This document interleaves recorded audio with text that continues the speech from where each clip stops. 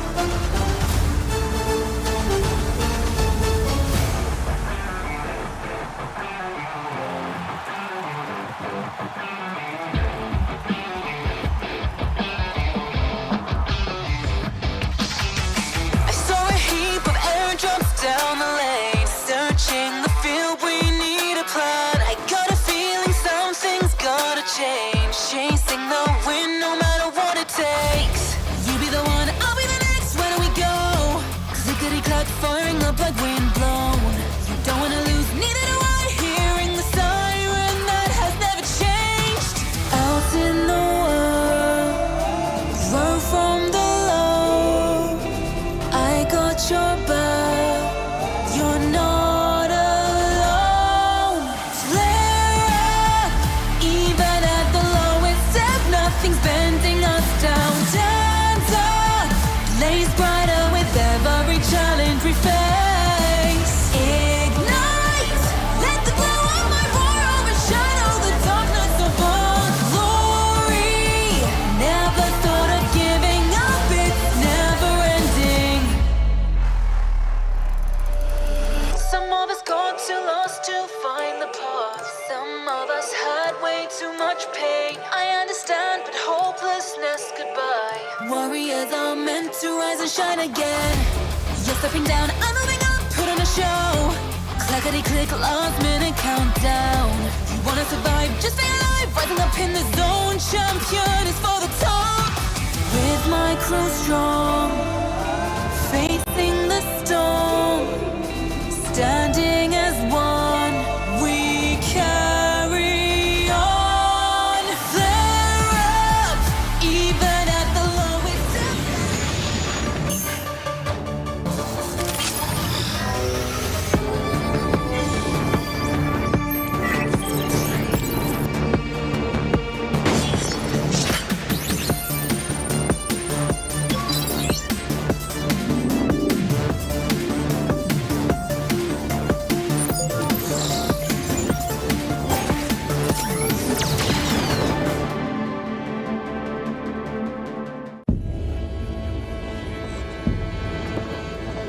Whispers of the silent wind,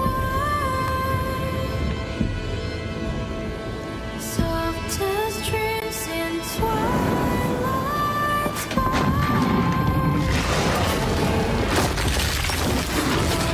Storm silent, violent,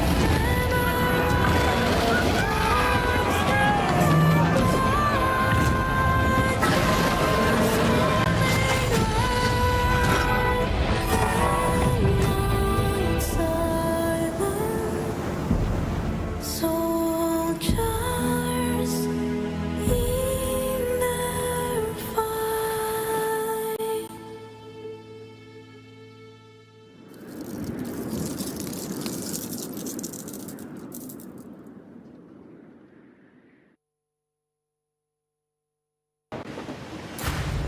Metro Royale Chapter 23 coming soon. We've added new content in this update, as well as improved the controls. Let's check them out. In terms of gameplay, there is a new enemy in Misty Port and Arctic Base, the saber-toothed tiger. It appears in different parts of the map. If you come across it, try defeating it to get lots of supplies. At the same time, we've also added winter crates. They spawn randomly in Misty Port and Arctic Base. Open them to get lots of supplies. Remember, keep an eye out for them. Help! As for game experience improvements, we've added a teammate equipment return feature. In the unfortunate event that your teammate doesn't make it back with you, they will leave their equipment behind. But not to worry, for you are around. Pick up their equipment, which is marked by the teammate icon, and evacuate successfully with it to automatically return it to your teammate, reducing their losses. In this update, we have also made improvements to the lockbox. When you place items into the lockbox, you can decide on how many items to store. This should help you manage high-value items in your backpack. Additionally, you can now also mark supply crates. When you aim at a supply crate, you can mark it on the map using the universal mark button. Your friends will be able to see the mark, helping them locate the supply crate. Furthermore, we've also added a GameWiki access point to the lobby, which makes accessing guides much easier. Use GameWiki to look for Metro Royale tutorials, fun video clips, and more. Oh, and Metro Royale Chapter 23 collectibles and honor rewards have been updated. Don't forget to get your collectibles and increase your honor level to collect great rewards. That's all for the Metro Royale Chapter 23 updates. The season will begin on November 13th. Survivors, get ready for combat. May you evacuate safely with bountiful loot. Fortune favors the brave.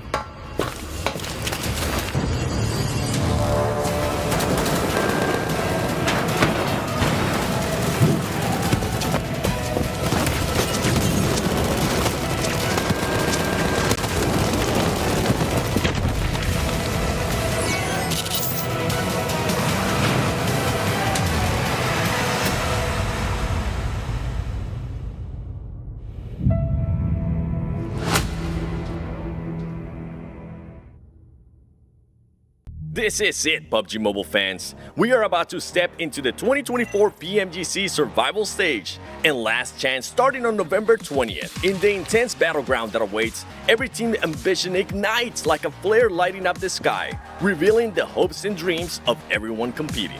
The remaining 8 teams from Group Yellow, Red, and Green will battle in a 3-day survival stage, where each match will test their skill and their resilience. Only the top 16 will rise to the last chance stage, where over 2 fierce days, the 6 strongest teams will secure the ticket to the 2024 PMGC Grand Finals in London. For those who fall short, it's the end of the road, an abrupt descent from the heights they have strived to reach. The stakes are brutal. This is where we will see who truly has the fire to make it to the top. Who do you think will survive? From Group Yellow, Bigatron Knights, the powerhouse from Indonesia, and Vampire Esports, Thailand's superstar squad, entered the arena with everything on the line. Both teams demonstrated resilience in the group stage. Bigatron Knights, aiming to reclaim past glory, last appeared at the PMGC Grand Finals in 2020. Known for their technical skills, they barely scraped through this time, facing potential elimination in the first 3 days before a clutch chicken dinner on day 4 helped them secure that 11th place and a spot in the survival stage. For them, the journey has been a spark, a flicker now primed to flare into something more. Meanwhile, Vampire Esports ignited fans with 4 chicken dinners and a consistent top 4 finishes, leading Group Yellow in chicken dinners outside of the top 3 teams. Known for disciplined rotations, effective entry strategies, and expert use of throwables, they're one of Thailand's most respected squads. Yet the so-called Group of Death spared no mercy, as other teams surged with last-minute victories, pushing pushing Vampire Esports down to 7th place. As two-time PMWI champions, their mission is clear: survive, ascend, and seize a place among the final contenders. Will Vampire Esports or Bigatron Knights reclaim their spot on the global stage and keep their flame burning towards victory? In Group Red, teams fought tooth and nail for a place in survival stage. Pakistan's ASIA began the group stage strong, leading with top 3 placements in the first few days. Known for their powerful attacks, ASIA boasted the highest elimination count in their group, with 117 eliminations, marking them as one of the most aggressive teams to watch. Yet despite their firepower, they were narrowly pushed to 4th place by Enigma Galaxy on the final day, forcing them into survival stage to keep their London dreams alive. ASIA has never advanced to the Grand Finals, so this stage could be history in the making for them. And just ahead of them, IWNRX, the Turkish beast, finished Group Red with only 1 point shy of top 3, claiming 4th place with 171 points against 3rd place finishers Enigma Galaxy with 172. With star player Seawolf dealing over 10,000 damage and achieving 41 eliminations, IWNRX displayed a resilient spirit that they'll need in survival stage.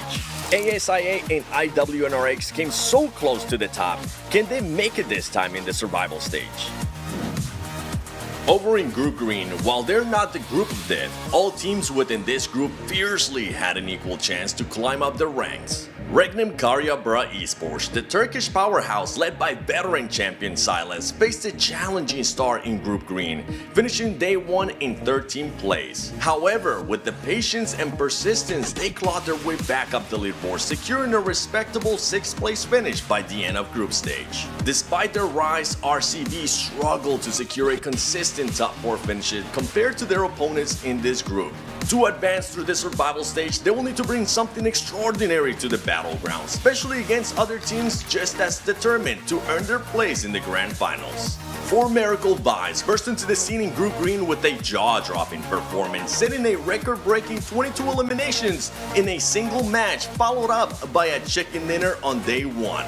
Dog spearheaded this achievement with an impressive 8 eliminations in that round. No other team has matched this feat in the 2024 PMGC group stage. However, their momentum slowed down as the competition intensified, leaving them in 5th place by the last day. If they hope to conquer the survival stage, 4 Miracle Vibes will need to rediscover their early brilliance and deliver another miracle performance. The pressure is intense. Can RCB and 4MV make it out of the survival stage?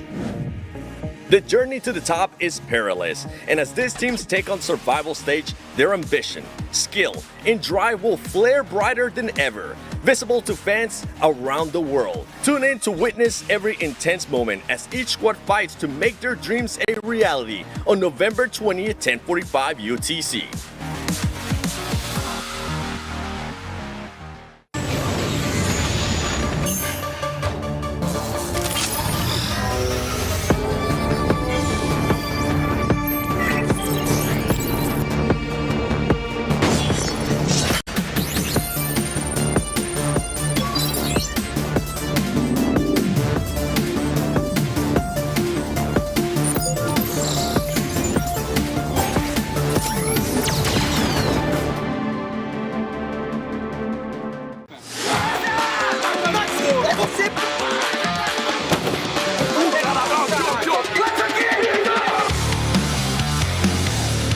Hello PUBG Mobile fans. The highly anticipated Group Green has concluded. Come along as we recap the most thrilling highlights and history-making moments from this week's competition. Starting off with 4 Miracle Vibes, who achieved the highest eliminations for group stage. Their stunning performance captured the attention of every team in the competition. In day 1, match 2, they secured an incredible 22 eliminations alongside a chicken dinner, amazing a total of 32 points in just 1 game, marking a dominant opening to the league. 4MV Dogs' outstanding performance not only carried the team in the top 5 positions throughout the league, but also earned them the title of a weekly MVP for Group Green. On the final day of league matches, the battle for 3rd place was intense, with 4MV, D+ Kia, and Thunder Talk all eyeing for the spot. However, an early engagement in the final match of the league cost them valuable opportunities to climb into the top 3. As a result, their journey to the Grand Finals will continue in the survival stage. Brute Force made a remarkable statement in this season's PMGC League stage. Despite a challenging start on day 1, they began accumulating points from day 2 onward, keeping that consistency, securing back-to-back chicken dinners with an impressive total of 49 points. Their performance was super consistent, truly deserving of their spot in the Grand Finals. This time, they will have finally achieved their long-awaited goal, turning last year's mistakes into success. Despite the setback in last season's PMGC, Influence Rage came in hot this season, showcasing exceptional consistency. Even with early eliminations in some matches, they managed to accumulate crucial elimination points and secure a total of 4 chicken dinners throughout the league, firmly solidifying their qualification to the Grand Finals. Thunder Talk Gaming showcased resilient gameplay in this Group Green battle. Despite a slow start on day 1, they found the rhythm and made a strong comeback on the 4th day of PMGC League stage. Thunder Talk Gaming delivered a standout performance, taking down D Plus Kia and secured their well-deserved place in the PMGC Grand Finals in London.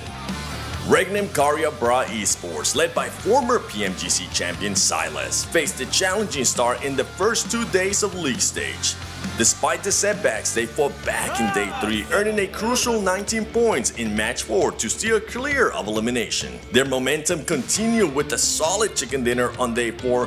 While they came so close to securing a direct ticket to London, they have demonstrated their abilities to deliver strong competition on the global stage. However, their journey isn't over yet. They will need to prove themselves once again in survival stage. Voing Donkey ID made their first ever debut in the PMGC this year. While things started off rough in the first 3 days of League stage, they turned it all around due to tactical changes from their coach. With 2 chicken dinners and some serious high elimination matches, they showed us what they're capable of, finishing off Group Green with a win. Their journey now continues in the survival stage, and their relentless spirit has undoubtedly left a lasting impression on everyone watching. DRS Gaming, the former runner-up of the 2022 PMGC Grand Finals, struggled to find their rhythm this season. Despite securing 2 chicken dinners on days 3 and 4 of group stage, they couldn't maintain the consistency needed to earn a spot in survival stage.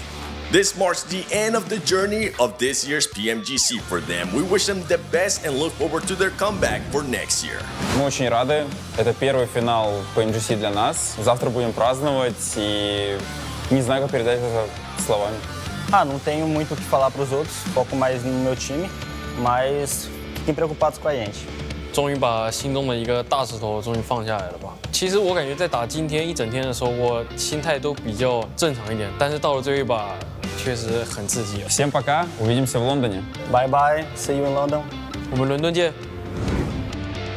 The action isn't over yet. Stay tuned for the upcoming survival stage where the stakes are higher than ever. Let's see who will rise to the challenge and claim their last chance ticket to the Grand Finals in London.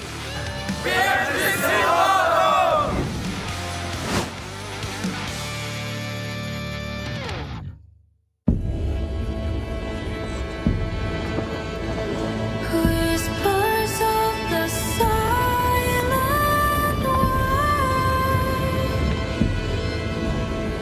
soft as dreams in twilight sky.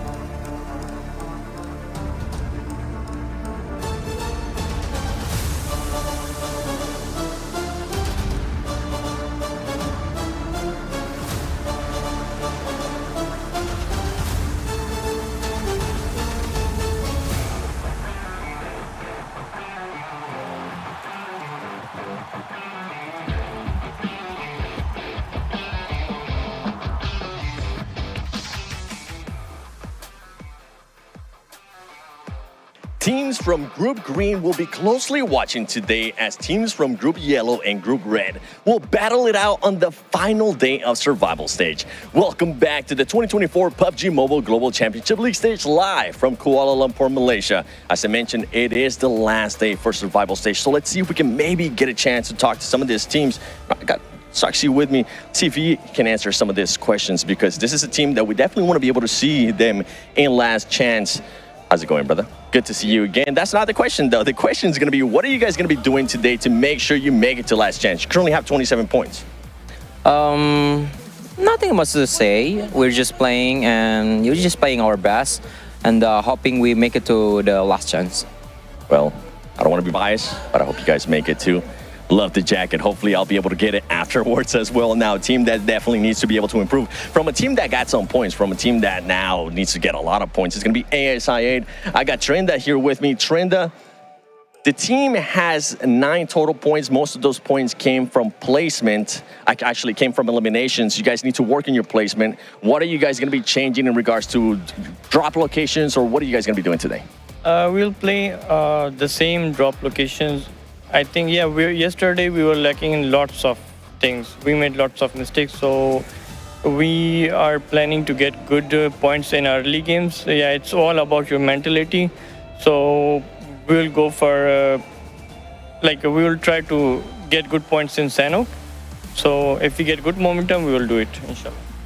Inshallah, right on. Thank you so much, man, because it's all about that momentum, especially for this team. They used to doing strong in Sanhok. They didn't start off as strong as last time. Now we're going to start switching it up to even a team that needs to make a bit of a miracle run here, as I got Sir Tanny from Vampire Esports with me.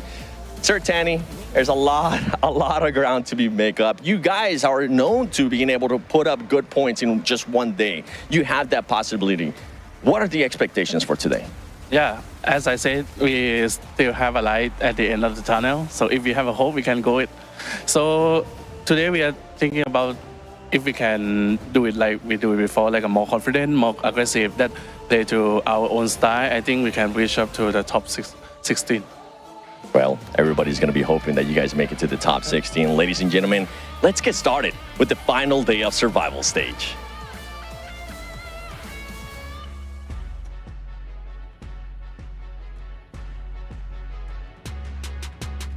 Let's get it started indeed, folks. Today's the day where 8 of the best PUBG Mobile teams in the world will be going home. I'm your host, Hot Jukes, and beside me, I got the legendary Max Man. I know all you guys are wondering, where's Jason? Well, I promise you guys, this man fought tooth and nail to be here with us today. Unfortunately, he's dealing with an area power outage that's out of his control, so let's please keep him in your thoughts. But the show must go on, dude. So Max, how are you feeling today? I'm doing absolutely fantastic, Hot Jukes, and today it is the day, Hot Jukes, where we are going to be saying goodbye to 8 bottom teams, and we'll be continuing into the last chance after that. But I can tell you, at the bottom, it is a rough time right now, Hot Jukes, and they got to go tooth and nail today if they want to have the chance to continue in this year's PMGC.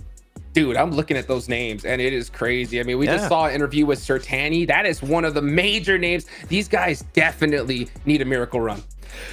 Yeah, miracle is definitely going to be necessary. I mean, we'll see, of course, how far they are when we look at the leaderboards, Hot Jukes. But really, even Vampire and IA technically at the bottom in 23rd and 24th, there's some hope. There's still some hope in the air right now, and they can still possibly make in the top 16. But they're going to have to start off strong here. Even in the first game on Sanhok, they need to pop off if they want to have that opportunity.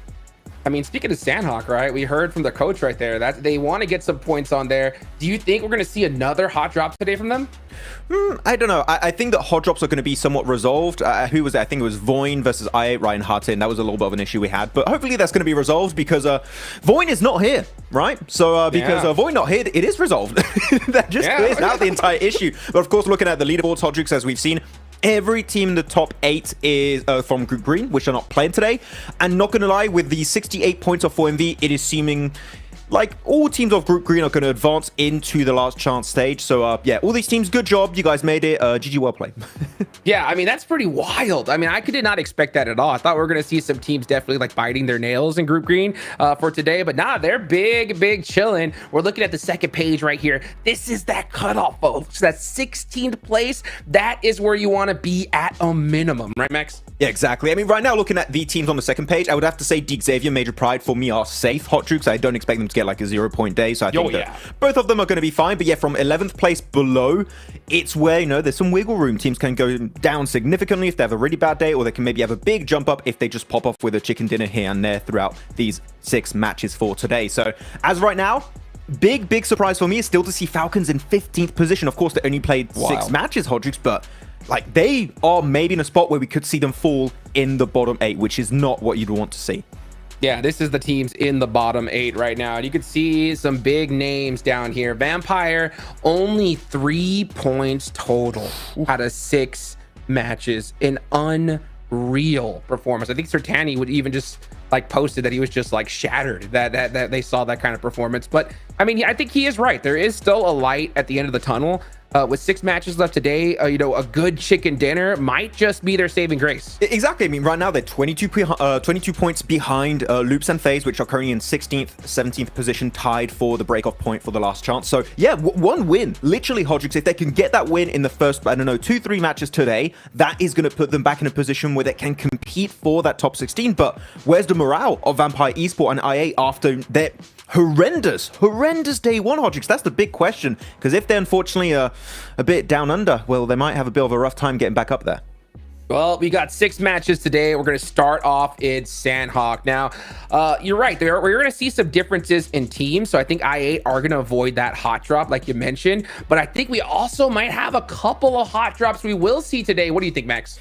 I don't think we're going to have hot drops until the last match, possibly. Like, sure? That is going to be a thing. But I don't think we're going to have hot drops, no. I think that teams, at least this early on, like, when do you think hot drops happen here, Hodrix? What are your expectations? Oh, honestly, I'm gonna be looking towards Ruins, right? I mean, Inco, they don't mind a hot drop, and Major Pride also like to drop Ruins. So I think it's still a possibility, and we might see that fight because Major Pride, they've had so many points. They really don't got nothing to lose, right? So they could afford that, right? Yeah, there's no way they hot drop for Ruins. Like, it's Ruins. It's not that good. Like, please don't do that to yourself. It's not worth it. I mean, I've seen teams hot drop Ruins in the past, Hot Jukes. I think it was in CSA actually with Mad Balls, and even back in Europe, they would fight for Ruins. It's happened in the past, so maybe they're just going to be very stubborn and not give it up here. Well, Ruins may not be that good, but I'll tell you something that is real good. That's that Infinix GT20 Pro featuring dual chipsets and 144 AMOLED display. It delivers up to 120 FPS, providing teams with outstanding performance and visuals. And we got John Allen there on the screen. I love it. Still there. Yeah, it's my favorite wallpaper. I'm going to keep it, all the time on my device. And I just wake up and I see John Allen and I'm instantly having a great day. So, good job, John. Thank you for that. Yeah, you guys want to have even better day, of course, make sure you guys follow all the socials, hit the subscribe button. You guys know what to do because, man, you see some really awesome content behind the scenes.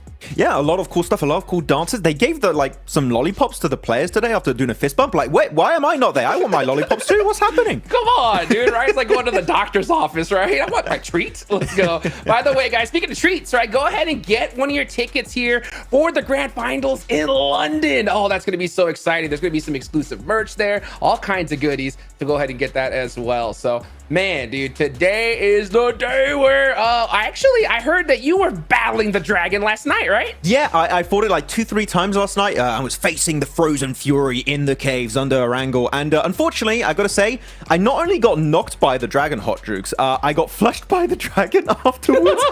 Bro, he was savage. It was like, I felt like I was playing against Alpha 7. What's going on? So, pro tip to you guys out there, when you're facing this dragon, just keep moving all the time, because if he combos you, like, you are done. So, like, you need to make sure you're moving, because no movement equal you're out of that. You're done. You gotta see more movement. That is a fact, dude. Let's get it going. Let's take a look at our teams to focus. Now, I picked the 3 teams at the bottom, right? I mean, why wouldn't I? Because at this point, they're the ones in the real hot seat. You got Vampire, who need to start off strong. I8 need to get some points in Sandhawk. And, I got to show some love to my boys Inco over there in Americas. I got Juancho there. I know that we got some viewer parties of the Juancho fan club, but these guys, I think, need a little bit of a miracle run as well. I mean, as of right now, they got 15 eliminations, but where are the placement points for Inco? They have 0. They have 0 placement points. But for me, I'm going to go a little bit on the higher side of the rankings here, Hot Jukes. I'm going to be going for Falcons, FaZe, and Tiamba. I mean Falcons because I'm the #1 Falcons fan still until PMGC maybe fails, but we know what these guys can do. But FaZe, realistically, Hodrix, my kind of breakdown for them is I have a lot of hope for them going into Miramar specifically because Stalwart's not here anymore. They can revert back to their previous drop of Picardo and play the game plan they prepared initially heading into this year's PMGC. So because of that, I think that FaZe, if they're in a position where they can compete for top 16 going in the last 2 matches, there's a very, very good chance we could see them do a final push in top 16. Ooh, that'd be interesting, but I'm honestly a little bit worried when it comes to FaZe, right? At least when it comes to a little place called Sandhawk in particular, right? Because in this first match, we know they're gonna like to drop in that trifecta area, right? Well, there's another team that likes to drop in that trifecta area, and that is Zeus Esports. So, I mean, I think that there is a possibility we see 2 kind of hot drop scenarios here off the rip. Yeah, I mean, currently, with that kind of hot drop, I think Zeus should be the one to maybe give it up because FaZe are, of course, tied for 16th with 25 points. So normally, the losing team, I'd always recommend Hot Jukes. If they're involved in an early hot drop, it's to have the team that's the lowest in the rankings give it up. We've seen that happen with FaZe versus Stalwart over Picardo, and I think we should see something similar here. So I think Zeus should be the one to move, or something that's very feasible with trifecta on the river Hot Jukes is you can have the 2 teams kind of share it, like one team drop into the northern side and one team drop into the southern side, and you just kind of have that agreement that if it goes to an island, maybe a team can just go a little bit deeper and it facilitates your rotate. I've seen that happen before, but because every point counts so much, I don't think that agreement is going to be of the hour, of the occasion, Hot Jukes, for today's 6 matches. Yeah, I mean, we see it plenty of times, right? I mean, you can see right now looking at the players, right? They all have that kind of hot drops there, and you can see right there, that little area, those 2 stickers mighty close to each other. And because at the end of the day, these guys, they know what's on the line, right? It's their entire years of work that could end right in just a second here at the end of the day today. So, you know, they want to avoid those hot drops pretty much at all costs because it's just not beneficial, right? You get that hot drop, the chances of you being able to get all 4 players without losing one is so low. So, you know, I hope that these guys did kind of, you know, get together, make those agreements, because at this stage, I mean, we're literally at the survival part of the survival stage. Yeah, and the thing is, you don't even have that opportunity where, oh, you can afford to have maybe one hot drop on your Wrangle, on your first, on your Sanark, or even on your Miramar, because sometimes it gets resolved after that first game, like, oh, we didn't think we'd clash, like, let's fix it. You don't have that wiggle room. If you fail one big game, that could be your opportunity for top 16 down the drain instantly. So you need to make sure that that was fixed ahead of time, that you know exactly where teams are going to drop, how they're going to rotate, and you avoid it like the bloody plague going in these matches, because one bad game could be the nail in the coffin for you and your team. Yeah, for sure. Now, there are a couple teams, right, that performed really, really well on their first day. Okay. Now, going into this one here, they have so much room, and I'm talking about a team like Major Pride. They have 50 points right now, so they have that opportunity to pretty much decide who they want to see in that last chance stage. Do you think that that's something that they're going to be keeping in mind here? I think they'll do that towards the end of the day. I think hot drops for the first 4 matches is just not realistic, to be completely truthfully honest. I think towards the end of the day they can, like, oh, we see potentially Vampires a threat if they're starting to climb, or maybe Falcons, like these teams that have a lot of global experience, Hot Jukes. I think those are the teams you want to hit hard on the head, get rid of them as soon as possible to maybe have an easier chance in last chance, and of course if you make it to Grand Finals, have hopefully an easier time there. So yeah, pick and choosing for like your DX, your Major Pride, even maybe IWNRX and Mir and Sejong could be a big option as we reach the end of today, because again, it's going to be intense, and under pressure some teams might just be willing to go for those big plays to hopefully eliminate the competition early on. Oh boy, folks. Well, let's get it going here. The pressure is definitely on. We are locked, loaded. You can see these folks are in the lobby, ready to go. Will we see that Northwestern Circle? I don't know, but here we go. Match number 1, last day of the survival stage. Let's take it on to some of the best casters in the business, John Allen and Blake. And we are going to be getting all up in the business of this Sandhawk game with the removal of the threatening, oppressive, dominant force of Group Green. It's Group Red and Group Yellow's turn to try and step into the limelight. So far, I think it's undeniable that Group Green has been the most solid group in the survival stage. If you disagree with me, you are unfortunately wrong on that front. But today, we're not going to be seeing them. Who will be able to take that glory away? You've just angered a lot of people right there. I imagine there's going to be people in your DMs telling you off, telling you that you are wrong, that they are right. I've got some things to say about it. This is the problem, though, is that there is a huge amount of variance, a huge amount of contextual factors that go into this one. And that schism between Group Green and Group Red and Group Yellow is certainly there. And it's because Group Green comes off a very fresh performance from their previous week. They were all fighting in a very, very reasonable lobby. And some of these other groups have been absolutely dumpstered by some of the strongest squads over in Group Red and Group Yellow. Today is going to be the weirdest day, though, John. This is going to have a tremendous effect on the rankings in terms of just the fact that Group Green is out. Now there is so much more opportunity for these teams to score points. So we've done the projections, we've done the calculations in the back end. But in my opinion, although those calculations and projections are very valid and useful, I don't think things are going to play out any way that we can predict stat-wise today. It's really difficult. I mean, to call any individual team making that rise, absolutely, but it's just impossible. We are not going to see a Northwest Circle, of course, on this map. Why would we do that? We've seen it so many times. Come on, we're going down south this time. We are still splitting it in the middle with the river across Painan. Looks like in Cilio we're going to make FaZe this time pretty tricky from the trifecta compound there. A flex out from Painan, actually making a big impact and potentially a big opening for teams like Zeus over on their northwestern island to be able to make their way on through. But you're right. I mean, projections are just that. They're projections, and their bearing on reality can be tenuous, especially over only 6 matches played. And that is a massive amount of volatility. Well, look, man, I really do believe in statistics and how calculations play out. We actually can go through them a little bit later in terms of where we think teams are going to end up. And I think that generally in a 16-team format where teams are all performing to a relative consistent standard, yes, that's absolutely fine. But here in survival stage, removing now the strongest group from the lobby and also a group that has terrorized a lot of our teams here, John.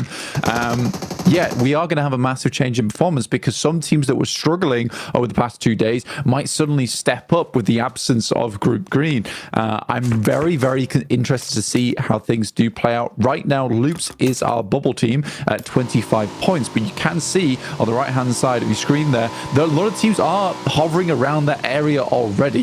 I think this initial game is going to be very important for at least one team in terms of safety and where they can lock themselves up in terms of the standings, because it is going to be a case of every single match might be the match that confirms a team into that top 16. Getting that chicken dinner will be absolutely essential. Some teams might do it off the back of 6-7 eliminations per match, but each chicken dinner likely will be an alarm bell signaling that a team has made it into the last chance.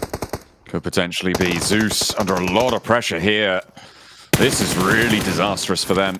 Their maneuvers on the western side have been cut short, and that's Team Queso to be able to do a lot of the damage to them as well. That is a lot of points added early. 4, and they get away clean. All of them still alive and in such a strong spot in this circle. Team Queso onto a winner, maybe. Zeus getting cut out this early on is really bad for them. Actually, at 15 points, getting no points on their Sandhawk makes their next run very hard. They need to get 45 points roughly over the next 5 matches. That's not an easy result to go for. That's almost big games every single match. So we will see just exactly what the Turkish team can get done in the future. But right now, Team Queso extremely happy with that result. Inko, one show very low inside the building with an active alongside him. Trying to hop around past these bullets, whizzing past them.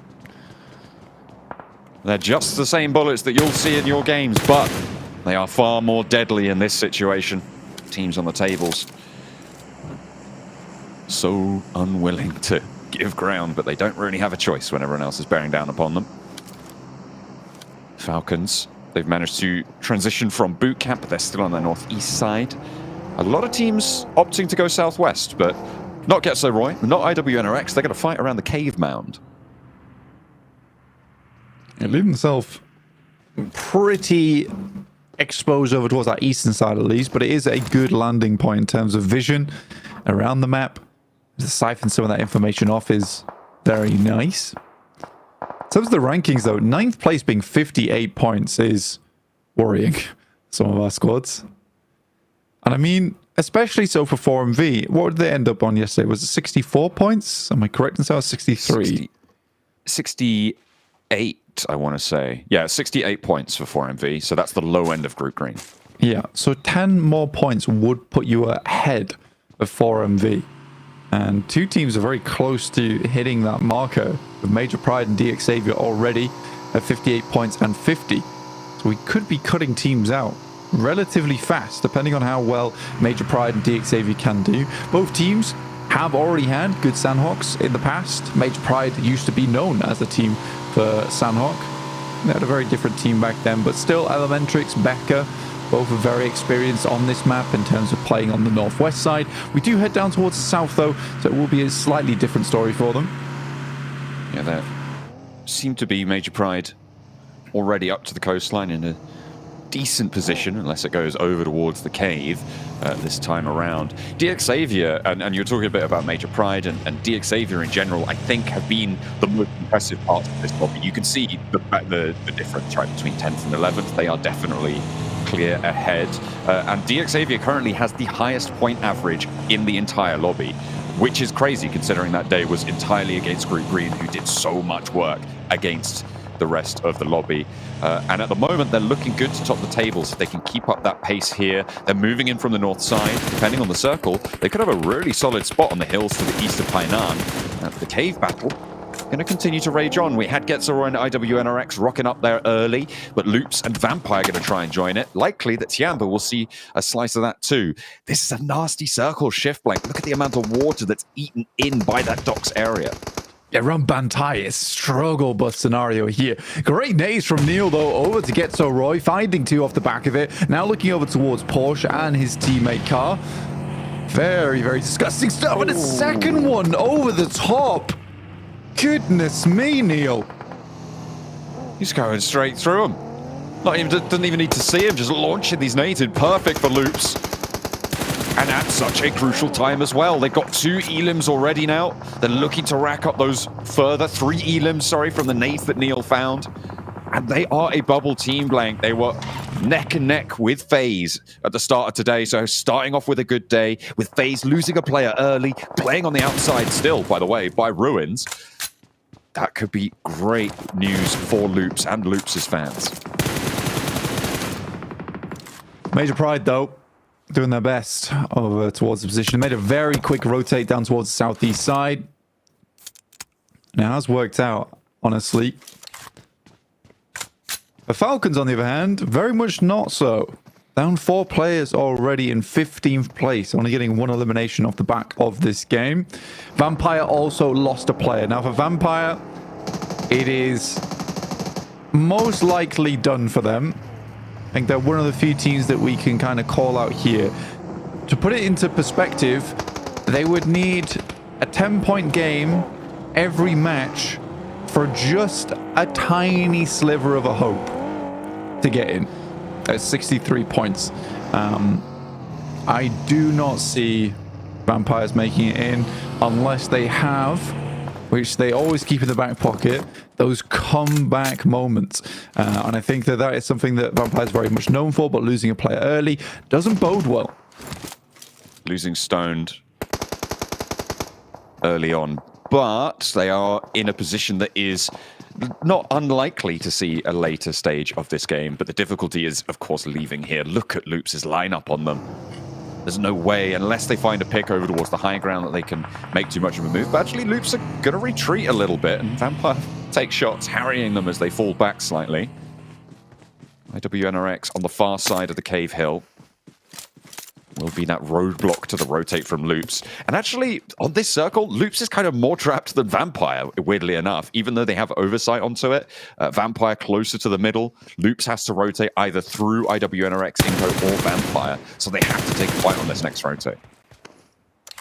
That next rotate will be extremely important as well, considering we're kind of on this crossing, right, where we have the river passing through Camp Charlie. most likely teams will have to move down towards the southwest or back up towards that northeast. And Cave is very populated right now. It's a crowded area. You know, it's uncomfortable and a little bit hot over at that position. Xavier making a pretty wild rotate through, but maintaining the sightlines away from the rest of their squad, so they do make it through with all 4 players, though they take a heavy lick of damage. There's one player at least getting knocked on the back lines. Yeah, they give up Lamborghini, but that is a price they seemingly are willing to pay. That is a nasty circle. Oh my god. The Bantai shift, this is about, I want to say like 60% water in this circle right now for stage 4. People are going to be getting wet, and Getso Roy going to lead the charge, going for a dunk first with Carr. In terms of consistent performances, this cuts it out of the question anymore. It's never going to be consistent with a circle like this. You had to pray and hope that you got the circle shift off the back of it. And Team Queso very happy with their position. Although in the past we've seen Team Queso be cut down before, completely shut down on strong positions on the map.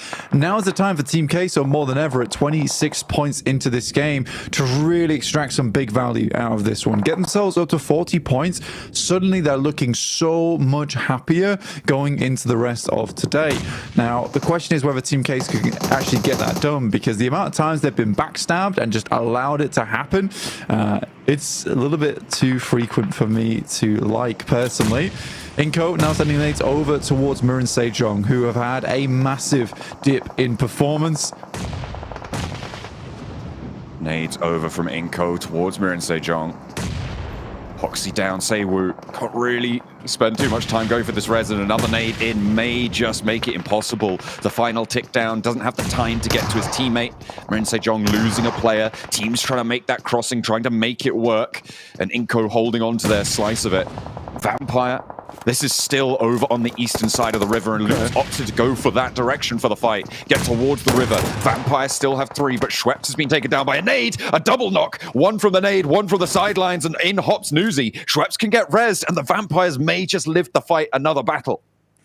Really good stuff. For Vampires, that is so important. IWNRX are now rocking up over towards Cave side, looking to control this position like 4 Grizzly Bears here from the Cave. Looking down towards Vampire, who is the prey. They do have that high ground to work with. These teams need to move, importantly. Schweppes attempts to find a sideline angle, but the smoke dissipates at a bad time at stage 3. This will start to hurt quite a bit.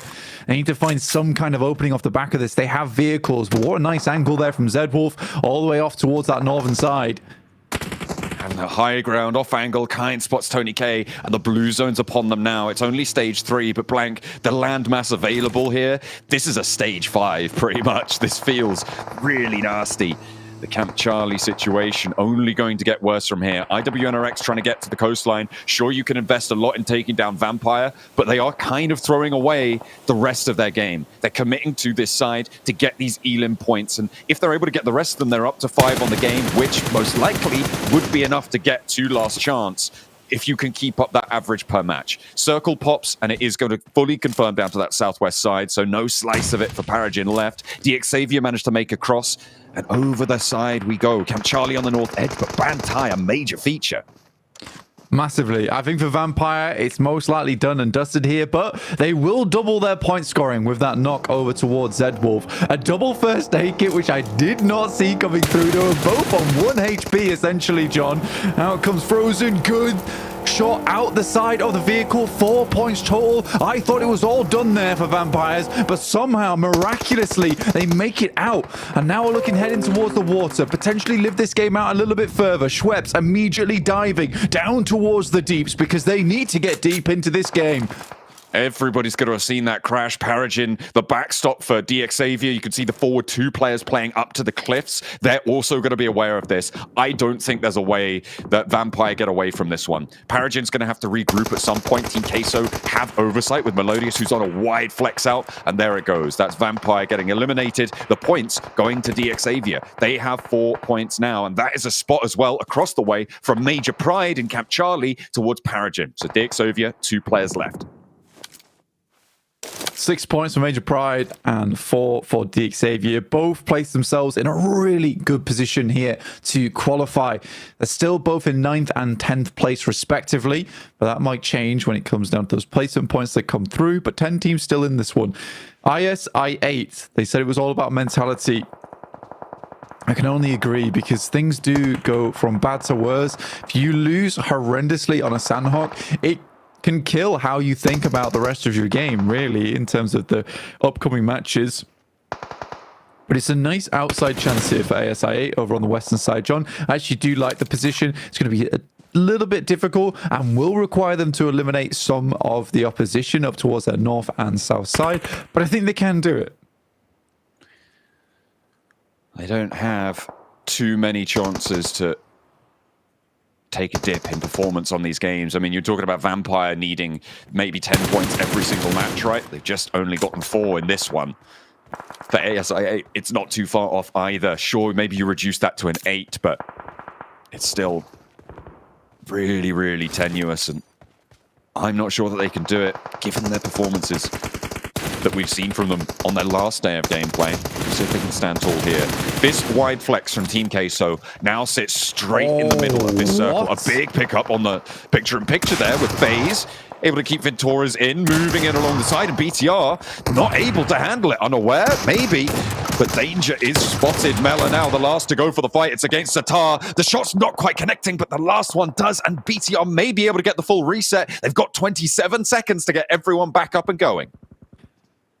Such an incredible fight there from Venturas. I'm surprised he didn't flush any of those targets, though.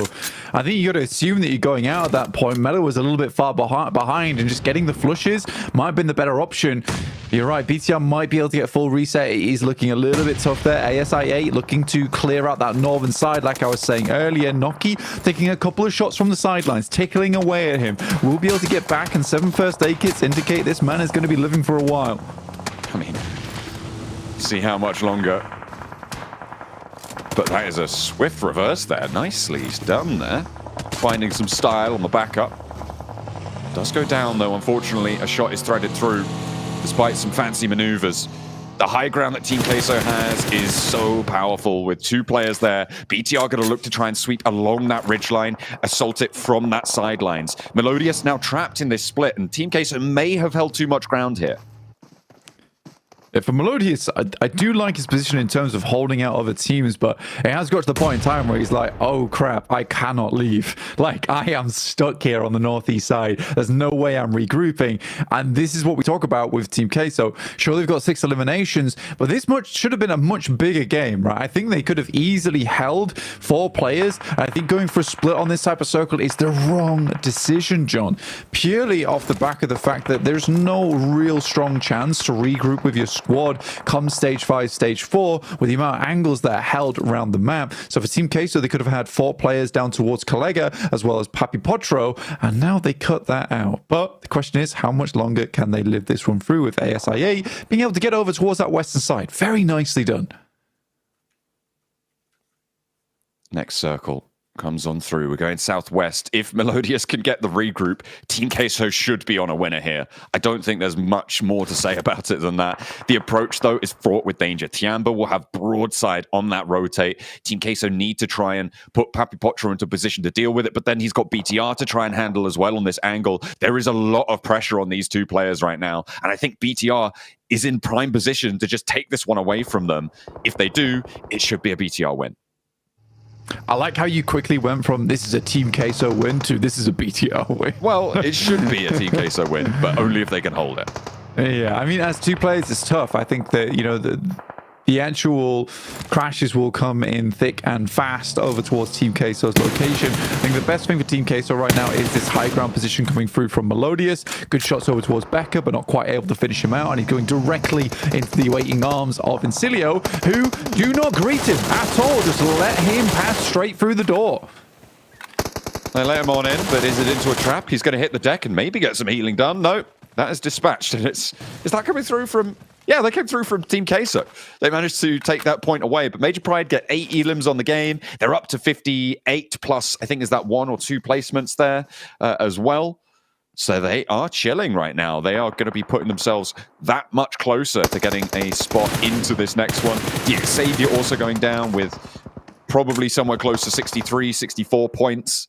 And again, another team looking good to try and confirm themselves in. Melodious cut down on the regroup, and now is BTR's opportunity.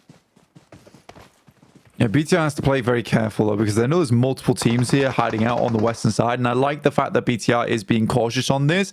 They do find XC from Tiamba, who did make it in from the pontoons, and the circle shifts over towards this compound. So all eyes over towards ASIA and Team Queso. The 2-2 split between them, with Encilio holding out in the open ground. BTR should be able to clean this out. Technically, they will need smokes to push up towards these buildings, but with Melodious being out of the picture, they no longer have that alarm bell in the backside here for them, providing that information back across. Tiamba working their way through.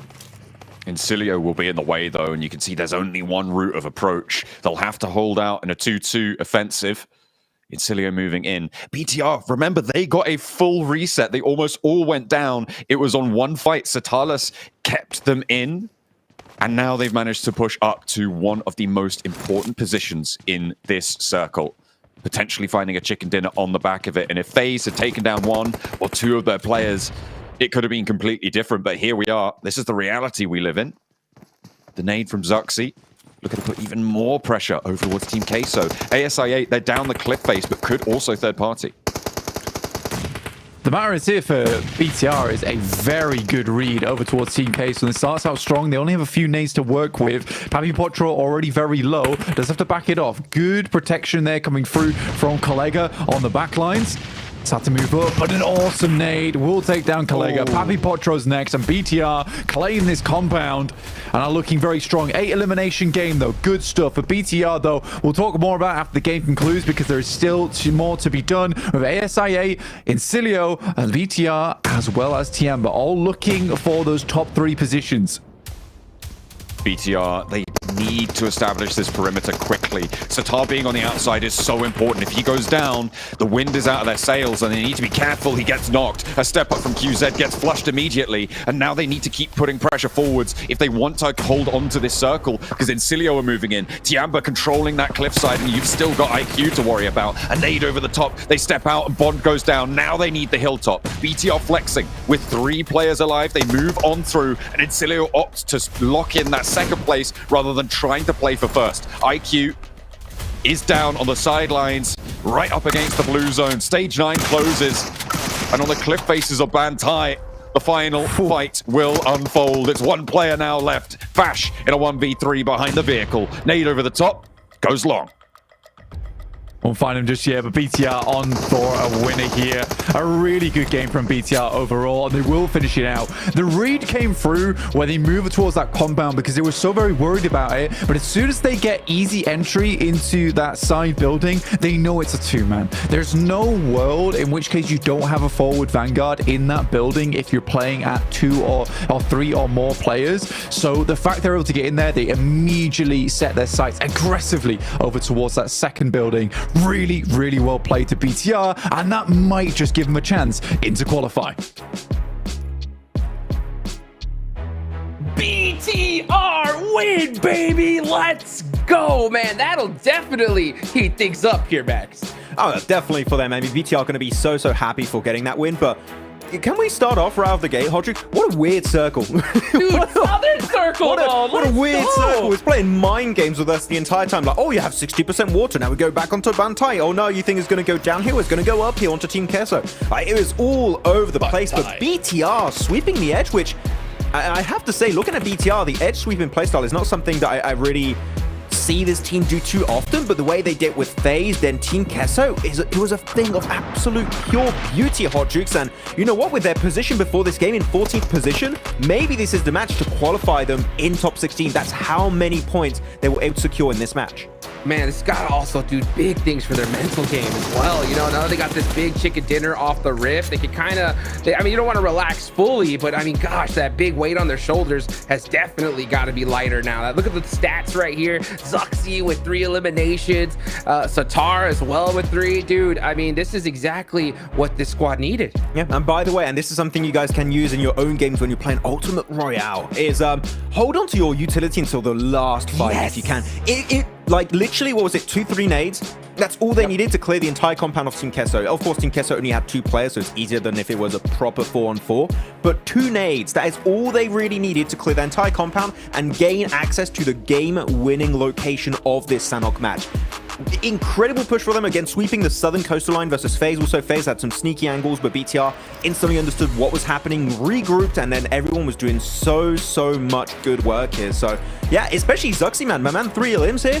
You know, he's getting back up there. He's getting back to his glory days, Hotrix, and it's great to see that happening live. Let's go, man. And I'll tell you what, even the casters thought that Team Kesso was going to win, and when they had that big old compound right there for the most part. But man, BTR, high fight IQ, taking their time along that edge like you were talking about, and they decided to pick those fights right at the perfect time. And I really love what you said there, because we're definitely noticing that at this high level, you gotta hold on to that util until that last second. Team Kesso just got straight deleted. Now, you know, speaking of Team Kesso, I got a question, Max. What do you think about that 3-1 split with that melodious off angle? I was about to ask you that question, Hodge, so happy you bring it up. I like splits. I wouldn't want to be, you know, called out for like, oh, but Max, you said you like the splits, like, for example, Mirror and Sejong. I love splits. Early to mid game, not when you're going into like phase 5-6. It's a little bit too big of a stretch, and as we saw, Melodious was really struggling to make it back to Colega and Patipotro. If he was able to regroup a little bit earlier, maybe they win. Maybe the utility for BTR is not enough, and they just sweep the southern side, and then it's just an easy Team Kesso cheese chicken dinner. You know, it's a very good win that could have been happening their way, but yeah, the regroup was just way too late, and I don't know if that was intentional or because there were too many teams around trying to cross from the eastern riverside and they just couldn't regroup. I think they could have, but they decided not to, which is a surprising decision. Yeah, I mean, by the way, I don't know what was taking Tianba so long to get into Bantai. That was wild. I mean, that actually gave Melodious a little bit of an opportunity, right, to get 3 eliminations there. I think he got one of those knocks on XC. Which really kind of, hamstringed Tianba right there. But yeah, I don't know why they just took to the last second to start moving. I actually didn't even get it at the end. It was stolen by, I think it was Satar or someone from BTR who just snatched away that flush onto XC. So not taken for Team Kesso, unfortunately. But yeah, I wrote in my notes, I think it was like a phase 3 going into phase 4 rotation on a coastal line circle finish, Hot Jukes. Like, that is so damn risky, but luckily enough for them, no one was in Bantai, and a lot of the focus of Team Kesso was on those northern and western teams that were trying their best to just weasel their way through into that circle. So because of that, they were able to just make it in. Sure, they do lose a player on that transition, but 3 players alive, that's a good success ratio for, I think, a position, Hot Jukes, you would look and say, okay, this team they're done, they're out. Yeah. But they survived way longer than I initially expected. Well, you know, looking at here at the match rankings, yeah, BTR 19 points. That is going to be just so clutch for them right there. Vampire doubling their points in one match from their last performance. Can you believe it, Max? This is a bit, yeah, true. 100% improvement, baby. But for the side of Vampire, this circle really screwed with them. I'm not, of course, like, you can't use the circle as an excuse every single time, but you're like, oh, it's a 50-50 split on the river. Yeah, Sanhok you can to some extent, but it's on the river, and they're playing the high ground of Cave, and then they're forced downhill. This team's our third party because of the bad circle pushing behind you. You're pushing downhill, then you got IW and RX just wrapping around your compound when you're downhill. Like, there's no escape, so I know this game, I'm like, okay, I can't really hold it against them, but I think Blank was saying it earlier, right, with how many points they need to have an insane average. And the thing is, this game, because it was a bad match, the average that they need per game on these last 5 matches is going to increase. And you're going to get to a point where the average you need is going to be almost impossible to reach every single match. So, yeah, we need to see something next game. Well, yeah, we definitely do, because they needed, what, like a 10-point average? 4 is not going to be enough. So they need to catch up big time. It's literally chicken dinner time. for Vampire at this point. You can see the overall rankings. These are all the teams that are safe. Let's go to the second page here. Loop's still at that cutoff with 28 points, but we are going to see some movement. Look at that. You know, you got BTR sitting pretty, Incilio moving up, as well as Team Kessel. It is very nice to see BTR jump up from them 14th position up into 11th, but one team I'm a little bit surprised by, and not in a good way, has to be IWNRX. Like, they put on an absolute clinic in their group, right? And I was like, oh, IWNRX are going to be top 16 easily. Like, no doubt in my mind, but I'm in a position where are they maybe gonna keep slipping because they didn't get much done this game? And it would be so rough for them because I think it was by 1 or 2 points in Group Red they didn't qualify. So imagine you just barely miss out on the top 3 and then you fail at the last hurdle. That would hurt. But Falcons in bottom 8? Oh my! Okay, I'm crying inside. This is not good. No. Yeah, this is not good for sure. I mean, we got 3 Air Gales left still here, and you know, one good match would definitely help them out. But still, I mean, do you see them in this position? It is just not a good sign at all. Yeah, I mean, every team in this bottom 8 is not a good sign at all, Hodrix. Yeah, even IA didn't get the performance I think they were looking for, that's for sure. Yeah, it was actually interesting for IA because they were very late on the rotate, yet they still had somewhat of an entry point, but then they just have that big clash with Incilio and they lose players. I actually like that transition, but the thing is, when you don't have that compound and you're going uphill towards Team Kessel, you've got so many teams, northeast and west of you, that see that transition, and I'm lucky. I'm happy to see them survive as, like, I think it was IQ and another player that would and Uzum. There you go. IQ and Uzum able to survive as long as they did. That does salvage somewhat this game to some extent. But we know that when you're looking at IA and Vampire, those type of games are not going to cut it. You don't need average points. You need big wins. And unfortunately, IA, this is just helping a tiny amount, but it's realistically not enough when you see how many points they realistically need to make it to top 16. Well, that's match number 1 in the books, folks, right there. You can see right there down below. Make sure you guys vote to see who's going to be the next interview. Who do you want to see? Falcons, Bigatron, or FaZe? That's going to be the big question right there. Welcome back to a quick report with the 7WG. This one is going to be in regards to Major Pride, the analyst / host for today, Hot Jukes and Massman. You guys were wondering if Major Pride, if they get to a comfortable area, will they actually want to hot drop some of the other teams? I got a chance to talk to the players, and they say yes. So keep an eye out for that. As soon as they secure those placements, they will be looking for some of those teams that are trying to qualify to last chance but struggling. They're going to make their lives a little bit harder. Back to you guys.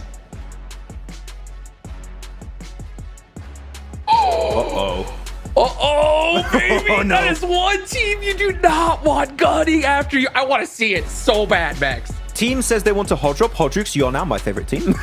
Yes, so dude, you want to make right? it? Thank you. I just want to see them with an MG3 go, brrr, you know, against some of those squads that are going to be fighting for, because this is going to get wild after hearing that. The thing is, we know Major Pride are like safe for top 16 with their points, right? They're just going to have a field day today. The thing is, I'm looking also at D Xavier that has been a hot drop-esque kind of team in the past. So like those two squads might be actually an absolute thorn in the side of these teams that are just competing to hopefully make it in the top 16. So man, yeah, you got to be careful because you got enemies in this lobby right now. Oh, 5 matches left to go, folks. 8 teams go at home. It all starts and begins in Erangel. Let's see who's going to be able to get it done. Let's take it on over to our casters, John Allen and Blake. BTR buck the trend with a chicken dinner over on Sandhawk, and we will be heading on in to Erangel from Primorsk up towards Kameshki on the plane path. Match 14 as we are drawing inexorably closer to 8 teams terminal location here in the tournament. We'll have to wait and see who it'll be as we go around for our merry way over Erangel. Second match here. Obviously, teams are looking for more points on the card. Some teams already put up quite the number over that last game. BTR extremely happy with their result. Zuxi seeming very calm coming today as well is a really nice indicator. It's really cool to see how Zuxi has developed as a player and as a person as well. I remember when that guy used to just be completely in the zone, shouting inside of the lobbies, and now turn into, you know, a very just chilled out, calm dude that likes to play PUBG Mobile. It's really good to see, and I think that mentality shift has certainly helped him, going from playing over in the collegiate leagues, being dropped out of BTR for quite a while, and now making his return to the stage over the past year has been awesome. It's been really awesome, and I think BTR definitely deserved that last game. It was a good push. It was a good ascend over that top side into the buildings and the clear over towards the west. Plane path just about reaching the end of it now. And the circle goes southwest, Blank. We haven't been down to Quarry in a while. Maybe it's time to take a trip down memory lane and send our teams back out that way. But could be Military Island as well. We'll have to wait and see. Could definitely be. I mean, there's a small chance of it happening. BTR will play over on that northwest side, likely getting some vehicles, potentially head over towards C block, especially with 4MV not inside the lobby here. Incilio finding Uriel from Mirin Sejong already, clipping the angel wings from his shoulders. And now we'll have to go it alone. Well, they're saving grace. Unfortunate stuff there for Mirin Sejong. Consistently losing play, still on 30 points. And again, this is a team that absolutely adores having 4 players alive. They can rotate off the back of. A little bit of high ground located for Redlick and picking up that elimination. No chance to get him back up on his feet. Not going to be there. And as much as you adore it, sometimes it's just not possible.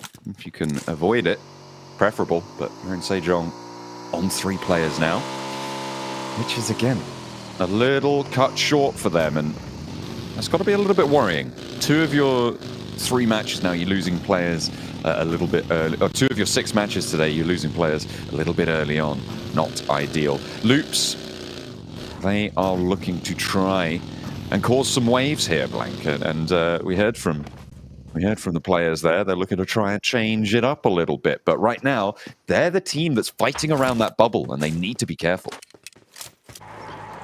Yeah, I think for Mirin Sejong, at least, just going back to them, Erangel is their best map as well. So yeah, already having your first one done in like this, well, it's not good. It's not good. BT up to 46 points. Incilio, not the team I expected to be ahead of IWNRX, but here they are. They're certainly fighting hard to stay at the top side of the lobby.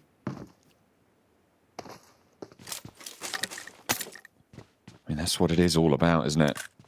It's so tense, and when you're playing these short-form tournaments, every single match matters so much more, and that really weighs on the mind. We saw a little bit of an elimination focus in day 1 for a team in this lobby, and in day 2, we saw that fall off a little bit as teams started to get a little bit more worried. Obviously, Group Green, it was their last day of play, so I think we saw a little bit more consistent approaches to the lobby from them, whereas everyone in day 1 was a little bit more bombastic.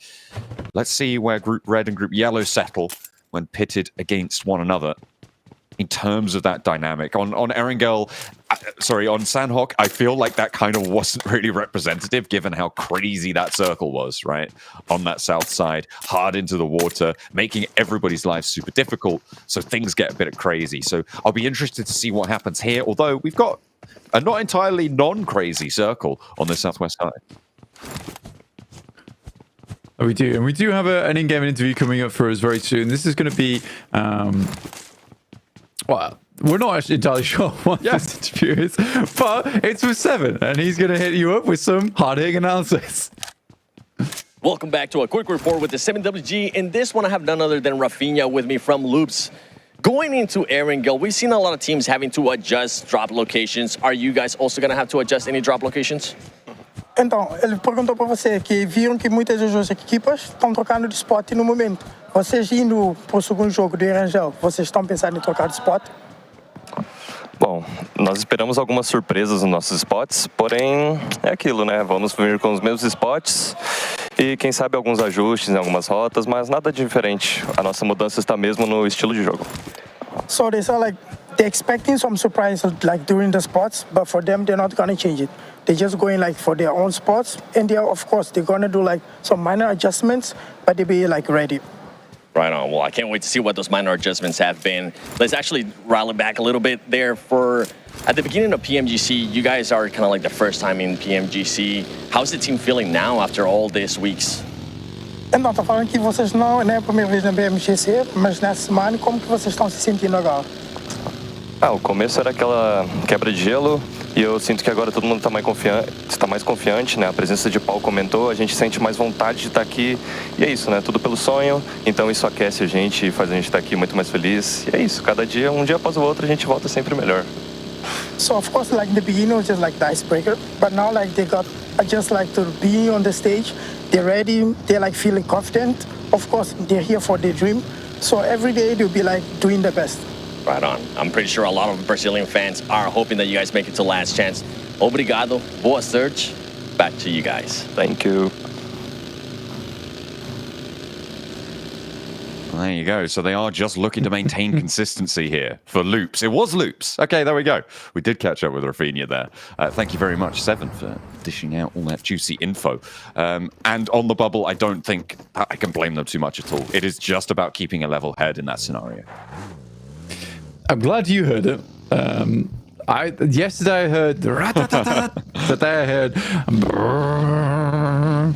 So a little bit unfortunate for me. Sound effects are blank. Yeah. He's a Foley artist. I am. There you go. Why don't you fill me in? Fill me in. What just happened? Be my They were translator. saying they're not changing their drop spots. They're just going to try and stay consistent. They're feeling okay, calm after the weeks that they've had away from the game. Obviously, not playing in that group green scenario. But they're feeling okay. Good.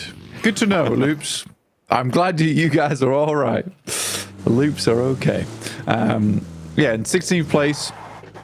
So, everyone at home, places that you should be taking major consideration of here, just in case you are just tuning in.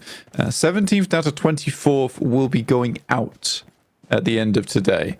So, for all these teams, their main goal right now is to get above that 16th point barrier, or just in 16th place is fine for Loops, but it is a little bit tenuous with Falcons hot on their heels with 27 points.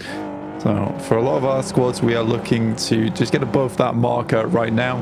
For DX Xavier, Major Pride, BTR, all looking fairly safe. BTR just needs a couple more good games in them. Major Pride and DX Xavier basically one good game, and that would see them up into a very secure position inside the lobby and almost certainly making it through to that top 16 and last chance, which starts tomorrow. Quarry time right now as we head over to the northwest side off of that military island. BTR are needing to get a good crossing here. They're up to 46 points off that game, which is a really big jump for them. Very nice to see. As Team Queso making their approach from this eastern side as well. Potentially a difficult time.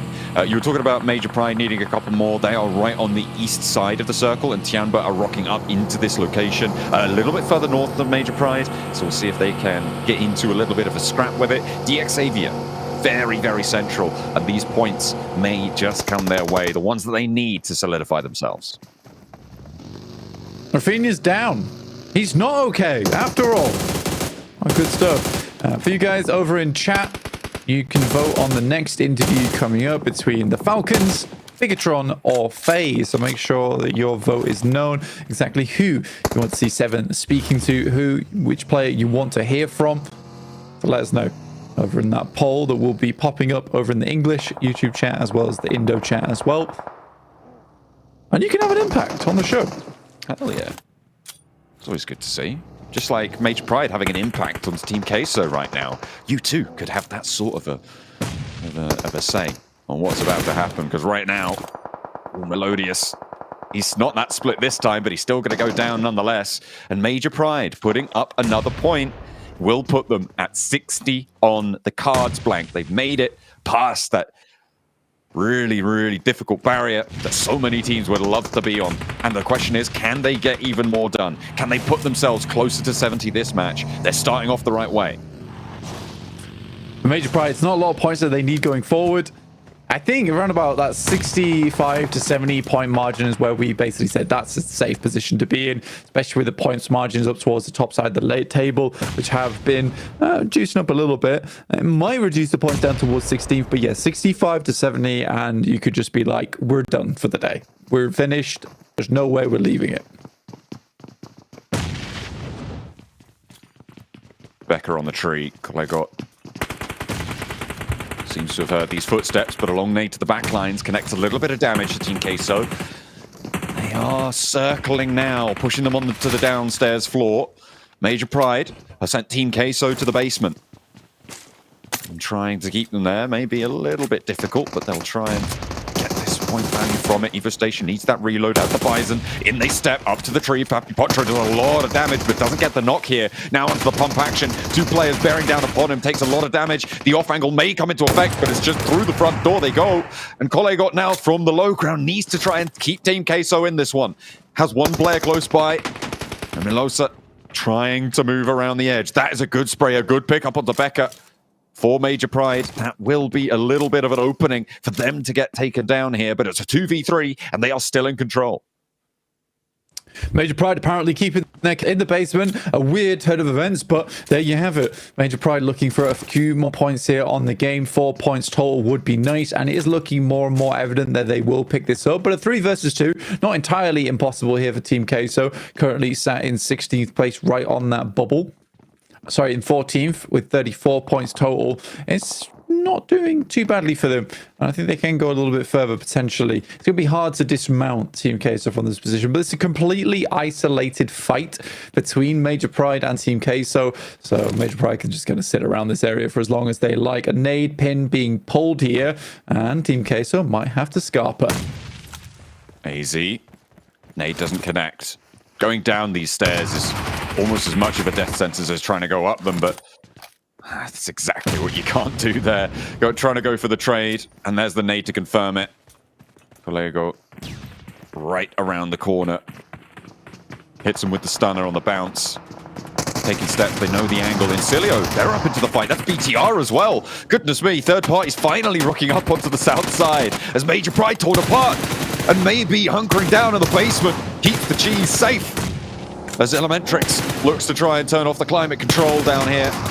And will unleash a hail of bullets. Unfortunately, Incilio now take up the mantle.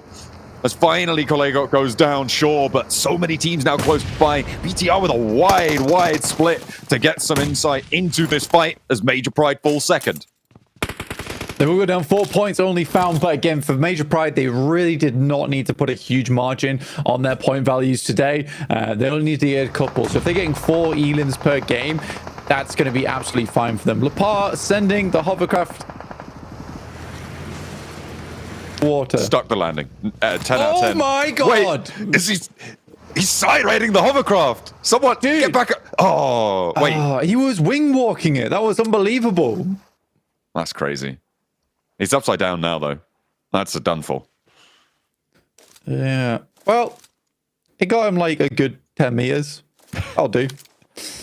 Not sure the greatest of plans was to just throw yourself off the cliff in the hovercraft. I get that it's quite slow, but I'm pretty sure he could have disengaged from there. Zeus, 15 points. The team desperately needs a big game early on today. Because honestly, for these teams who are low down the rankings, you need a big game early to at least give you that sense of this is doable, this is possible. I think once you get in towards that third match and you're on 10 points, the mentality starts to degrade, right? You have a bit of that brain rot coming through of like, we're not going to make it anyway. So, yeah. Yeah, it can be really terrible feeling that sort of consumes your performance, and that's where a team can really make or break it, right? And having the ability to just stand up and say, you know what, I'm going to give this the best shot that I possibly can, even in those dire scenarios. Still having that mental fortitude is the sign of a really strong player. And even if you're not playing for this tournament, even if you think you're already out, done and dusted, and maybe that's what's happening to Zeus here, they have had an incredible rookie run, and it's something that I think will be the envy of many rookie rosters as Uzum hops out, takes down another, and gets the spray done. And that's great news for ASI8, actually, to be able to pick up another point or two in the dire position that they hold. But having that mental fortitude, you're not playing for this tournament, maybe, but you're certainly playing for your future teams, your future rosters. You're playing to get picked up if you want to move teams, or you're playing for your teams next season. And that is how you make a champion team. Yeah, for ASI and Zeus is completely this opposite ends of the spectrum right now, where Zeus, they have that horrible game on Sandhawk. They're not able to get back into it. The ASI, on the other hand, they get a really good salvage run. there on Sandhawk. Third place and a couple of eliminations. Now come through into Erangel, feeling a little bit more reinvigorated here. They hold the ditches over towards the northwest side. Not a bad position to be in, but Tiamba is in front holding them out. But Tiamba's holds have been a little bit buttery. They've been letting them slip quite a few times. We'll see what they can do versus ASI8, but I'm more worried about DX Xavier, who are slightly off towards the southwest. IWNRX looking to hold off against Vampire. IWNRX looking to solidify, Vampire looking to ascend, but Newsy's down first. And the opener is good for IWNRX. They're looking to try and get that flush as Ventores gets spotted from FaZe. That's on the northwest of this fight. IWNRX with multiple threats to deal with, but they're doing okay for now. Zedwolf gets the flush over towards Vampire. That's not a second knock. And nades over towards the backline. Tony K not going to get tagged up by that one. He is far enough abroad, and Swain moving on in. The hovercraft again, returning on through. Not too maneuverable there. Swain needs to be careful on the hop out. There is an off angle as well from the backline. Satar has got into position. Zedwolf spots Tony K. And IWNRX keep all of their players alive. Vampire once again finding their seams tearing. And it is a terrible time to be a Vampire. Stoned does manage to get one back. Tony K, though, still knocked, still bleeding out on the outliers. I mean, it ain't done yet. I mean, BTR, though, starting to chime in. Satar on a big old wrap over towards that western side. Schweppes trying to stay alive here. Has to drop the nade early on. Moves away from it in the meantime, but Frozen has good eyes towards this. Should be a good burst over towards him. Schweppes on 1 HP. All up to Stone. He does go down. What a way to start. For Vampires, that might be the final nail in the coffin for them. I don't think they're getting back up from this one. The Vampires will stay sleeping during the survival stage. They've got 4 more matches, but you're right, it is such a monumental task. They need 3 chicken dinners at least out of these next 4 games to be able to find it. DX Xavier, though, they're looking pretty happy right now. Rolling up towards Tianba. Not a care in the world, but maybe they should have had some. Because Levi's does go down, and shotguns from QZ, they're pretty deadly. You got to be careful. Levi's flushed, and out in the open, DX Xavier kind of crunched in now, and 3 players alive. ASI8 going to try and look their way. Lamborghini takes a lick of damage, and Noki tries to follow it up with a buggy rundown. Doesn't quite tag on, though. As Nade stays alive, gets the heal, and drops the smoke. Yeah, DX Xavier holding on to this one very, very well. Even be able to get a knock over towards ASI8 as they made that push in. It was a good opportunity for ASI8 to get something done here, John, considering where they were on the circle. But this does move over towards the western side. We're into stage 5 already. Teams are dropping down quickly. DX Xavier, their run's done, I would say. You know, they're up to 67 points now. I don't think they have to do too much more. They should be comfortably in towards that top 16. Any more points they can get on top of this is just the cherry on the cake. With the games that we've seen so far today, we've had a lot of points concentrated towards the very low end and the very top end of each of these groups, which means that the bubble has gone down slightly in terms of where I'm expecting it to be. And in general, getting over that 55-point mark right now is going to be enough. But of course, that can change. It started up towards 58 today. And so that drop-off, you can just see how volatile it is on these low match settings. With only 12 to play, it can change at the drop of a hat. And you called it right at the start, right? It's so hard to predict. Yeah, it's hella tough. IWNRX now looking over towards BTR, who are making pretty tremendous run at the moment. Hansel not able to find a shot over towards IWNRX. Skyen will pick up one over towards Satai, who has been consistently a very strong player. In the meantime, gets a Roy getting pulled apart by FaZe. Blast through him fairly handedly. Now BTR attempting to get it up over towards the hillside. Terrible time for that smoke to disappear. IWNRX with 2 players alive, trying to fend off 3 from BTR. 3 eliminations already from BTR, and with their past chicken dinner that we just saw, they're having a very, very good day. Looking to push up over that 50-point mark now. on this match, but a big nade over to Hansil lands perfectly for Kine, and they will just be able to take this one down. I don't think the Zuxi's going to be able to curtail it, and the shots are sending out his way as well. Frozen suppresses the tree line. They're looking for that flush. They could just molly him out, force this peak as Lapar goes down to an off angle from Incilio, who, by the way, are now the best performing team from their group, from Group Red, having surpassed IWNRX in that last match, but that's not going to go down too well with IWNRX. Looking to keep this one rolling. 5 elims. They're looking to push through BTR, get them out the way, and move along this forested ridge. A huge moment here from Zuxi. Looking to peek out from the side, but there is just loads of DBS shots going through over towards his location, and BTR goes down in a 3 versus 2. On IWNRX. 8 eliminations now for them. A really strong performance from IWNRX in this game. All things considered, getting crashed upon by vampires, having off angles, been sent into this. BTR attempted to even shut them down and couldn't even do that. It was in their first day of games as well that IWNRX came off a 0-point Sandhawk into a big chicken dinner. I think they got 22, 21 points, something like that, off of that single game. There are only 2 players here, and I'm not expecting them to stand up to that tally, but we know that they have that bounce back in them, and they are displaying it here.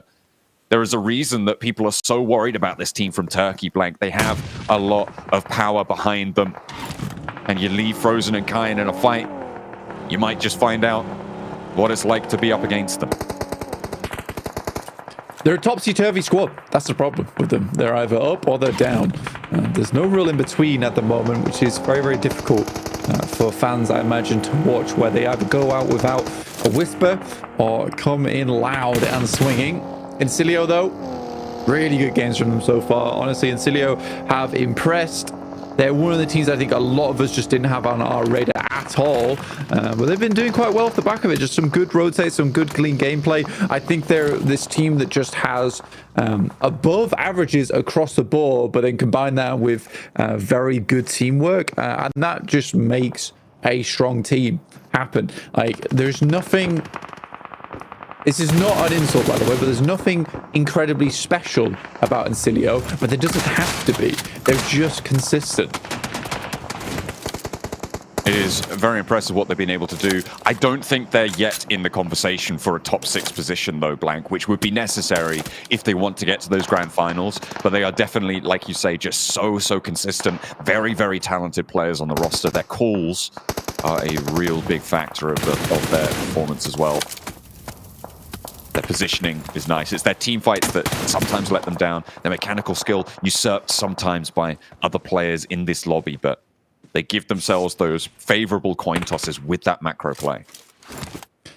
Yeah, it's just good gameplay overall. Like, you know, they put themselves in good positions every single game, and yeah, that mechanical skill maybe isn't quite there, but again, it's that teamwork. They all work well off one another, and they're not relying on one particular player. Like on FaZe, you rely on Mela a lot of times, but they don't do that at all. Every single one of those players can step up when needed. IWNRX though, looking to peek over the top side over towards STN. Frozen still going, and I mean, these 2 players on the South Ridge. Fearsome presence. FaZe going to try and step up for it. Westron answering with a volley as well to help IWNRX in this instance. Actually backs them off this angle. Next circle to be coming on through. Where's it going to shrink? Out northwest, so off of the ridgeline for all of these 3 teams on the South Blank. Falcons eating hearty right now, but can they hold on to it? IWNRX. Going to peek out the window. Just Kine alive remaining for the squad. Good shots over towards FaZe recently, and they've got a long way to go. But Falcons almost certainly on for a win here with that circle shift over towards that northeast side. They've been relatively quiet, but I imagine that dial will be put to 11 later on in the game. Ooh, the battle for the top spot of Group Red goes the way of Incilio, as IWNRX have already put up a very, very big game, but Incilio are on 7 eliminations. They're 4 players. They're looking to sweep through. Even if they can't take down the Falcons, they could be onto a winner here in terms of that points gain and keeping themselves even safer up towards the top side of these tables. FaZe looking to try and fight back, try and crunch in around Kine, who goes down to the shots from the top line. as Falcons yet to really have an entry, but they move up to the hillside now. They flexed out Icy in action. Yeah, Falcons moving through here is a little bit dangerous in my opinion. You have a lot of space to work with, but I imagine they just want to hold some players off. FaZe up to 6 eliminations now. East finding Mormon though on the back line. Really good shots coming through from the back of the container. Should pick up that knock. These are some great shots on the M4. FaZe just opting to try and win that fight out to their west side instead of taking shots down towards Falcons. East is just lighting up the battlefield right now, and the Falcons have such great open sight lines. Everybody's going to have to move, and Incilio move out as one. A fleet, an armada trying to wrap around. Fash meets a wall of bullets, crashes face first into it. Redlick up to the wall though, and they're into the compound with the cost of one of their players. The nade from East could be big. If it finds it, does damage, doesn't get the knock. Healable, but the sidelines are there. The Molotov is through. Redlick goes down to it, and Icy maybe looking to flex out. The nade moves the vehicle, and it's going to allow Icy the window of opportunity he needs to move in. Falcons, 7 eliminations, looking to put more on the board. Top now the player on the forefront, and it's just 3TN to try and hold this one down. The nade around the edge, looks for the second knock, goes into East with a wall of DBS shots, and now it's into a 1v1. Danger approaches. The Falcons may have just been shut down.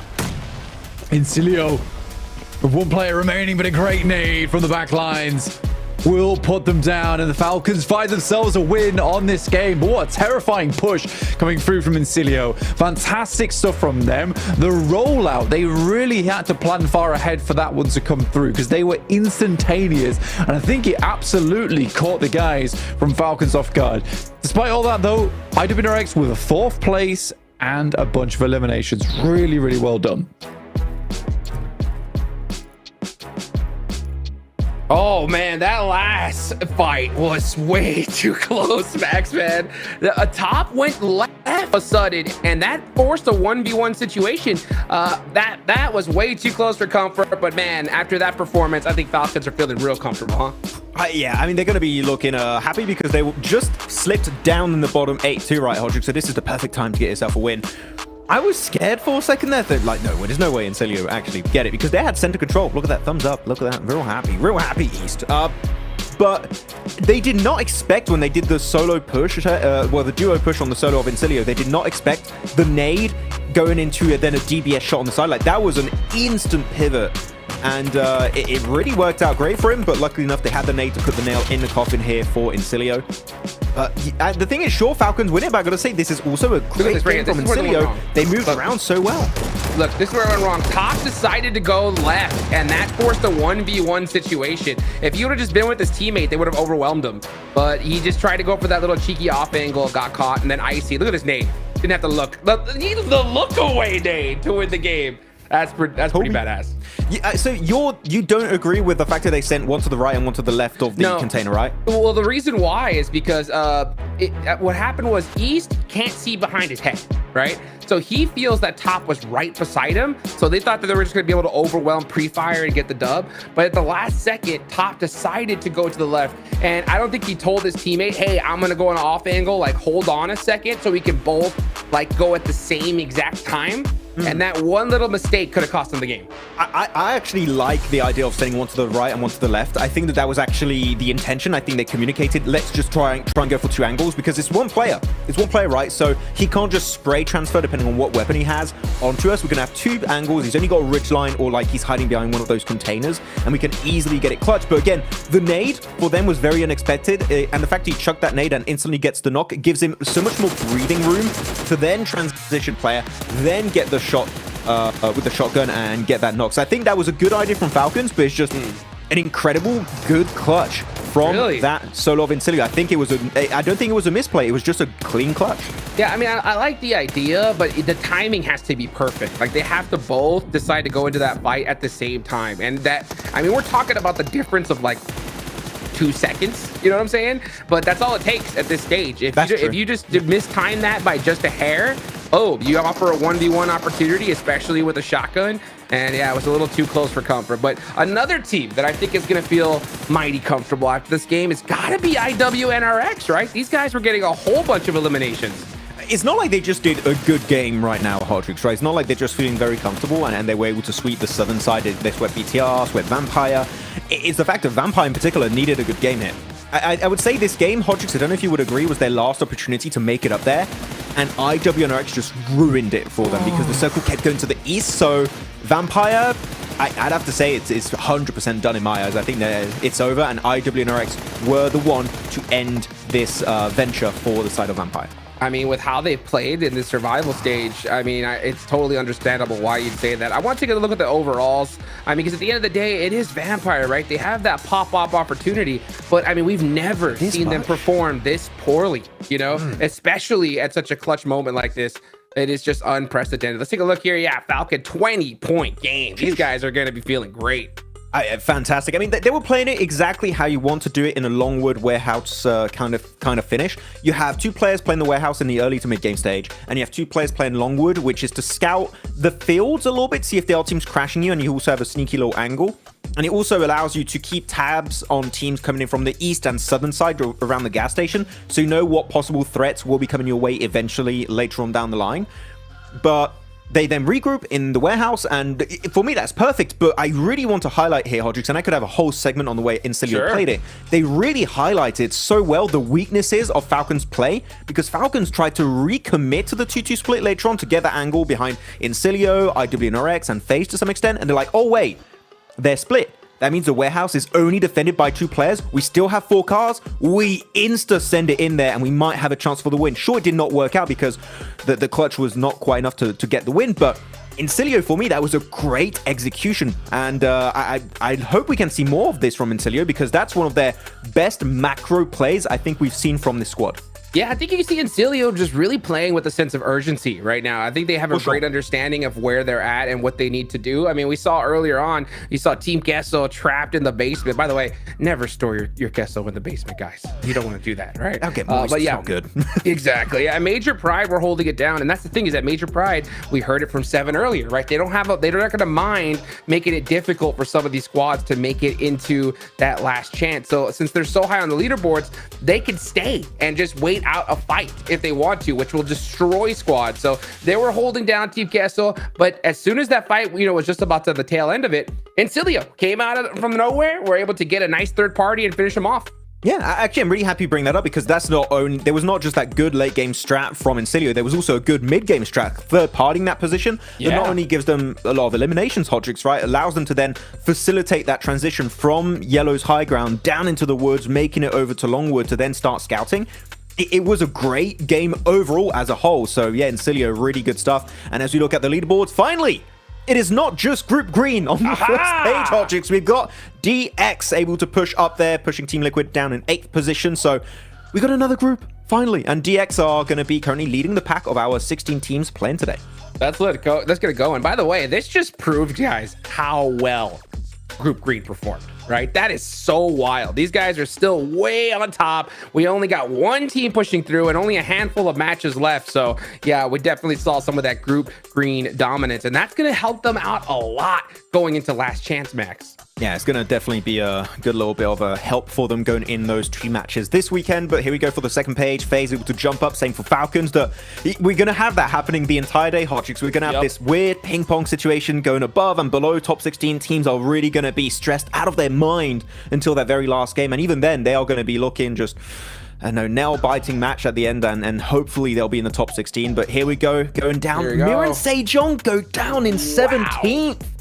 Damn, that's... after how they played in their group, Jukes, I did not expect this kind of outcome in the group stage. I mean, MSJ was one of the teams that I, expected to finish top 6 in Last Chance with how they performed. And right now, it is just not looking good. I mean, let me look at... I do want to look at the bottom, though, right? Because I want to keep an eye on Vampire. You said that they were done. I was thinking that, too. What is it? 33 points is the cutoff right now? With how they played... Yeah, I think that's it. I think that is nail in the coffin for them.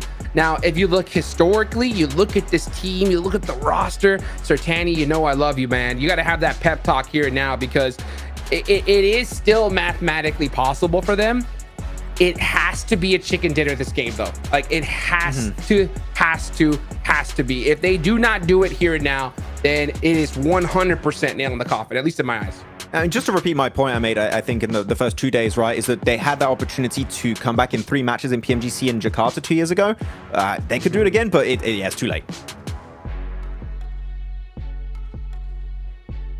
Welcome back to a quick report with the 7WG. This one's going to be in regards to IWNRX. Max, Hot Juice, you guys were wondering how comfortable they're feeling. They're feeling really comfortable. Right now, they said that they felt like they have already made it to the next stage. For the next couple of matches, they're not going to be doing what Major Pride is thinking about. They're actually going to be trying to improve on some mistakes that they're currently making and set themselves up for last chance. Also, shout out to everybody currently having those watch parties. Back to you guys.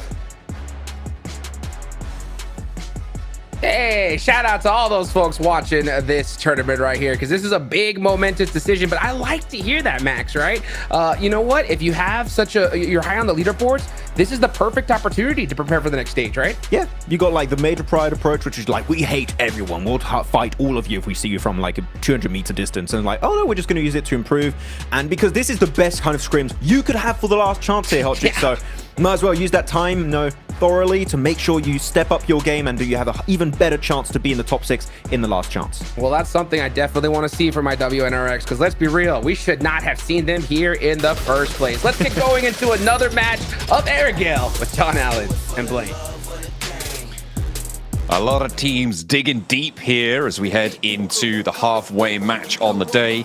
And we get closer to the end. Sosnovka Military Base, Nova Ripnoya up towards Georgiopol on the northwest side for match number 15. Match number 15 coming right at you here. Obviously, this is going to be... Actually, I'm going to start it very differently here. IWNRX, what a wild time from them. I actually was very, very interested to see what IWNRX could do today, because we've said it multiple times, John. They are a team that either does really nothing or is able to look like the best team inside the lobby. And there's no in between at the moment. And that's the worrying thing. Though today, they have shown way more consistency, which is nice to see. I mean, you take Group Green out of the mix, maybe that's helped them a little bit. You know, some of the teams that they may have worried about a little bit more, but it definitely, I mean, you're going to have to face them in last chance if you get there as well. So you do need to find it there too. Even if they get that consistency today, they've still got 2 more days to play when they make it into that. I say when, as if they already have. Looking pretty likely that they will, but if they are able to make it into that last chance stage, they need to keep that one going. It's good that they're looking to try and get a lot of those mistakes repaired, to get fixed up there, but it is always a question, and you've talked about it there as well, that consistency and keeping that one going. Hard North Circle blank, it's just, we had our break, and now we're going back to the old grindstone. Yeah, back over towards that northwest side. ASIA going to be pretty pleased with this one over towards Severny, and they do need those points currently in 22nd. Major Pride looking to put some more points, and that's DXAV confirmed with 72 points total. And Cilio right on the border here, as is IWNRX and BTR. Falcons off the back of their big win put themselves at 47 points, so a lot of teams already confirming their place towards that top 16. Ventora's going down. Very bad news for them, but good news for Team K, so picking themselves up 1 elimination right at the start of the game.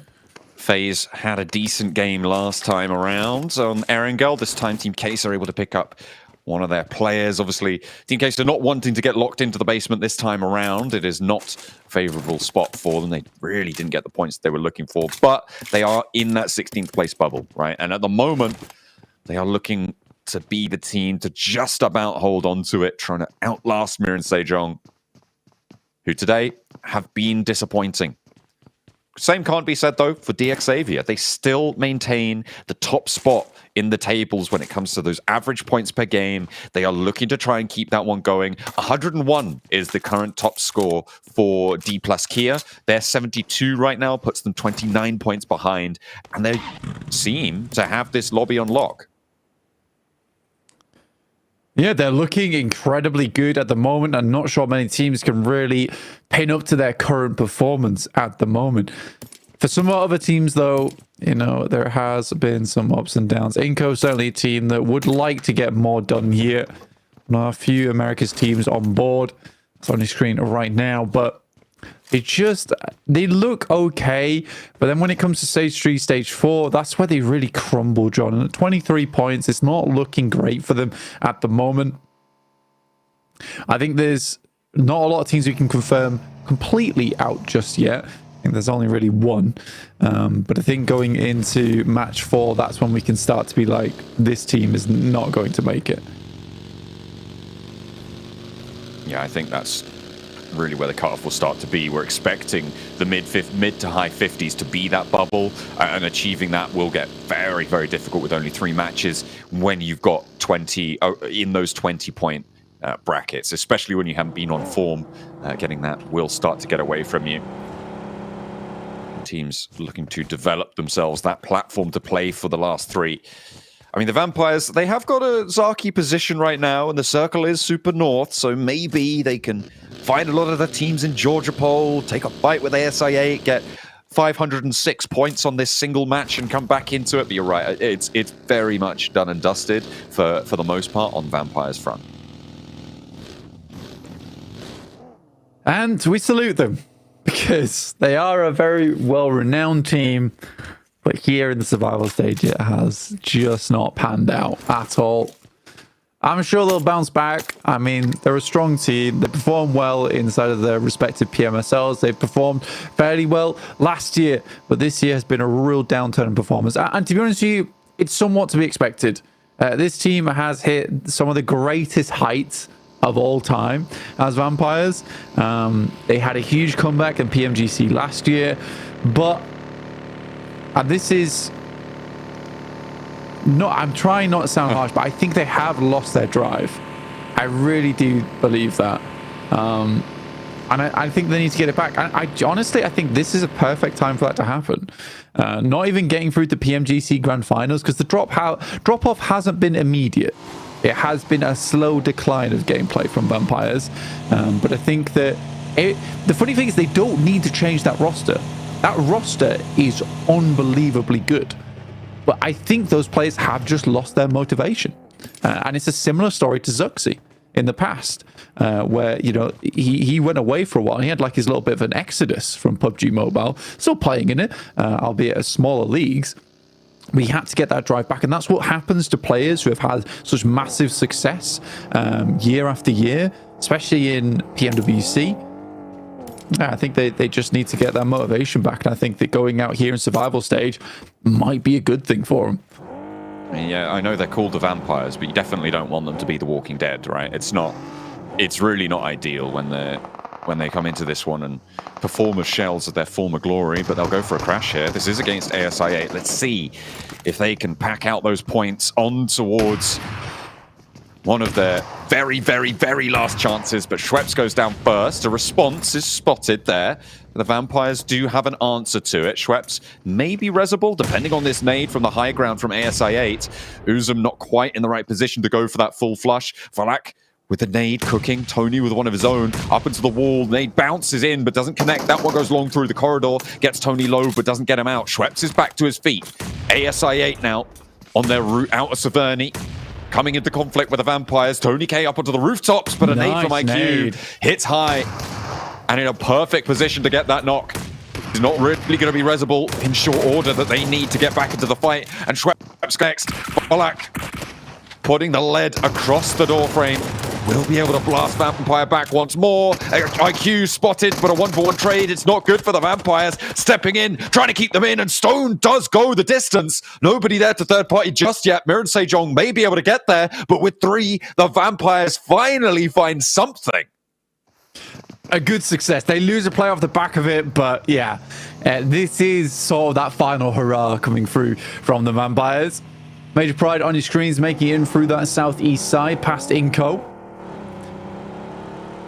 I don't know if they'll give up on the hovercraft. It's a nice vehicle to have in terms of cover. It's just slow, that's all. And not being close to the center here, it might be one of those vehicles you just ditch, leave behind. We're almost into stage 2 now. 8 minutes into this one. Only a little bit of action so far between Vampires and ASI8. A lot of teams confirming over towards that northern portion of the map. You got Vampires all the way on the north side of shooting range. You got Mirren Sejong sat around those forested areas to the south.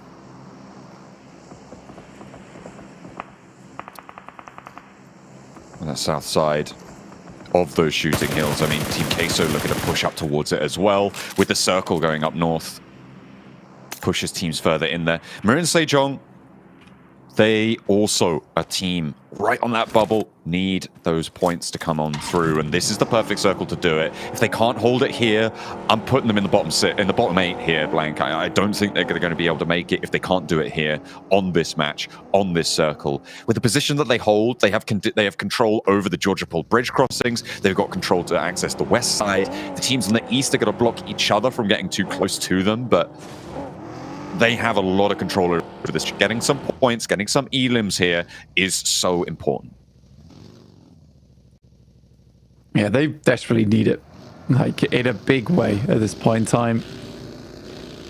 A fair few squads of ours do. Looking over on the map, at the moment, Loops is most likely going to be having a decent game from the southwest side of Severny. We're currently in 18th place, not quite breaking into that top 16 yet. Team Queso, who are on the bubble over towards that southwest side, holding out versus BTR and Zeus. I think that was Zeus taking shots over to the north side, giving a knock over towards Mirin Sejong. Mirin Sejong looked like they wanted to regroup, but they sent Final close to the river, and it's just going to get flushed away. An unnecessary flex back. If Mirin Sejong wanted to regroup, they should have committed. Do not just randomly go back over to that bridge side. Zeus go across and losing that post, and that might be enough for me to just count them out right here. Yeah, for Mirin Sejong, they've lost a player almost consistently in the first 10 minutes of every single game. They did hold that 2-2 split, but it was pretty handedly taken over by Zeus there before they went to go for that regroup, now playing as 3. Not a terrible position to be in for Mirin Sejong going forward. But they are going to be assaulted by FaZe in the coming future, who have lost a player themselves. So it would be 3v3, so not entirely impossible to work with.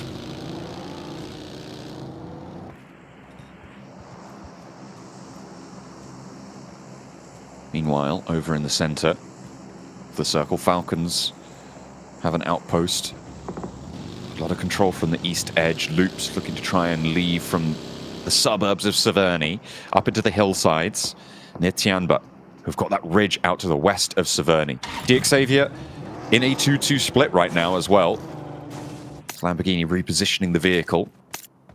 I do kind of want Getso Roy to try and crash on this one, and I'll tell you for why, because then we'd see Porsche versus Lamborghini, Blank, and that is very fun. Porsche versus Lamborghini, you say? Let's see which one's the fastest one.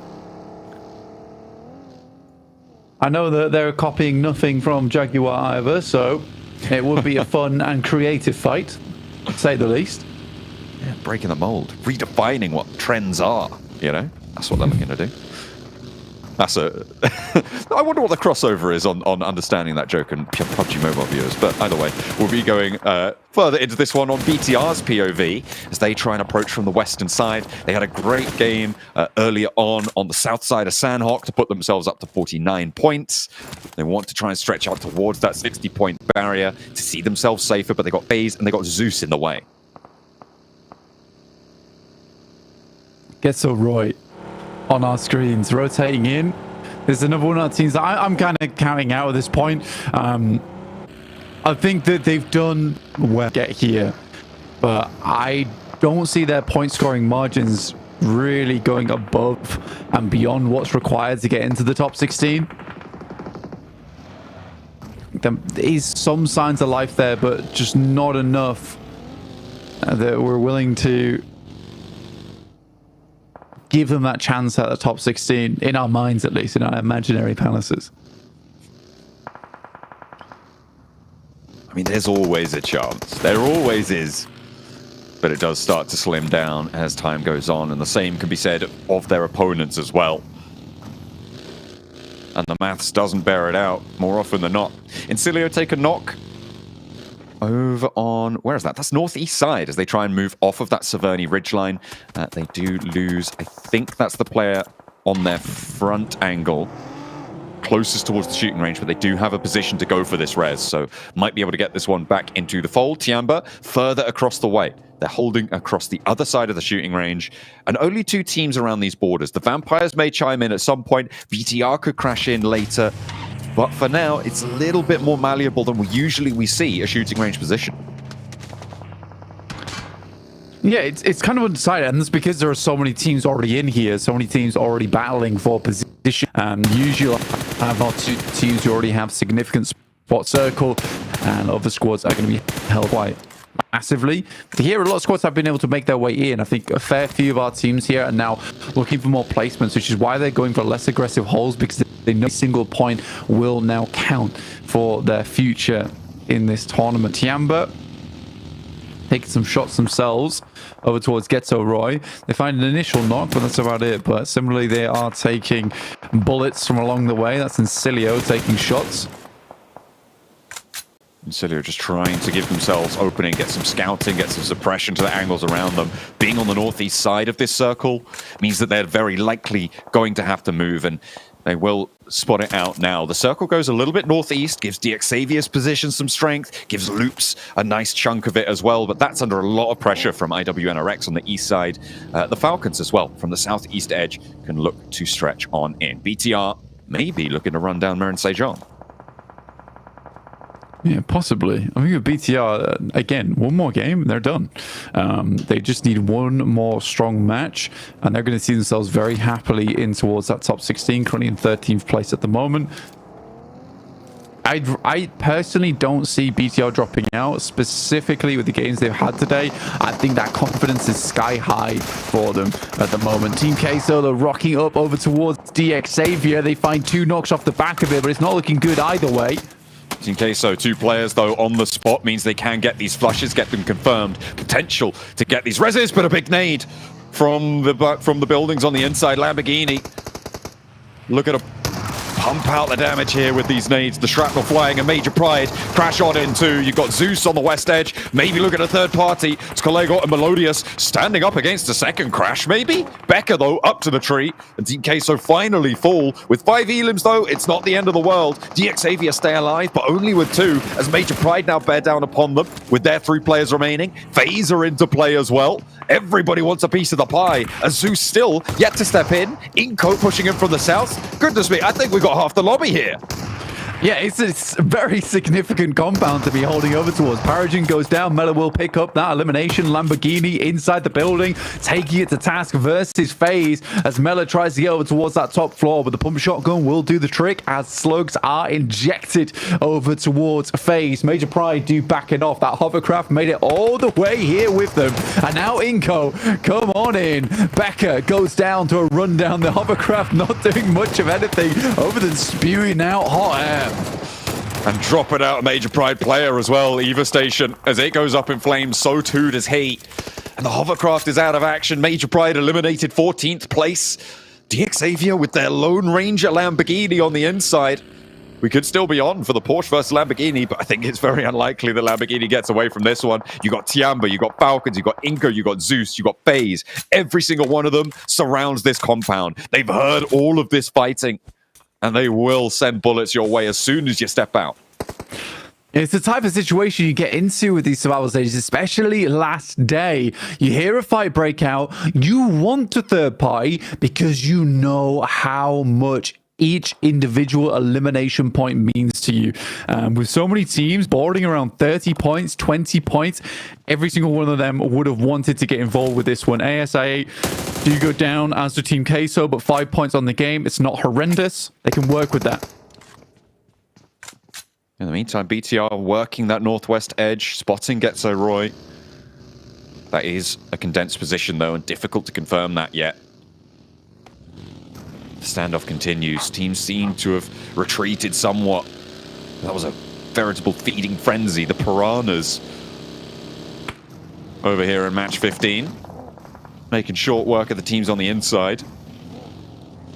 And those bones are clean, picked dry by every player around them. North shift pushes FaZe and DXavia's remnants up towards that north edge. Getzo Roy loops in good spots. Getzo Roy off towards the west side. Holding on, loops as well. Like you say, they do need a big game off the back of this. BTR sending on in. Hansel drops out the vehicle as it takes a bit of a tumble. It's taking quite a lot of damage from the blue here in stage 5. BTR playing it much more cautiously than any of our other squads. A nasty shot onto the back wheel. Wheel spinning out. We'll now need to go for a reverse down the hill. And that's Vampires on the northern edge. Nade over to Onzens.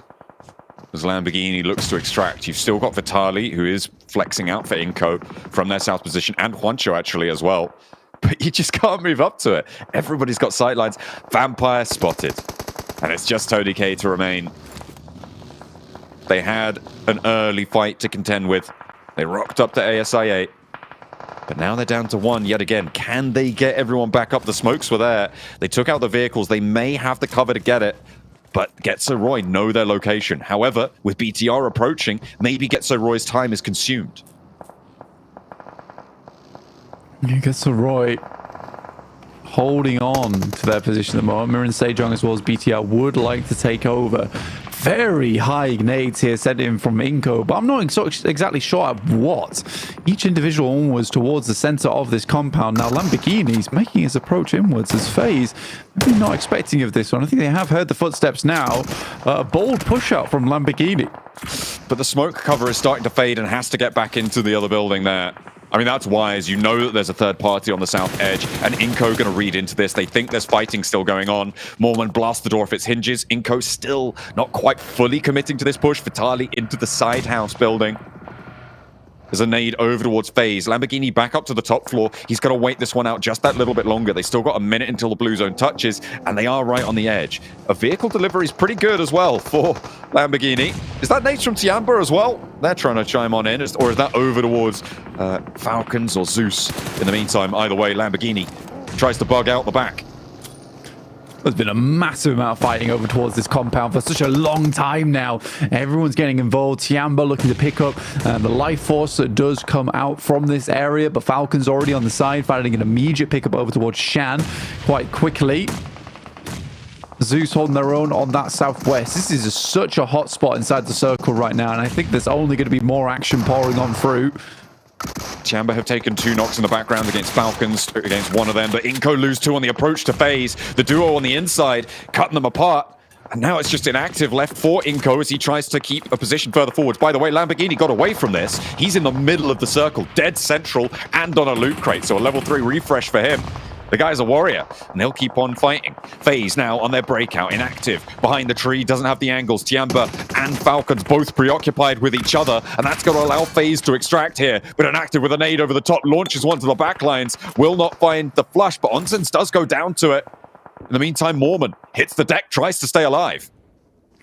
Tiamba out versus Falcons, who managed to get themselves a full squad wipe, but not without casualty, losing 2 players. Lovely nades coming through right now on BTRs to make the full push in, and it is Zunder to head over towards the top side. Not exactly sure what he was thinking, but Satar is down. Lepar holding it down in that front line versus Kai, who's sending shots over his way, playing this one very safely. BTR now down to 2 players, but securing themselves a few eliminations, up to 3, sitting themselves nicely at 52 points overall. Teams are starting to drop out now. You've got MSJ trying to move on in. Mirren Sejong, they've been on 3 players for a while, have tucked their head down a little bit, but now they can start to unfurl the wings and fly in from the western side. BTR, an opener sent their way over towards Lepar. That is isolated as well. Zuxi, his position's known. A nade going to be sent on forwards. Rolls over the ridgeline, does a lot of damage. And Hoxie and Uriel both able to send on in. BTR pushed aside, and Mirren Sejong mount a comeback. Very nice stuff from Mirren Sejong. Currently sat at 38 points. So pretty good result here, which could go even further. Loots have been sat so calmly over towards shooting range for quite a while now, but IDM and RX have their number, are looking over their way. Not wanting to let them leave shooting range calmly. As Nay's been passed back and forward like a hot potato over towards this south side. Zeus finding east, though, is a big pick-off. Ooh, Mormon. Steal. Gets that point for FaZe as well. And every point stolen is one step closer to that last chance stage. The final nade from Zeus. Able to get the work done, but it's Aaron and Darkin now against Action from Falcons. Falcons with only their last player left standing. Action needs to pull something out the bag in this 1v2. 2 nades left, and he has to back off the rockers. They're layering them on thick for Zeus. The rollout for Mir and Sejong, actually, they're wrapping around towards the south. They're trying to sweep through this, and Eren goes down. Potential to steal this Elim as Darkin gets spotted. They don't get that second Elim, but they are taken away nonetheless. Zeus eliminated. 6 teams remain, and Lamborghini is still alive. It is very, very surprising. The Lamborghini was able to shift this one into gear 5 and get himself over towards that north side very quickly. And now he's saddled between 2 loot crates, giving him some very, very decent cover. Tony K knocked. I was honestly surprised that Vampires are even still in this game, personally. Managed to get that reset, and with Getzo Roy going down on their oversight position, they were allowed to rotate, but they've taken a knock. Loop's looking to try and put more nades out their direction. I don't think Tony K gets back up here. Goes very, very low. Gonna have to commit to the res if you want it, but I think you just have to keep that low profile. Maybe look at a stick it. Rafinha tries to bow them down, and the nades from Loop still go in, but they're not quite connecting. One more might do the job. Nuzi steps up. There's the flush, but Neil is rebuffed from the wall. 2 players on Vampire. Rafinha is there on the outside, spotted, and clipped. Zone able to land the spray down. Nuzi gets the heal off as well. And getting that heal off literally as the nade bursted is wild, to say the least. I'm in disbelief that he lives off the back of that one. Here's Nino having to step up versus IWNRX. Does find the first knockoff. Now looking for another, but it's not meant to be, as Kyan is able to find another. Nade over, though, towards that top side. How did Swain survive? That was right up in his face. My man's got shrapnel-proof armor on today. Stoned back up in an action. Vampire closest to the middle and stopping Loops from getting on through. They're probably running fairly dry on nades. Nuzi with a high arc on the nade. Not going to quite find the distance there. Kine still on the off angle. IWNRX looking to go back up to 3. Rafinha very low as Vitinho goes down. Nades in still. And a double bouncer. Gets the flush. 6 elims, 6th place for Vampire. Yeah, getting a little bit more done here. So not going out without a bit of a blast out here from Vampires. And fair enough. Save a little bit of that reputation for the squad. 2 players still alive at 6 elims, looking to once again double their point scoring on the game. Good pickoff over towards Kine, but now the sidelines are starting to break out as Miran Sejong has eyes on. A first aid dropped, trading those meds. They have been battered and bruised, not only in this match, but over the course of it all. It's up to Stoned and Nuzi to get value here. Outlasting IWNRX and Loops would be brilliant for them to get up to a 4th place. Kine gets flushed away. Action, if he goes down as well, that could be a 3rd place.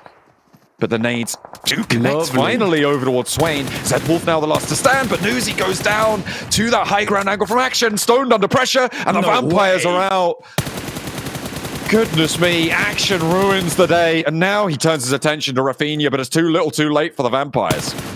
As a solo, these have been some killer shots coming through from Action on the M4. And this is a game that should see Falcon safe, honestly, off the back of this. But he picked up 2 elims on the barest of slim angles over towards these players. Rafinha gets a bit of own back, though, over towards Action. And Miran Sejong, despite everything, may be on for a win here. 7 eliminations. Uriel, Seiwu, Hoxie, all really trying to take this one home. Interesting that they do sub out Jaesuk coming into today. Thinking he might be a weak link for the squad. Lamborghini, I mean, the fact that he's still alive is crazy. He's been on this loot crate for a long time. The nade not quite connecting. A little bit too long to pinpoint that one. The second also bounces long. Miran Sejong, I wonder how much more they've got left in the back pocket. That one, okay, moves the crate. That's why he popped up there. Takes a little bit of damage. Rafinha on the back lines, not going to have to worry about Lamborghini. He is spotted. And Uriel looking pretty biblically accurate and terrifying there from the northeast side. Rafinha trapped on the inside, but Loops get value from this game too. They've had 4 eliminations, but a 2nd place is great. Staying out in the blue, denying the point to Miran Sejong, and that, again, could be crucial. We'll see if that comes into play as we finish out match 15. One single point can mean the difference between 17th and 16th place. But for Mirren Sejong, a 19-point game off 33, that sits them fairly high up in the ranking. Only one more and 3 more matches to do it in is a very good opportunity for Mirren Sejong going forward. Big movers in this match, and you can see who the pressure is on here, Max, man. By the way, look, can we talk about Action's performance in that last match? Goodness gracious. Holy, this guy was like, I'm alone, but I am the entire team. Nah, I win. His nades onto Zeus to clear Zeus were already incredible through the smoke. He had like good third-person perspective above the smoke and got the intel. Pinpoint accurate nades. Even Doc was like, man, that was pretty good. But looking even after that, he was just keeping the hope alive for his team to just secure a spot in top 16. Looking back on this game, Hot Jukes, at the end of today, we might be, I said today really weirdly, this might be the game we look back on for the side of Falcons. Like, that was the game that qualified them in top 16 because they got enough points thanks to Action. He got the placement points, got them in top 5, and got so many eliminations off the back of his insane M4 sprays, by the way. This guy was an absolute killer this match, and yeah, Action, you know what? We look a lot at top a lot of the time, but Action put on a clinic this game. GG's. Hey, clutched it up big time. Speaking of clutch, you gotta talk about Mirren Sejong. This performance, that could have done it just like that. They needed a chicken dinner so bad because, I mean, this is a team that we were just so shocked by seeing such a lackluster performance here in the survival stage compared to how they did in the group stage. They were so close to making it. Unfortunately, they didn't. But then all of a sudden, they hit the map. But with this chicken dinner here, they should be feeling pretty rock solid. Yeah, pretty rock solid here. And it's very cool too because they go crash site very early. And we know that Mirren Sejong, from how they were playing back in the group stage, Hot Jukes, they were very center focused team. They love playing these central splits, regrouping, playing the strongest position they had available at the time, and then winning the game off the back of that with a bunch of elims. Here, they were forced to play edge and actually were very successful in this game. Of course, the terrain kind of was favoring them quite a bit, but this is a good game to see them win on an edge kind of playstyle. Though, I do want to highlight something interesting. On the first day of Mirren Sejong, the team that was playing was Seiwoo, Jaesuk, Hoxie, and Final. Unless one of those players renamed, which I don't think is the case, Uriel is playing. So I wonder if they're like, okay, day one was not quite what we expected. We're going to make a player play that I don't recall him seeing him play in the group stage 2. So Uriel on the board and actually doing good on the first game with the win. So hey, that could be a big change that allows them to push up in top 16. Ooh, I know my boy 7WG's always listening, man. If you're listening right now, which I know you are, you can get us that answer. That would be really, really nice to figure out here because, man, MSJ, to clutch up a chicken dinner right here, especially with a roster swap this late in the game, is pretty dang wild. One thing I got to talk about, though, and we have to, right? Start of the match, we see a Northern Circle, okay? There's 2 teams in particular that we're looking at, right? And you know which ones I'm talking about, right, Max? I8 Vampire. You're looking at I8 Vampire? Yeah, that was the clash at the bottom of the rankings. And a very important one too, but the clutch is like crazy. And I saw this phase 1, phase 2 circle, Hodrix looking. This is a golden opportunity for IA, the Pakistani team, to pop off and maybe crawl their way back up in top 16. And Vampire be like, nope, screw you guys. We're going to crash you, we're going to ruin your day and your chance to continue this year's PMGC. Because they're already, like, we said it, Vampire pretty much out. They got nothing to really lose at this point. And they're just sending it, and I8 were not ready for clash that early in that position, and that completely caught them off guard. I just don't get that push in general. I mean, they both had the North to themselves. They could have decided to share it and make sure that they were able to kind of like work together to win this game. But instead, you know, no, Vampire wants to battle it out. They want to dominate it. Yeah, and look, 9 points, but that's not enough. Let's be real. 9 is not even close to going to be. The last couple matches that we're going to see here are going to be so insane. Vampire would literally need to win back-to-back to stand a chance, and I just don't see it happening with how desperate this lobby is. Yeah, I don't think so either. Like, we still need to see a win, and we said we need to see a win on the first half of the day, Hodrix. I think we were kind of in agreement with that, and we have not seen that win, so it's looking kind of dire. And of course, IA, that 1 point, it's a participation prize, and unfortunately, participation prizes will not take you too far in PMGC, though. Yeah, Zeus 2, 3 points on this game. I like their approach to the lobby here this match on the southern side, trying to use that high ground to their advantage and getting intel on that third party of DX versus FaZe versus Inco. That was good, but unfortunately, every team here is so strong, Hot Jukes, in this lobby. Even the teams that are struggling to make it in top 16 are that good that Zeus just crumbled apart the moment they were encountering teams. Yeah, you know what? That's the tough part about this lobby. And the reason why I'm being so skeptical, guys, not like I'm not a believer in Vampire and these teams at the bottom, but I mean, what are you going to do when you have like names like D Xavier, Major Pride popping off? Like Team Kessel had a solid match, right? Not too long ago. And then they go into this one with a good solid position. They're starting to put some pressure onto Major Pride, but then D Xavier just rolls up behind them. You know, I mean, what do you do when you got sandwiched between two squads like that? Nothing. Nothing. You do nothing at that point. You just cry. Yeah, it's over. I mean, that sucks for Team Kessel because, you know, they definitely want to have that better performance. But I mean, like I said, nothing you could do. So if you're Vampire and you need these points desperately, if you get caught in a situation like that, right, you're done as well. There's like literally nothing you can do. Let's take a look at the second page though, because that's where our eyes are going to be locked on right now. And let's see what the new cutoff is. It's going to be 42 points, and Amir and Sejong push their way up to 15th place with 51. I kept telling you, Hot Juice, before today, like, we're going to have this weird ping pong situation up and down, above and below the 16th position mark to make it into the last chance.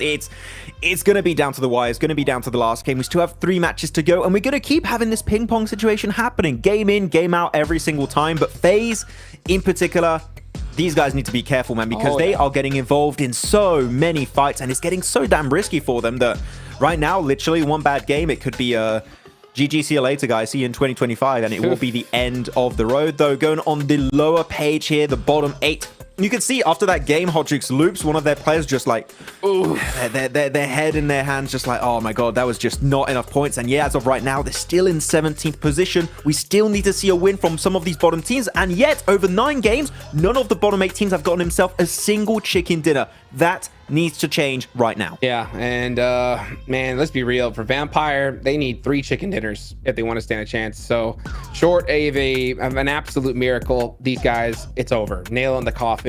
You know, I8 are in big trouble. I mean, look at the drop off in points between 18th and 19th. That is a very, very large drop off, considering that we only have 3 matches left here, Max. Yep, not a lot of time, unfortunately, for these teams to make it work out. And Inco with only 1 placement point, I realized. 26 Dude, we need to see placement points, Inco. 1 We need to see you reach the late game, Inco. What's going on? That is so wild. Oh, man. You know, 26 eliminations. But yeah, 1 placement point's definitely not going to be able to do it here. Guys, this is getting really, really crazy. We'll be right back after this short break. Don't go nowhere.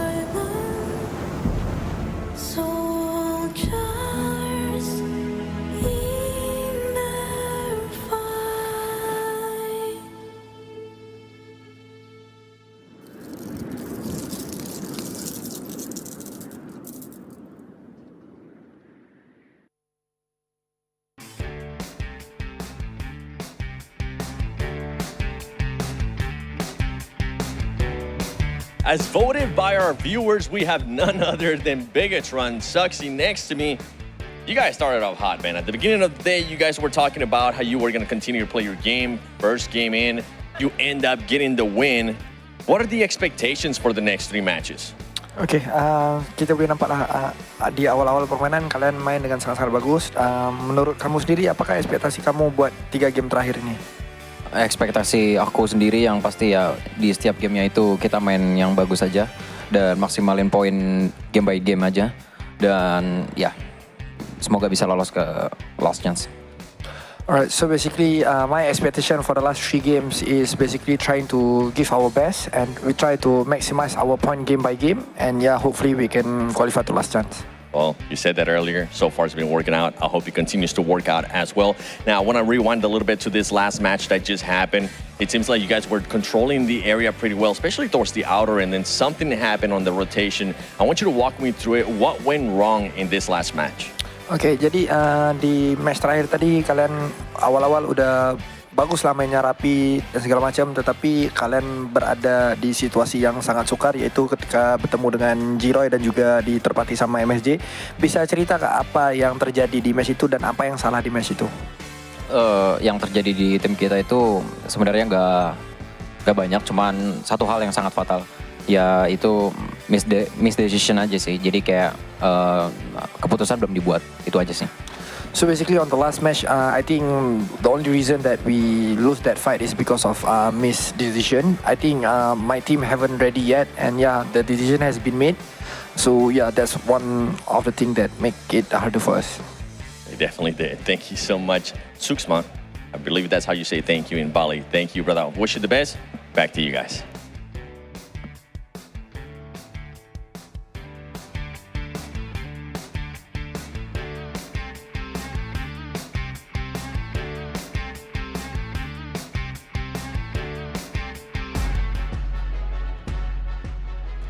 Oh, Jukes, I thought you were going to continue. He's back, baby! I thought you were going to continue doing the hosting here, and I was going to be analyst for the day. Welcome back, everyone. It's looking a little bit better on the desk now that I'm here, of course. You know, looking fresh, looking clean, looking ready to go. And my power's back as well, so I'm happy to be here. And also happy to be able to tune into these last 3 matches, man. We already had some teams making their moves here, as you did get to hear from Zuxy.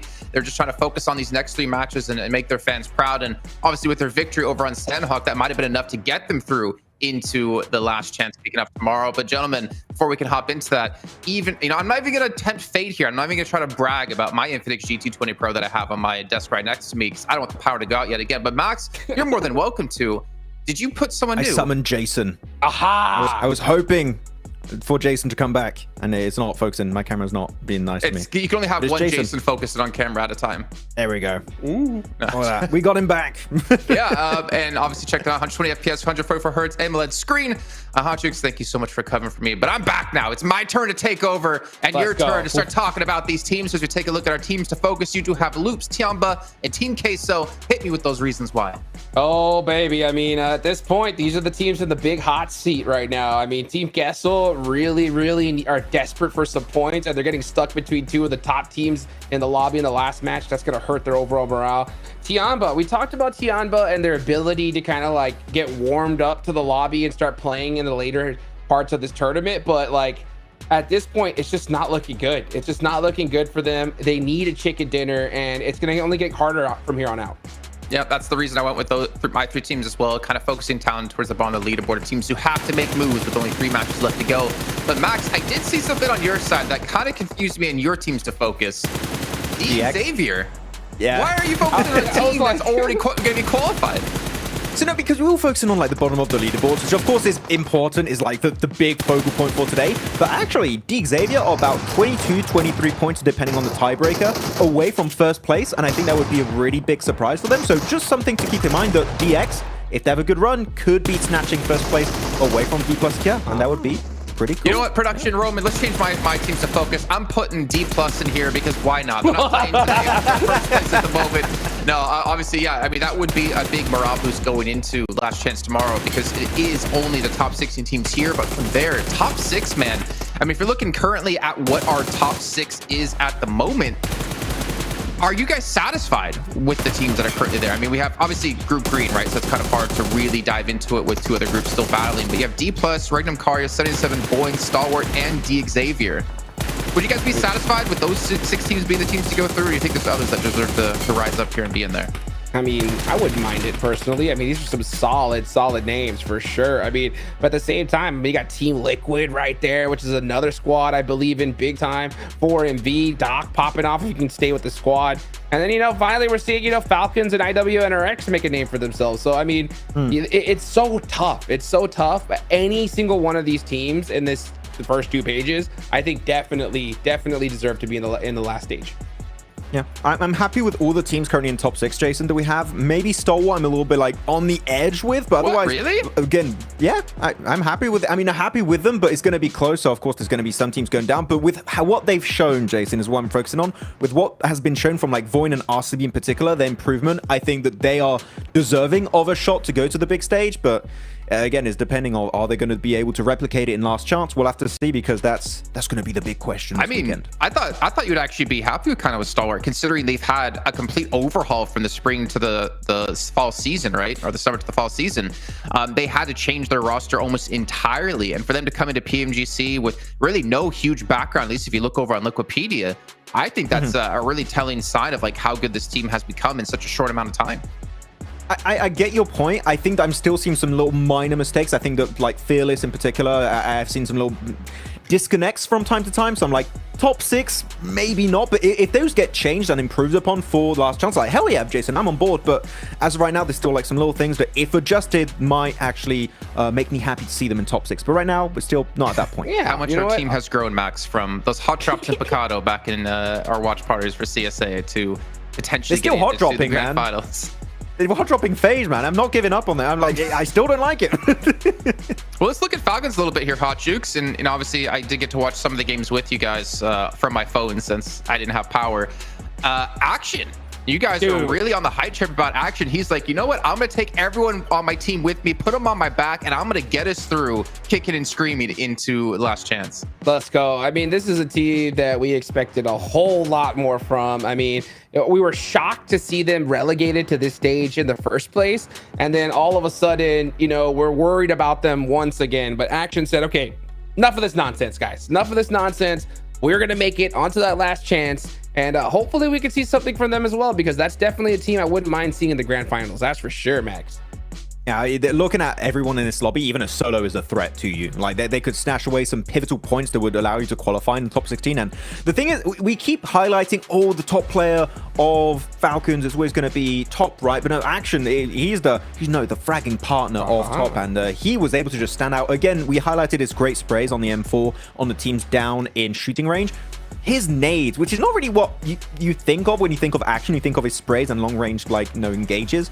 His nades there were pivotal against the side of Zeus Esports, and I think that really definitely cleared a lot of space. And who's that? That's just, oh my god, he's a Sith Lord. Darth Dingoes. Oh my god. Well, if you do look at our leaderboards, we did have in the back of our minds, and maybe I wasn't around what changed going into today, because again, having problems on my side. It's looking like that bubble is going to be potentially higher than 55 now that we see with FaZe Clan sitting in 42 points. And I'm getting kind of like, I'm not really 100% certain that teams like Incilio, Bigatron, maybe even IWNRX are going to be safe at the moment. Yeah. It's possible.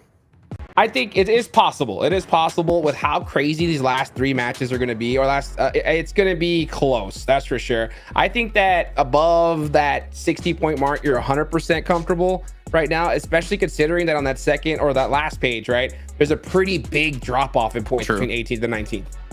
Very, very true. And not to mention, some of these teams are probably going to change their style. I would imagine Max just trying to stay alive as best they can. Yeah, hopefully that's going to be the case, because we've had it all day so far, Jason. The ping pong situation above and below 16th place is going to change again after this game, so all hands on deck for this match. All right, well, we're going to drop into our 4th match of the day, our final Erangel of the survival stage. Let's see how it's going to play out with John Allen and Blink.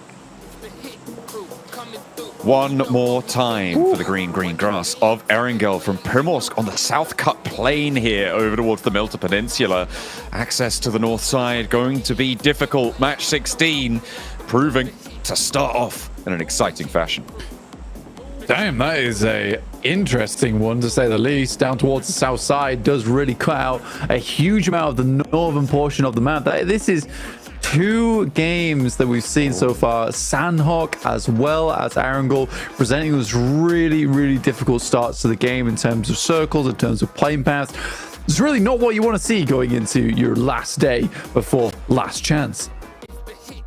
And look at this, ASA8 back down to the military island. Is there danger afoot? BTR dropping out a little bit further east from them though. So ASA8 on that west side split. I'm looking for these vehicle hot drops blank, these hot spots with this south plane path as teams try to access that maneuverability that is afforded to them by those early cars. BTR dropping down towards C block straight away. They spot the players around them. Noki quite far on that northeast side, but likely going to be picking up a vehicle for himself in that position. They are split off at the moment. We'll see if any pickoffs do happen. Falcons dropping over towards Nova Repnoya, pretty typical of them. Primos being held by the Vampires, who have tried their darndest. Very kind circle though, which... Man, is it kind? Is it nasty? Who knows at this point in time? Because it could be down towards Sosnovka. It could head back up towards that north side. Difficult to tell at this stage of the game. Kitsuroy taking a little bit of damage, but getting away from it. Nobody going down just yet. We're still yet to see the full landfall of the teams out towards the east. And there's always those rotational spray downs, those little standoffs that we could be hopping on board with as well. I would be so surprised if nobody goes down here, but it seems like that may be the case. I might have to just be surprised off the back of this drop, as nobody yet has actually taken a knock. Still over by Milter. There's some close proximity. The Falcons leaving 2 of their players towards that north side, a 2-2 split for them, but Phaser on their bikes. This is interesting. Teams have really started to pull back from that elimination focus. Yeah, and I mean, fair enough as well, because at this point in time, it's a couple points here and there to see yourself safe.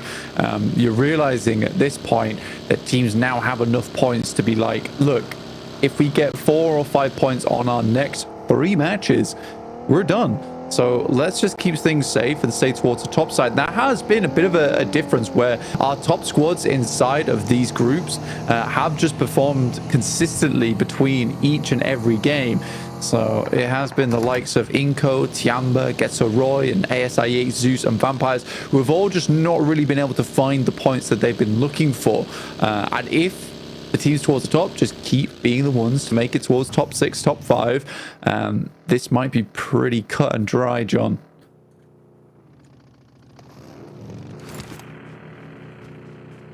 It's a really closely fought competition, though, I think, on all fronts. And the dominance that Group Green displayed really changed up a lot of the dynamics of this lobby in general.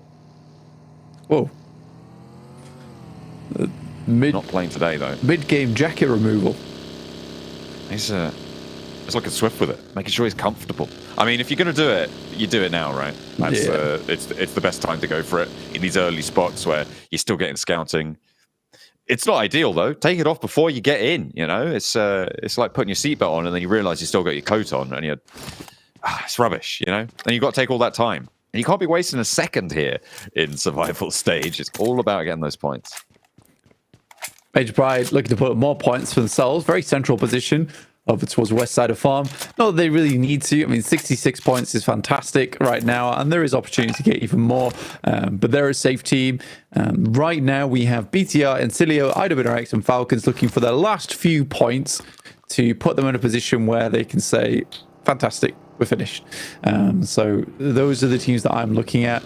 For Mirror Sejong, they had a huge game that last time around. That has sat them up to 51 points, and that could get them into last chance fairly easily. They're right on the bubble at the moment, but 10 points roughly ahead from 16th place, where FaZe is currently sat at 42.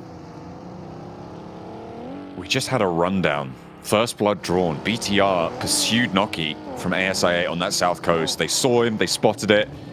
They're hunting it through, and they know every point matters. Like you were saying, they're one of those teams looking to confirm themselves over that bubble. In that 14th place right now and wanting to go further. flexing out very, very quickly.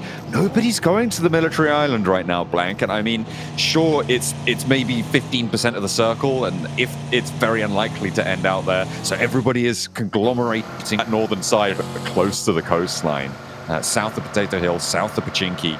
ASIA gonna have to play on with 3. Not gonna have Noki in the fold.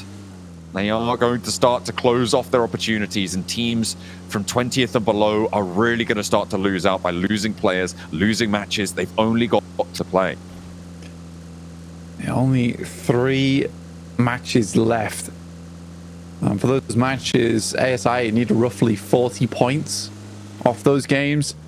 So they need a big point average. And losing a player this early on, likely to go down early, you could even really call that somewhat of a death sentence for ASI8 if they're not able to get much more done in this game, because they're playing in from the outer edges as well. Even more likely that they are going to go down. Yeah, so 3 matches at what we're talking about, roughly 13 point something average to get through. Oh dear. Yeah, it was disastrous. That was really awful. Awful to watch for ASI8. Icy? Okay. He does drive straight through their compound. The Falcons lose a player. Don't worry, though. They've still got action. So they've still got 7 players on the team. Yeah, he did a huge amount of work that last match. Really taking shots to everyone inside of shooting range. Getting a massive amount of work done, which is great to see. And quite frankly, pushing them further up the tables in a big way. So now at 59 points. Again, those types of games are very nice, especially on match 3 of the day. I always say that you don't really want to be confirming over towards the 5th match. That's scary. It's a lot of pressure on your hands. So for Falcons to be able to get that match, set themselves up to 59, it's a really comfortable run towards the end of the day. But they can't let the foot off the gas just yet. There is still a little bit more work to be done. And it's not out of the realms of possibility to get 0-0-0 on the next 3 matches. That would be probably the worst feeling in the world, to be sat towards the top end of the bracket and then just bam, bam, bam, down, down, down. That would be really, really nasty. And we are still on track, Blank, to have every single team from Group Green qualify. 68 points for 4MV. They are slowly sliding down the tables as other teams do get past them. But they're still, what, in like 9th place right now, ahead of Major Pride?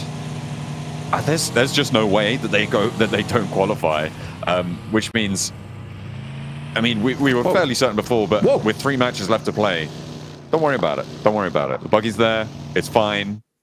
Don't worry about it.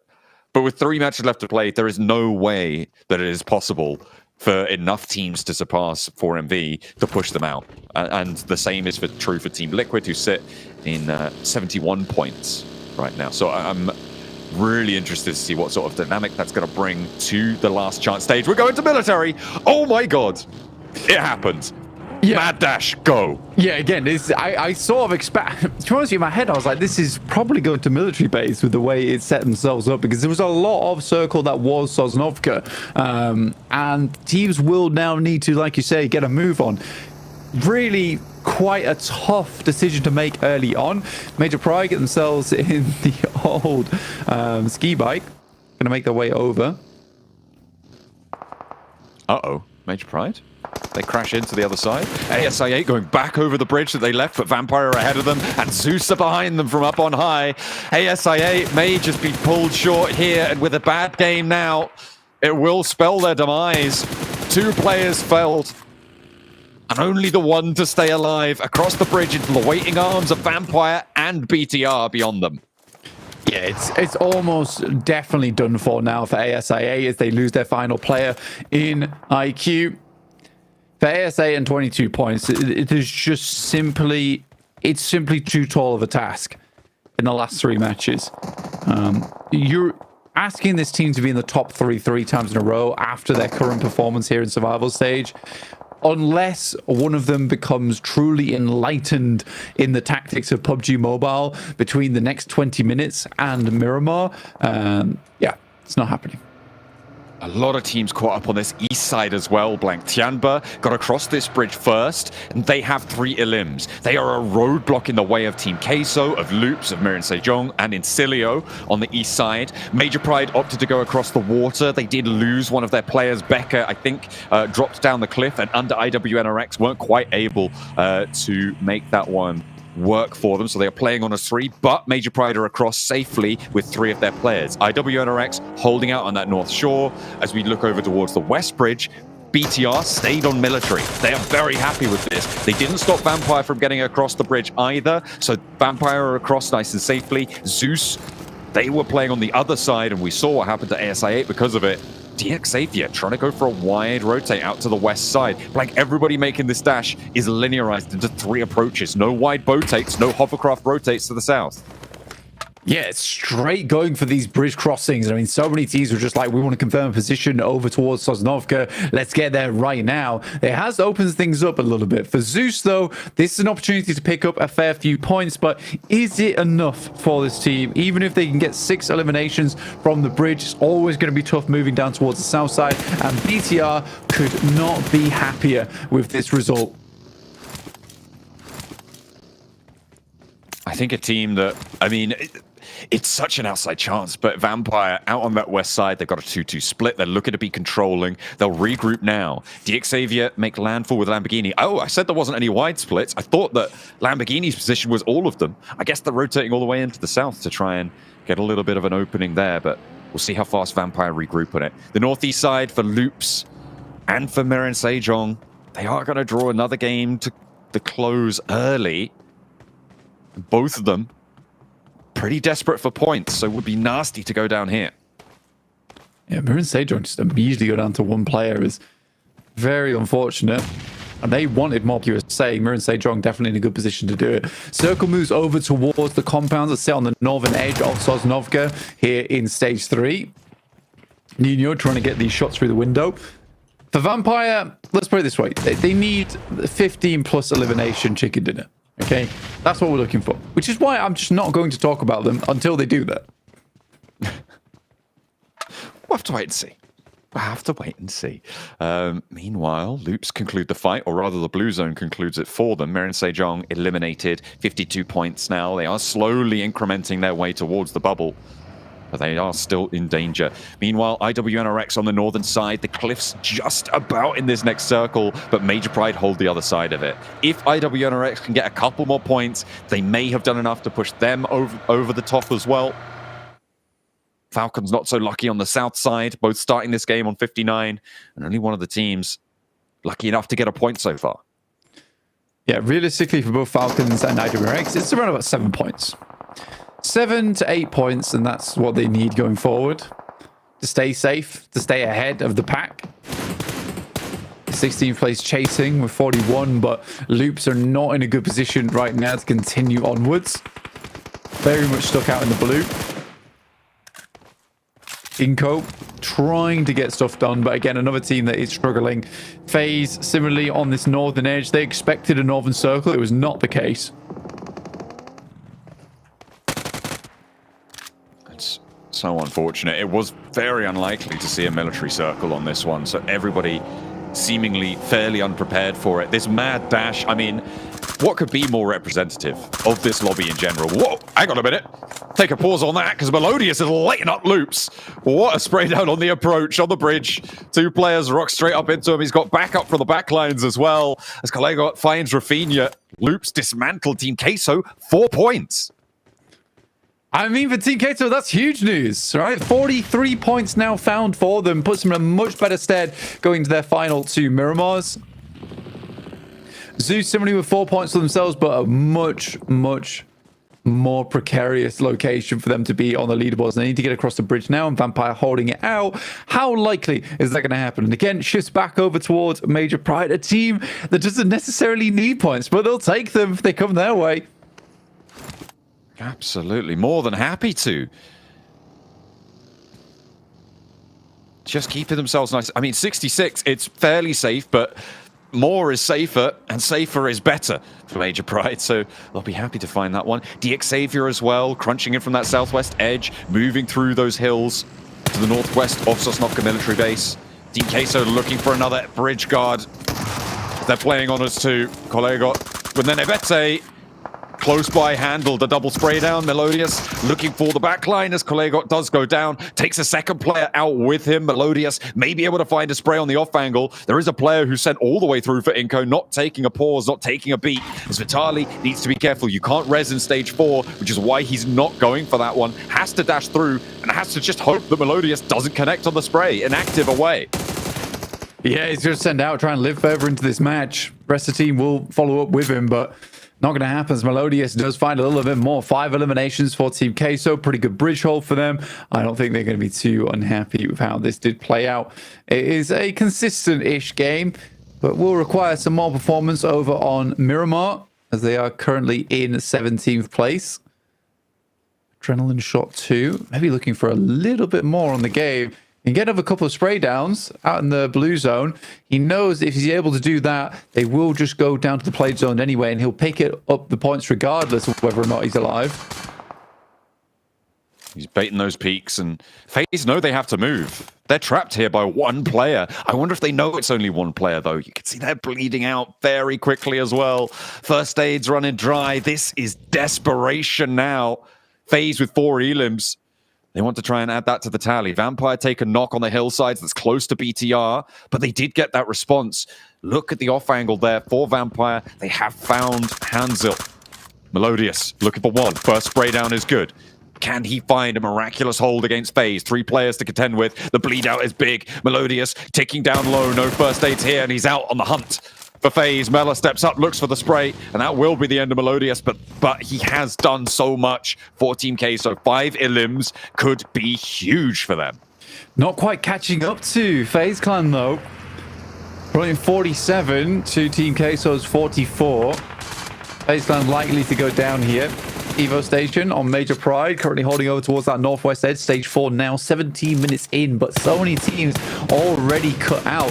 9 still up, but only 26 players inside of this lobby, and DXavier on for a big one. AZ going out for the loot drop. This is a big investment of time. I mean, with the hovercraft, it makes it easier to go for these, and we'll just turn around. Not too worried that it's smoking up a storm here. And may actually try and reapproach from a different angle. No, just goes back to the team. Zeus make landfall near BTR. And Zeus have 5 eliminations. Another player from BTR falls. That off angle from Vampire. Now another from Zeus. They're on 2 players alive. Lepart and Zaxi trying to keep things going for them. But on the north side, they know that Zeus is here now. Can move into position to handle it. Next circle, just about to touch. Yeah, definitely worrying for BTR, considering they had such a great start here on Erangel in terms of their positioning, where they start over on this side of the map, they push ISIA out. Going down to 2 players is, in my eyes, a missed opportunity, because this could have been the game where they just confirm their spot over towards the top 16. Unfortunately for them now, they have to move over towards Miramar to do it. And I would say Miramar is one of their weakest maps. I don't think they're extremely good on this one. I think Erangel is where they get the most work done, and especially with their drop spot being the location of the circle, it's not good for BTR. And they could easily fall out. Only 1 elimination. The wraparound, Darkin ready for the spray. Not quite fully getting that knock, but Lepar's already away. And he's taking damage as well. Leaving that one over towards Rita on the off angle, up to the rock on the beach. Doesn't work out. Rita gets the knock.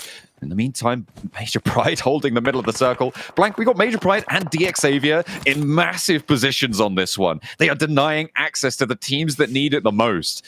I think that the team that is most interesting to me on this game is Tianba.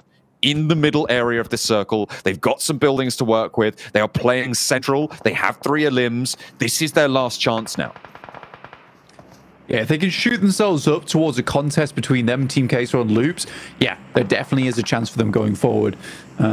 Zeus down to a single player going forward. But again, it's all of our big teams still alive inside this lobby. You've got Falcons and Cilio, Major Pride, DXavier. So that point sponge is definitely real. There's a roll down from Vampires.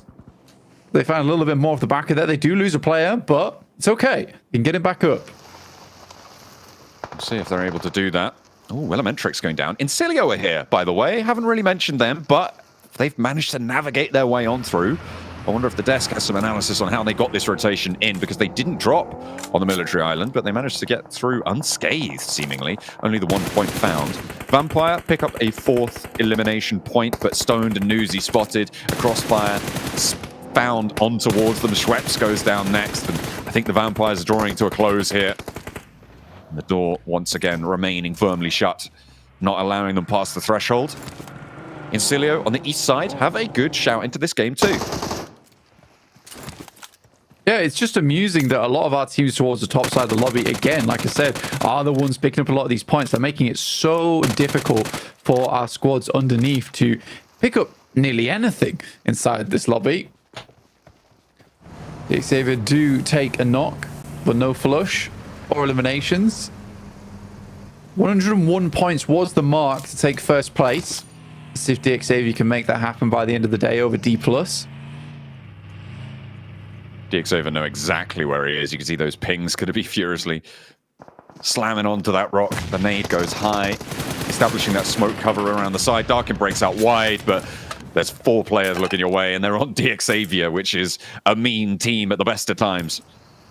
And now on the west side, they're fairly free and clear. Evo Station last to stand, and again, Tianba in the hot seat. They need this match to go well. Have a strong spot to play around with. They are very grouped up, huddled together for safety. And hopefully that huddle of turret fire can take down the rest of the squads inside this lobby. With Xavier down towards the southwest. Major Pride still rocking with just the 1 player, but 72 points. They're finished. They should be into the top 16 no matter what happens now going forward. But for the Falcons, any extra points they can get on this one would be huge, if only they're single player in East.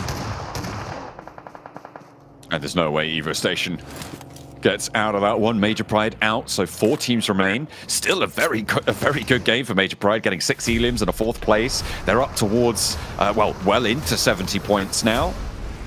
Going up towards 80 to try and compete for some of the top spots in the lobby. DXAvia starting their wraparound, have managed to get their line established over towards the beachhead. This hovercraft could be really important in terms of providing cover.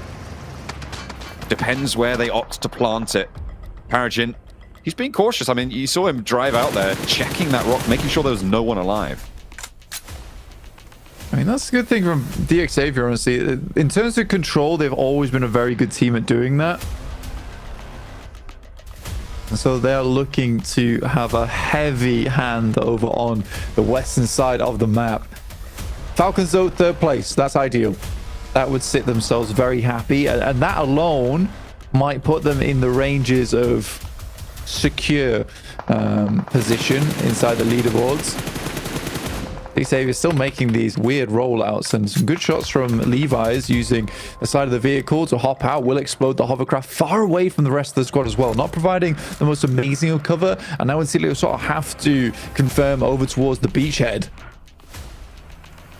And Tianba still keeping their heads down, trying to outlast this one. Incilio, I've got a decent split on this. DXAvia slightly more central on the circle, but it's stage 6, which means that we will get another shift. East, the last player for Falcons this time around. Action passing the baton. But the other teams, all at 4 players. A brutal shift to military. Leaves just 4 contenders. Incilio looking to plant their names over towards the top 16. They go forward into last chance. 8 nades for 3TM. That one looks fairly close towards Nadetti. Immediately belly to the ground. Staying away from that nade. Tiamba being extremely quiet from their position, though. And they need points. They need eliminations. They don't just need a chicken dinner, John. I mean, a 10 elimination game and a chicken dinner would see them somewhere near that 40-point mark. Trying to push up on over, trying to get into that contest. And open up the conversation. Incilio seemingly working this circle better than DXAvia right now. DXAvia getting pushed back, and with this shift, it goes over to Tianba and over to Incilio, who line the top side of this. I wouldn't be too surprised to see a roll-up for DXAvia now from this west side. Do you sweep through? Do you just crash on towards Tianba? it's a difficult call to make. We'll see what for. It is a rough one. It's like angle away by the beach side and take that full on in terms of weaponry. And it was a that hovercraft did go on, in fact, over the beach. Like I was saying before, they have to confirm that side because they have to make do with that hovercraft going early and use the advantage of the East creates himself.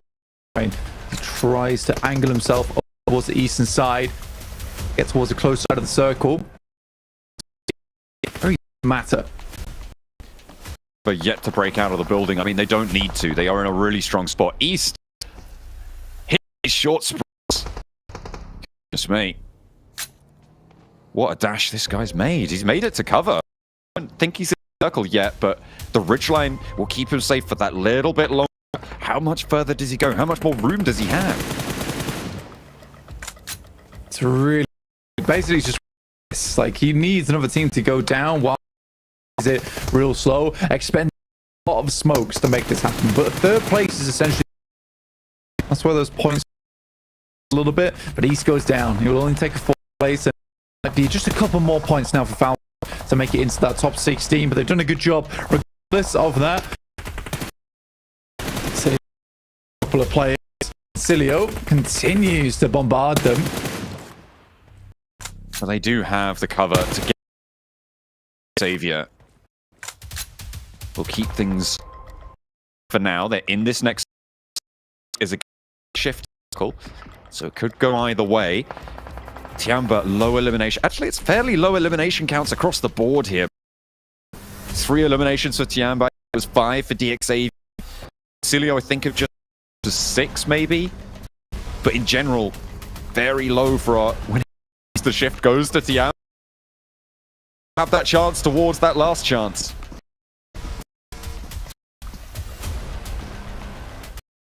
Tiamba sitting inside, almost to stay 9, close in, and Tiamba wants all of these points going there. DXavier with 16 nades, and Cilio apparently have nothing, which I doubt. Be the case. I see a smoke in the hands of one of them. Okay, already. So they definitely something. Going on in, they're trying to cover. And Cilio just trying to their way closer and closer on now. Within Tiamba. There's a really long knock on it. That move. It's on DX to make the move first. Well, as the Blues pushing in, put pressure on. Missions close circle. Can just hold the sight line in place.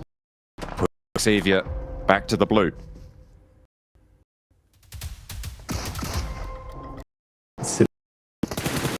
Playing it out slow. Every team now waiting for stage 9, essentially.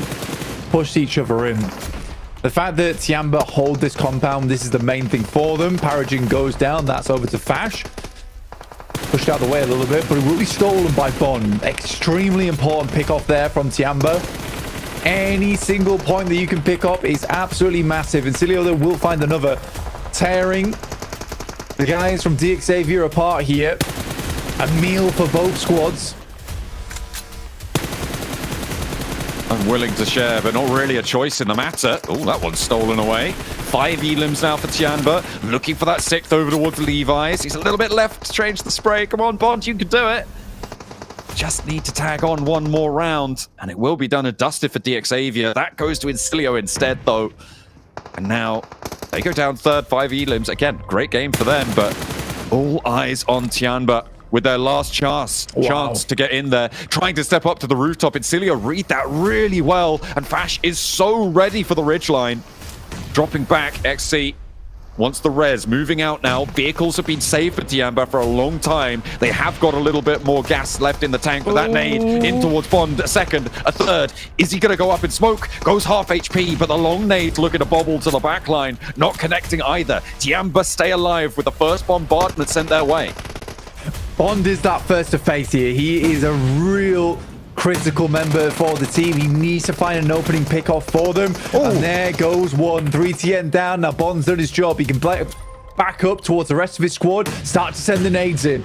Second knock as well. A lot of damage done to Redlick and a final tap from the weapons through the smoke. This is the rollout for Tiamba. This is their chance to make their mark. Westron down and it's just Fash. He's got one low in response, low HP, and another nade will do the trick.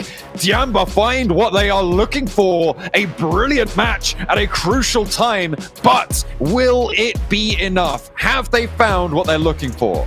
Super important match there for Tiamba, but more work to be done in the future over on Miramar, our last 2 matches of the day. So Tiamba, although worked hard here, sweated hard here, they're going to have to go the distance. So quick swig of water, quick refresh over on their side of things, but they have to go again.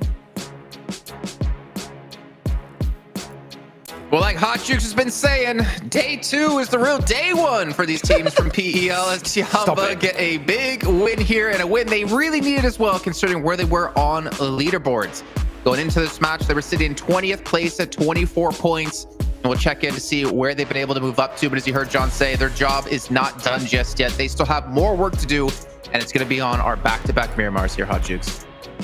Who wrote this script, dude? This is getting stupid. Dennis. Okay? This is getting wild, dude. I don't understand. Like, Tiamba, why do you do this to your fans' hearts? Like, why do you gotta clutch it up right at the end? I mean, hey, big shout out to them. You could just see in Cilio. These guys were like, oh, I can't believe this. I can't believe this. And it's like none of their nades could connect at all, Max. I don't know if the idea was to send GGBond forward with the, I was going to call it a BRDM, it's kind of a BRDM, but the hovercraft, and just bait out all the nades. But I was like, okay, Insidio, this is easy. You got like so many nades, just wait for the smokes to come out and nade those smokes on the exit point of that one building. And none of them connect? Hello? What is this reality? I mean, Max, you were talking about this when we were watching the game. Like, Tiamba, the resource management was insane. They had so many damn smokes to use, so many nades, so many Molotovs to throw out when they needed. And once they did make that push, I mean, Insidio, yeah, you had a couple of nades here or there. Maybe you should have hit 1 or 2 of them. But there was just an overwhelming amount of force coming their way. I'm not too surprised they had a lot of utility because at that kind of range of where teams were around their compound, Jason, well, not really a compound, they're building.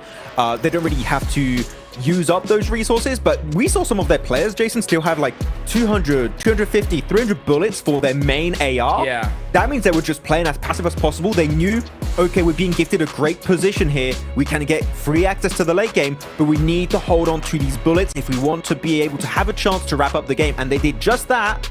And then they just get himself a great chicken dinner, especially Hodgix. We saw at the end, XC had some amazing opening knocks that really made the entire late game push from Tiamba feasible in the first place. I mean, I think that's the big takeaway here at this point is conserving that utility to the end of the match. I mean, when you have that many bullets left towards the end game, you just know that, all right, you know, looking at this circle, these guys gotta be over there somewhere in the grass, right? So let's just completely spray, and pre-fire until we hit something, you know?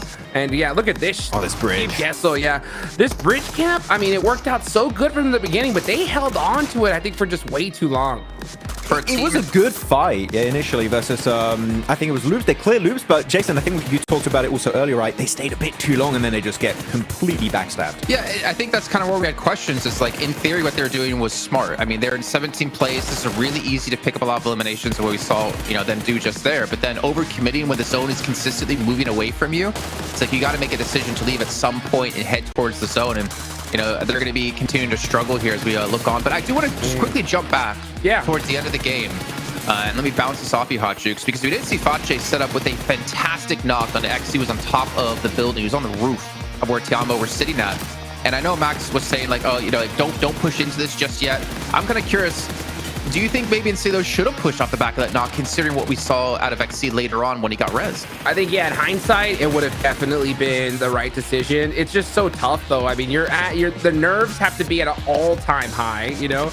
And for Cilio, who, I mean, where are they at? I mean, I think they're pretty comfortable in the leaderboard. They're pretty comfortable. Yeah, they're fine. So it's like, since they are so fine, I think they have to make that 50-50 decision. Do we push or do you just wait? Because they've already done enough in this game for points wise. So I don't mind their decision to play it a little bit more safe.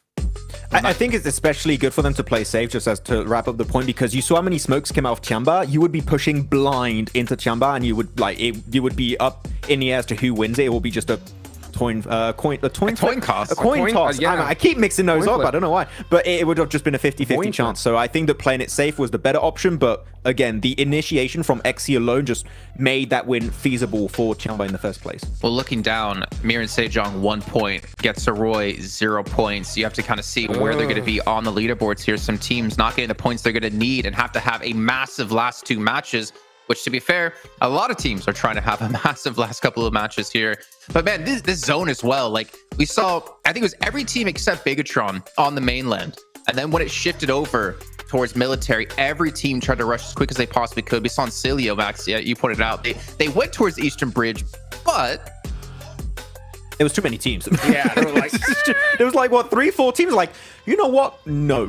We're just going to go back into Milta, pick up a boat, and just go into Nova. And then because they do have the hovercraft, they just keep rotating alongside their normal path with the hovercraft. I think it was a great move. And Incilio has significantly improved their macro rotates. I got to say that that's definitely impressed me a lot. But here we go on the first page of the rankings. And DX, they're closing that gap, man. They are getting closer and closer to D plus Kia. So that would be a little bit of an upset there after how D plus Kia just popped off in the survival no stage. chicken dinners as well. That's pretty crazy. They're the only team on this page with that one.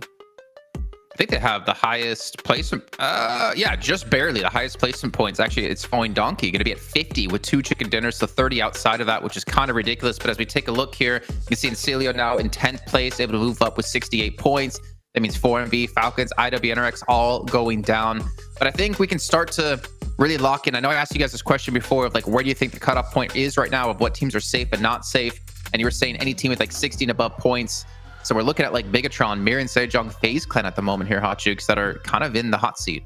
Oh, they're definitely in the hot seat right now. FaZe, Mir and Sejong especially should not feel comfortable. Let's just take a look here. Oh, Tiamba. 43 points. They are in the mix after that match. 20th on down. Goodbye. It's over. Well, right? I mean, okay, so let's be over. fair. If you're gonna qualify from 20th down, I feel like you have to get a minimum of 1 chicken dinner in these next 2 matches, and you have to still get a lot of eliminations in each of those matches. No, it has to be both at this point. I'm really like certain on that, because I mean, considering that this is Miramar and how the last game of the day is going to be just craziness. I mean, yeah, I think it's back-to-back chicken dinners, no matter what placement points. Max, what do you think? I mean, for which teams are you looking at here right now? Just to Yeah, for every single team that is, I believe, 20th on down. 20th on down. Yeah, I mean, you got a little bit of a cutoff, right? That was that like 14 points. Yeah, you'd have to get a win if you want to have a chance of being in the race. But yeah, it's going to be down to the wire. I think that Chamba here giving themselves hope with this chicken dinner. Team Kesso Loops, they need to be a bit careful holding on to these edge fights a bit too long. But I don't know. Again, it's the year of uncertainty here, and we got 2 more matches, our 2 Miramars to wrap up the survival stage, and we're going to have some big changes before we end the day. I'm sure about that. Bro, I mean, I don't know, man. I'm looking at this. Like, even Vampire, I know you guys want to count them out, but if they get like 10 eliminations of a chicken, that's 20 points. That puts them at 41. That puts them in 20th place. Then they just get a decent amount of elims in the next game. They could very well do it. You know, I'm not giving up on my boys just yet. No. Certainly did props to Rolex if they do qualify. But let's head into our first Miramar of 2 of the day. Our last 2 matches about to be kicked off with John Allen and Blank once again. It is right down to the wire for so many of our teams, but they're right over on the desk. We are starting to count some of them out. It is not possible for teams to find these performances, and we just have never seen a Final 2 comeback. I mean, is it IHC is maybe the only one in to ever be able to do something like that, come through where we thought a hopeless position was in these last sort of 2-3 matches of the day. But the gap is just so monumental for the teams at the bottom. And they need to push much further, John, over towards that top side. Again, like Max was saying, it is exactly right. There are some teams that have given themselves hope. But right now, that's all there is to it. And hope is not a tangible thing. What they really need is those points here inside of this lobby. And yet they might have put themselves in a position where they're further up the ladder. They can see a ledge up top. He's still got a grasp for it here. As we head over towards the northern side of the map in Toro Armada, teams are already out. The Xavier towards Impala. No one picking up Paraíso, though, interestingly. Yeah, no one heading out to that southeast side. We're going to see Picardo get a little bit messy. I don't think so. Circle out to the west edge here, Blank. So El Pozo, Montenuevo, the two towns that sit in the middle. But a lot of the ground is cut out by that unplayable area on the west side. So a little bit of reduced space to be getting on with here for our first of two Miramars. Yeah, long rotates for a lot of our teams heading over towards the west. Mirin Sejong probably heading over towards El Pozo when they can because of vehicles. Head over that way. They don't really have any hot drop potential on their side of things, though, which is very, very nice to see. ASI8 dropped over towards Los Leones. Slightly more difficult to extract from that location, but most teams are moving away from it, so a bit of an easier rotate for them going forward. Looking at the standings, 15th place, Mirin Sejong, 52 points. 16th with FaZe at 47. Loops and Team Queso and Tiamba very much tied together by some rope at 44, 43, and 44 for Loops. That jump up from Tiamba after that last match. I mean, a few more eliminations and they would be in right now, in that top 16. And it does go to show you that there is still volatility even right towards the end. These 12-match sets. Each of our teams only participating in 12 of the last 18 matches that we'll play. Whew. It makes it so difficult. Hoxie and Sewu doing a lot of work for Mirin Sejong. 11 and 10 eliminations there towards the top. Nice little contribution to the team. Unfortunately, final. No contribution this match, but BTR, they get themselves their 55th point. Well, at least it's not their highest deliver inside the team. BTR continuing to put more points on board, and that extra point is very nice to see. Getting close now to a position that they can call safe. We're not just yet there yet. We've got the keys in the door. I haven't twisted the hand just yet. See the safe house. We might see what BTR can get done going forward. Mirin Sejong down to 3 though. Unfortunate start for them. And only the Winnie on side for Uriel is bad news. Zeus decide to take to the skies to go for their rotate over on the south side. They're heading past Valle de Mar, Minas de Valle. On that south coast, Mage Pride may be able to take a shot or two their way. Team Queso spot a Falcon. And that is going to be under control. East not going to be able to survive last. So whose turn is it now? We've had Action, we've had East. It's either Icy or Top, right? So who's going to be the Lone Ranger for Falcons this game? I mean, for Falcons, I think they're getting there, right? I think it was very important they got themselves that 4th place last match. System towards 63, which is a really good position to be in. Again, if we're talking about around about 58 to 62 being that safe margin. Ooh, nice one, Melodious. Another good spray down over towards FaZe. If we're talking about 58 to 62 being that margin right now for Zeus, Inco, Getso Roy, ASI8, those point margins have to be ginormous going into these 2 last matches. 15 points per game. I don't see it happening. Right now, I really believe that it's between Tiamba, Loops, Team Queso, and FaZe. Ooh. And FaZe at a crucial time, able to get the knock, find another as well. 2 players from Team Queso take a tumble. And the fight in 16th and 17th, that's going across the bubble gap here, Blank. Team Queso needing to take FaZe down here. And they've got 2 players to try and do it. Melodious has been pretty dastardly over certainly the last match, and this one too. Able to get 2 elims so far, both the roll-ups clipped, and Falcons lose one to it. FaZe lose one as well to it. Colego moving away, but Major Pride are close by. Everybody descending now towards El Pozo on this west edge and moving into these foothills of Montenuevo. Yeah, we've got Collega making it out for the team of Queso. 2 players down for FaZe. It looked like it was going to be pretty bad for them, but being able to take down 2 players from a team that's directly behind you is fortunate. And also really nice for staying up towards that 16th place because they are battling it out versus 3 teams to hold on to that bubble position at the moment. Kalega taking some nasty shots from along the way, and Becca will find him, and that is Kalega down, leaving only Melodious now as the last player for Team Queso. Likely going into their final match on 46 points here, John. I wonder if Hoxie's going to figure out there's a player in here. May have just spotted a sliver of it here, but going for a second wraparound. There is a buggy on the inside, and yeah, Hoxie smells something's off. And out Melodious goes. A little flex out scout for Major Pride as well. Just going to spook him a little bit. And on the road he goes. The potential salvage game here for Melodious to just keep them safe, but that is really nasty. 14K, so Tianba, they're on the northwest side of El Pozo right now, up on the high ground in the hills, stretching out down towards the south. Let's hop on over to Mirren Sejong though, because Falcons have managed to find them. Is he going to go for the spray down, get that flush? No, Action's still alive. But there is still threat from across the way. I think that's from Getso Roy.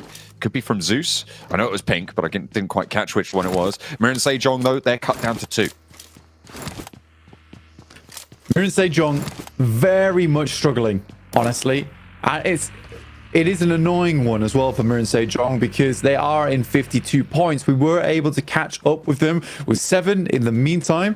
We'll run them through exactly what they're trying to do to get in towards that top 16. This time I'm joined alongside none other than Maestro, the coach for MSJ.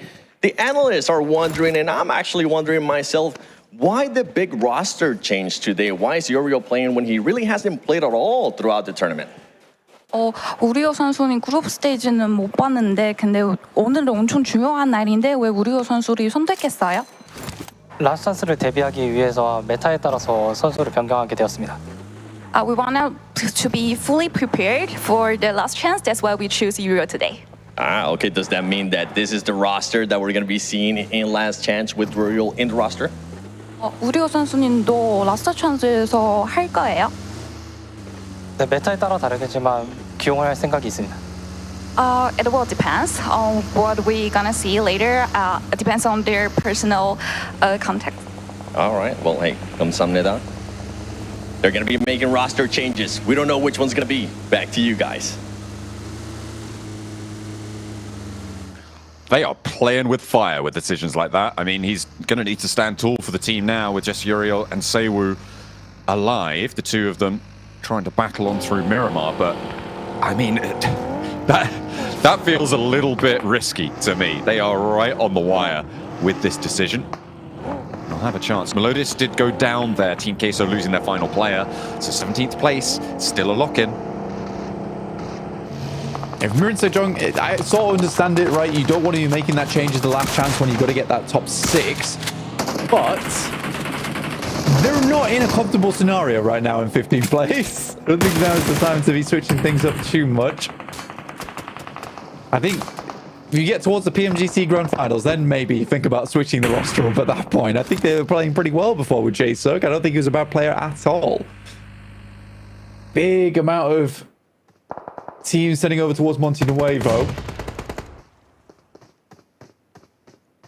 Definitely a big presence felt, and a lot of teams moving into this central area. I mean, it is slap bang in the middle of the circle blank, which kind of exacerbates it. It's surrounded by long range high grounds as well, which means that there's a lot of open, flat surrounding Monte Nuevo. A couple of high grounds sit close by, but that's what is forcing these teams to roll into Monte Nuevo and be so closely packed, especially on that south side road towards La Guerra.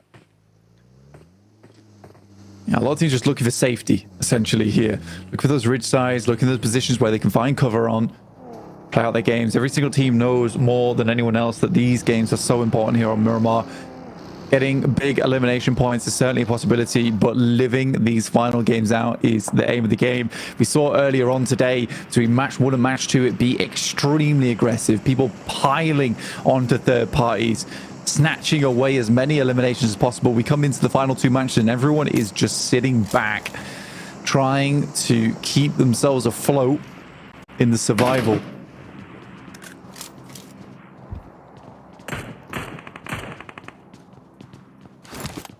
trying to keep their heads above water. Incilio take a knock on the southwest side. Incilio in general, and we've said this before, a team that has impressed so far. Coming into this tournament, not too much expected of them.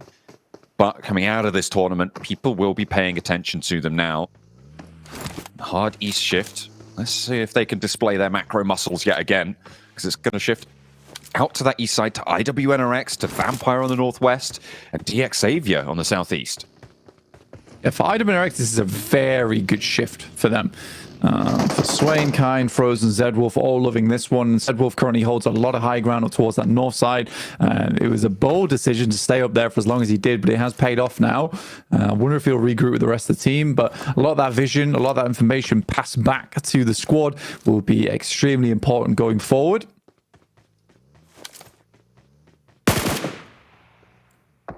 Ooh, the lineup. Uzum looking to get the spray, connects, a lot of damage, but no knocks found.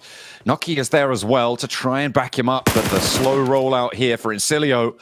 They take a pause, they take a breath, not going to go straight back into the sightlines. Easy to panic in those scenarios, but they get that healing done, and they're going to get out of there. Incilio, stay safe. Incilio, exactly, keeping themselves alive here. I mean, 69 points, I think they're absolutely fine. Inko, go down. One player out by Kine. That's from IWNRX, and it's Mirin Sejong in a very troublesome location. Uriel with only the one for medic kit, actually. So we'll be able to get himself up to full HP one time only. No first aid kits in the back pocket. I'm looking at the positions in the circle. DX Xavier transitioned to what is, I think, kind of undoubtedly the best compound in this circle. Has massive vision over towards Montenuevo. So many angles over that way. IWNRX up to the north, though, a little bit more active in this fight. And you can see they're starting to pick up some points for it. Really nice hold, but Mirin Sejong are out. 52 points blank. They are far from safe. Will FaZe be able to overtake them? They're on the rotate. They're west side, but they're not in the circle. I think for Mirin Sejong going down there is... Oh boy, I'm not looking forward to their final match, honestly. If they lose a player early again, that's it's just done for. So, I think for Mirin Sejong, they're going to be on the edge of their seats going forward. Again, tough rotate for them to head over towards El Pozo. They weren't able to get a lot of looting done, first of all. A lot of other teams making their way over towards their drop spot anyway. But Team Queso out. FaZe diminished. Tiamba out in the blue. Maybe Mirin Sejong can hold on to this position for a little while longer. BTR, on the other hand, needs to have a big performance here versus Tiamba. Oh, the spray down. BTR do take a tumble. Tiamba can get this res, but only in the next, what is this, 6 seconds? Is there going to be time? I'm not sure what the crossover is at the end of stage 3 circle touching, but Tiamba have to get going fast. And the north side circle shift will help them. They'll be able to stay on that ridge, on that high ground. The shift up to the northwest edge allows Vampires to have a strong spot here too. Shan needs to mount up for the high ground, get some oversight, and Tiamba may be able to push up over FaZe. At this rate, our 16th place bubble is going to be in such a weird position. FaZe can live a little bit longer, sure, but they're right over on the western side getting held out by Falcons right now. And Tiamba up to 47 points, so not too further into this. So FaZe, if they go down here, the bubble will be at 50 points, John. It's actually not that far of a leap for some of our squads. It does push things down just that little bit more. Holding them back, Icy. Hidden in the grass, steps up, and FaZe lose a player. They're trying to make this one work, but they're denied entry for the first time on their first approach. Nade's going in, but Mela goes down next, and FaZe may have had their day ruined, their tournament as well. Getting pushed out by the Falcons. Icy surging over, top at his side. Icy as well, looking to put themselves into the action here with the last player from FaZe fleeing for his tournament life. Mormon staring at Icy, apparently. I'm not sure exactly what was going through his head there in that moment, but there certainly was no thoughts to be had there. At that point in time, you firmly press the thumb down on the fire button, usually. Monson's though sending away vehicle absolutely lit up, heads out into the middle of a field, but there are shots coming through from Swain at distance, and that's our 16th place down at 50 points. That is quite achievable. But who could do it here? I mean, looking at the teams beneath them, Zeus on 2, Inco on 3, Loops, they're all the way on the east side if they can win that one out. Incilio are taking the fight to ASI8, and it doesn't look too good for ASI8 right now, losing Uzun. Not fully lost just yet, but in danger of going down very quickly. They're going to have to move as well and leave that area. Tiamba is the team on the money right now. They are, again, the team we're looking for. The northeast side completely under their control. Nobody contesting it, and they are the team that can jump up here. Tiamba with a good location on the south side as well. 4 eliminations. It's now 47 points. They could head into 16th place with only a little bit more work to be done. 3 points whole, to be exact. Question whether they can get it done though. And there is some weird rotates they have to make going down towards the south side. The IWNRX do have that cut off. Major Pride taking shots towards ASIA, and this might be the thing that takes ASA down. With Noki as well as Uzum still alive here. If they go down now, it's over. It's over for ASI8. Nade from Becker. Short. Playing on the forward ridge with that one. Last player for Major Pride. They are confirmed to be, well, not fully confirmed, but almost impossible for them not to be in our last chance stage. A team that people expected a lot from, and they have delivered to some degree. Maybe not the degree that people expected, but they are still fearsome in this lobby. 7th place right now, the second team to actually push into the group green teams. As the nades fly overhead, Becker. Seemingly unknown on this position, but IQ should spot it out. And that'll take them through. 3 players remain, 4 elims, 26 points. Zeus, Darkin on his lonesome. Knock down another team that is likely going to be finished here on our 5th match of the day. Stage 5, heading into those latter parts of this game. Only 11 teams, 36 players remaining. Quite a few still up. More or less this western side is going to start popping off between ASIA, Incilio, Gitso Roy, Falcons, and Zeus. That might be the end of the season for the rookie run. Zeus have been impressive. They go down here and one more match to play, but with 29 points, it's all but done for them. Incilio rock up towards Inco, or an outpost for Inco rather. They've left Benebete back by the roadside, and actually Incilio taking heavy damage, but they have again already done enough. Vampire transition to Tiamba. Shan goes down. Okay, XC next up on the menu. As the Vampires try to chow down, will be successful in that pursuit. Newsy got taken down already, and Stoned can get rezzed here. 1 player left for Tiamba. QZ rolling on in. Is he going to find some vengeance? This is the team that is trying to push up into the top 16 positions, and a nade, an opener towards the Vampires may be enough to find them that. But they are getting pushed back. Stoned is res, and 3 players on the inside makes this such a tall order. ASI8 taking down Falcons, by the way, with the help of Getso Roy. And there's QZ out. So it really does not change too much towards our bubble. FaZe hang on for another day. With now only Loops challenging on that east side with 44 points, 1 elimination found, but they're likely to be blocked out by the likes of DX Xavier and IWNRX on this eastern side. It's not looking good for our bubble, which could be burst by several different teams going into match 6. It is really tense around that boundary. For Loops, I think the best move right now, roll up to the north, go towards Vampire. You know there's been fighting there. You know they're a little bit weakened. It's the weakest point of your surroundings, but we'll see if they've scouted that out, if they know the lay of the land. It's easy for us to say we can see where every single team in this lobby is, but that should be the highest value option, I think, for Loops and their opportunity to break on in. moving up to that north side sweep. Getzeroy on that west edge, 23 points and 1 Elim.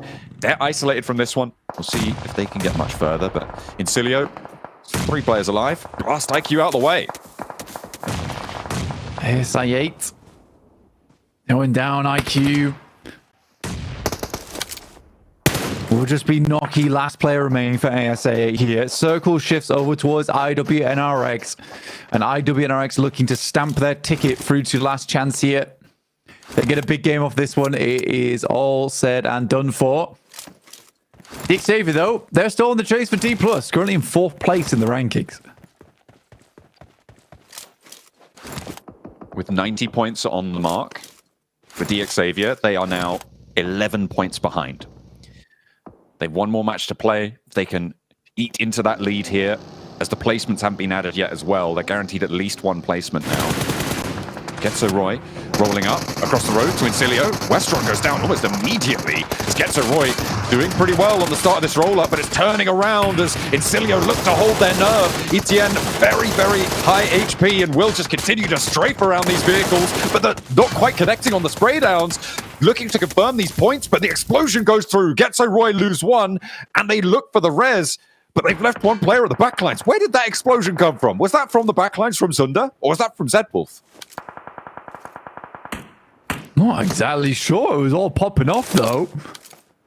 I mean, 22 minutes in, 7 teams, 20 players for Miramar Circle is very much unheard of.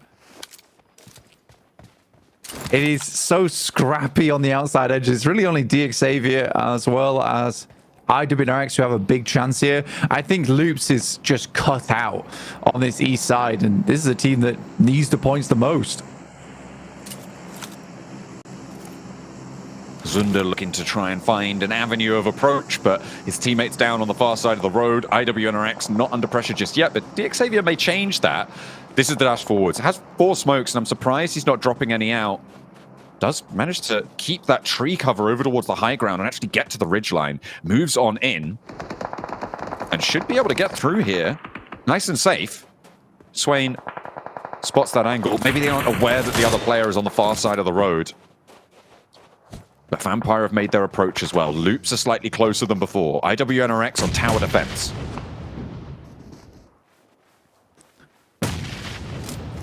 They're not doing too bad of it. They got the darts. They see the balloons around the map. These guys start to throw them out. It's a difficult position to play, though, for IWNRX. As soon as teams get closer and closer, that's where your life starts becoming a bit difficult. It's hard to control the entirety of this edge. Luckily for them, there's really no team on the western side other than Getzeroy. So a lot of their contests would have come from that western side, but it's all over towards the east. So IWNRX have very clear sight lines and a clear idea of what needs to be done to win this game.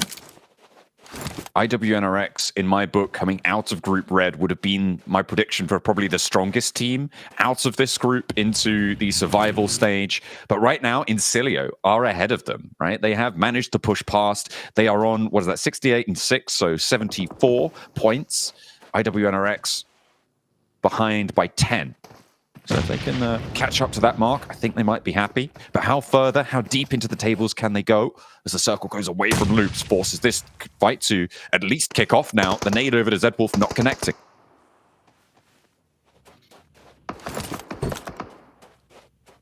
Loops, this is their big moment. They have to push through here to give themselves a very strong chance getting through that bubble. There's sniper shots popping off from Loops' side of things, and they need to be dead on target. The remnants of the west side teams trying to make their approach to the foothills. Trying to sneak their way through. DXavier, is that K9 shot over towards Rafinha? That is crazy stuff coming through. DXavier barking out with the K9. And forcing Loops to take a beat. And with the circle pushing on, you need to commit to that res immediately. That slows them down a lot. IWNRX now have a reduced threat from this east side, but DXavier could stretch out a little bit further. The res comes through, though. The healing is there, and Loops can now mount their offensive. Do they have the opening? Is that nade going to connect? Looks like it's not quite on the money. Now Loops have to mount up and go again. just a slow roll for Loops for the moment. I think that it's very clear that this team is worried about their position in the standings. Great nade sent down. A lot of damage as they try to push up, and IWNRX need to defend. An initial knock, maybe a flush. Look at a peek around the edge. Will be able to find that flush. That goes to Neil. A response is the knock over towards Nino, but Loops are still bearing down upon them. A step up, standing tall. Zedwolf on the off angle, looking to try and lock down Loops is on it by his own. And DXavier take this opportunity to third party. IWNRX moving out to deal with Loops, giving ground, and DXavier all too happy to move in the meantime. Loops fighting to push up towards the bubble, looking for the res. Rafinha's there. He's going to commit. IWNRX have DXavier to worry about, and this is allowing this res, but Vampire side into the fight. A roll up towards the backlines, and Rafinha needs to be careful. IWNRX down. That's a nade going over the top, and Schweppes now pushing in towards the back. Fourth place guaranteed for Loops. Rafinha, stay alive. 4 limbs. A spray down underneath. Looking for the backlines as Vampires start to tumble. Rafinha low HP. Spray down. No, it's off target. And Tony stays alive. 3 limbs for the Vampires. Inco assault. And DXavier bid for the top spot. For DXavier, this could be it. This could be the game that sends them over that 101 points margin. Tony K is out, leaving only Inco alive. Loops might have got themselves enough points to sit themselves close to the boundary, maybe just over it. But we know that FaZe is going to come back kicking and screaming in this next match to claim their spot in that top 16. Lamborghini split. Not going to matter too much. Vitali low is healing. There goes Nate to find that res onto Lamborghini. This is discipline from DXavier. It's tempting to just go for those rollouts, but these reses have come through. They've lost sight of it. But immediately after the res, comes back on into the fight and goes for the spray. 1-2 punch. DXavier run through the lobby towards the top spot. They will take that first place. Very, very well done to DXavier. Huge game, and that will set themselves apart from the rest of the teams in the lobby. It has gone from good to better to best here for DXavier in terms of their performance. A little stretch because these guys certainly have been putting on here a clinic. Well, we might have our new first place team here with DXavier potentially passing a D+, and still with 1 match left to go. I still have to wonder though, where was this DXavier in the group stage, man? Fantastic performance out of them here on Miramar, but then if we take a look at a couple of these other teams, gentlemen, Max, you know, Vampire having 3 towards the later stages of that circle with so many teams alive. You had Inco there as well, Loops, a lot of moving pieces, but I think there's only really one piece we do focus on here, which is Loops. I thought you were going to say the One Piece. No. But Loops here, they were the cutoff team with FaZe. They were in 17th position with 44 points. And yeah, not being able to go the entire way was rough. It was a good fight too, but based on the circle hot jukes, they were forced to engage IWNRX. And then it was a really good play from both Vampire Esports and DXavier to third party that fight. You want to suffocate those 2 teams and get rid of them. But Loops, unfortunately, it was just too much thrown in their direction all at the same time, and unfortunately to weather the storm like that, it's just almost impossible. Yeah, what are you going to do, especially when you got Para Jin and squad just crushing you? I mean, that's the problem. It's like, at this point, what do you even do if you're DXavier going into the last game, right? Like, it's just literally a victory. Yeah, it's just a straight victory lap. So it's going to be really interesting to see what happens. I mean, man, this cutoff bubble teams, it's so dang close. Yeah, after this game, yeah, it's GG for Vampires and quite a few other teams. It is possible here, Hot Jukes. If they can pull a 4MV with a 32-point chicken dinner, it is possible. Let's go. Hey, you know what? I believe, dude. Now I'm a believer. I'm hyped up, dude. But like, if they're gonna do that, they gotta push everybody. And it sucks because like they gotta start playing towards that lobby. I say go for it. Why not, right? Because if you don't even try, then it's impossible. Yeah, actually, so we talk about this a lot here, and Max, I'll throw it to you on this question. If you're a team like Vampire down towards the bottom of the rankings, and obviously there's some other teams besides just Vampire, for instance, IA, Getsaroy, Inco, etc., do you just hot drop now and try to top off? Because if you tell me right now, no, you just play a normal game and just try to hope that you're going to get yourself some more points, I'm going to like fly to France and be very angry at you and say croissants in front of your face 1,000 times. I know, pissed me off. I'm only wrong that day. But realistically, yeah, just, if you're Vampire, we talked about also during the group stage, right? The worst that could happen in a group stage is you go to survival. the worst that could happen here is that you're still going home, right? That's literally give it all you have in this game. You need to do it like the 4MV, right? And just get these big 30-point games. That would be the only opportunity. So yeah, hot drop, hot jukes. This is the only time where typically agree they need to do it. If they don't hot drop, it is a G. It's over. Do it.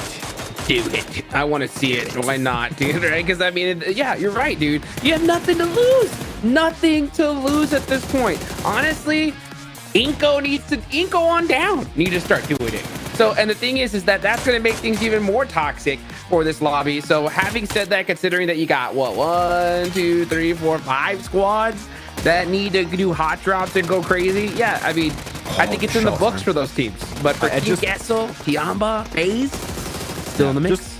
Just want to send the replays, by the way. We actually seen some bolt action hot jukes. That was a thing of absolute beauty. Beautiful. Love it. More of that. You mean the K9?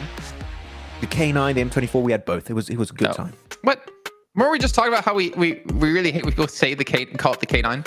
Just because these people like, wait, they're talking about 2 different weapons. No, the Kar98 or K9, but Kar98 is the better. Kar98. Okay. 17 points for Team Xavier here. Inco get themselves 10, so a little bit of a bump up in the leaderboards. Definitely a team to keep an eye on when we do get to overalls. But of course, Loop's getting 9 on top of this as well. Vampire only getting 8. And I8 only getting themselves 7. I actually really want to see these overalls like ASAP because I really want to see how many points these teams are going to need. And Mir and Sejong, you know, as we did hear from 7, they made a swap thinking ahead into last chance. Bro. But this is crazy. That is a crazy time to do it.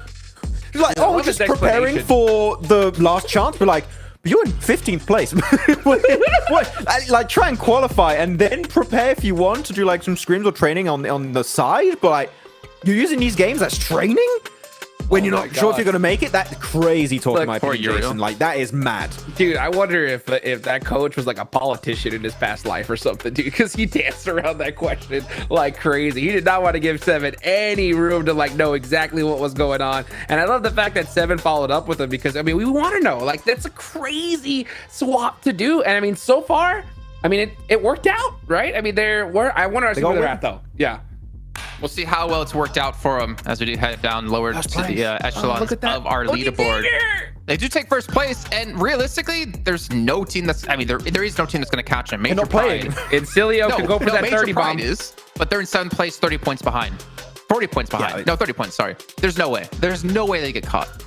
It's insane how much better Hodrix, DX, and Major Pride have been playing in Survival since they've been comfortable. Like, this is gameplay without any pressure lingering on their shoulders, right? This is just them playing at their best and just having a good time.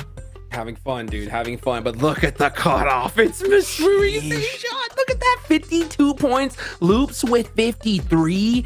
That is insane. Wow. I want to see that last page, though, to see exactly how close this is. I mean, so yeah, 4MV above, they're fine. But yeah, BTR, Loops, Mir and Sejong, they could fall off here. Like, those are going to be the 3 teams. They are currently at risk of falling down in the bottom 8. They got to be very careful. If they go out early, if they are victim of a hot drop, that could be the end. And FaZe are also 4 points behind in 17th. No, man, last game is going to be wild. Sorry, 2 points, yeah. Yeah. I mean, Tiamba's not too far from that. I'd seen Queso, even Inco, I'd say, is technically in reach of this as well. This is going to be tough. Like, where do you put the cutoff now, Hot Jukes? Is it still Vampire? Do you still cut Vampire down below out? Been out.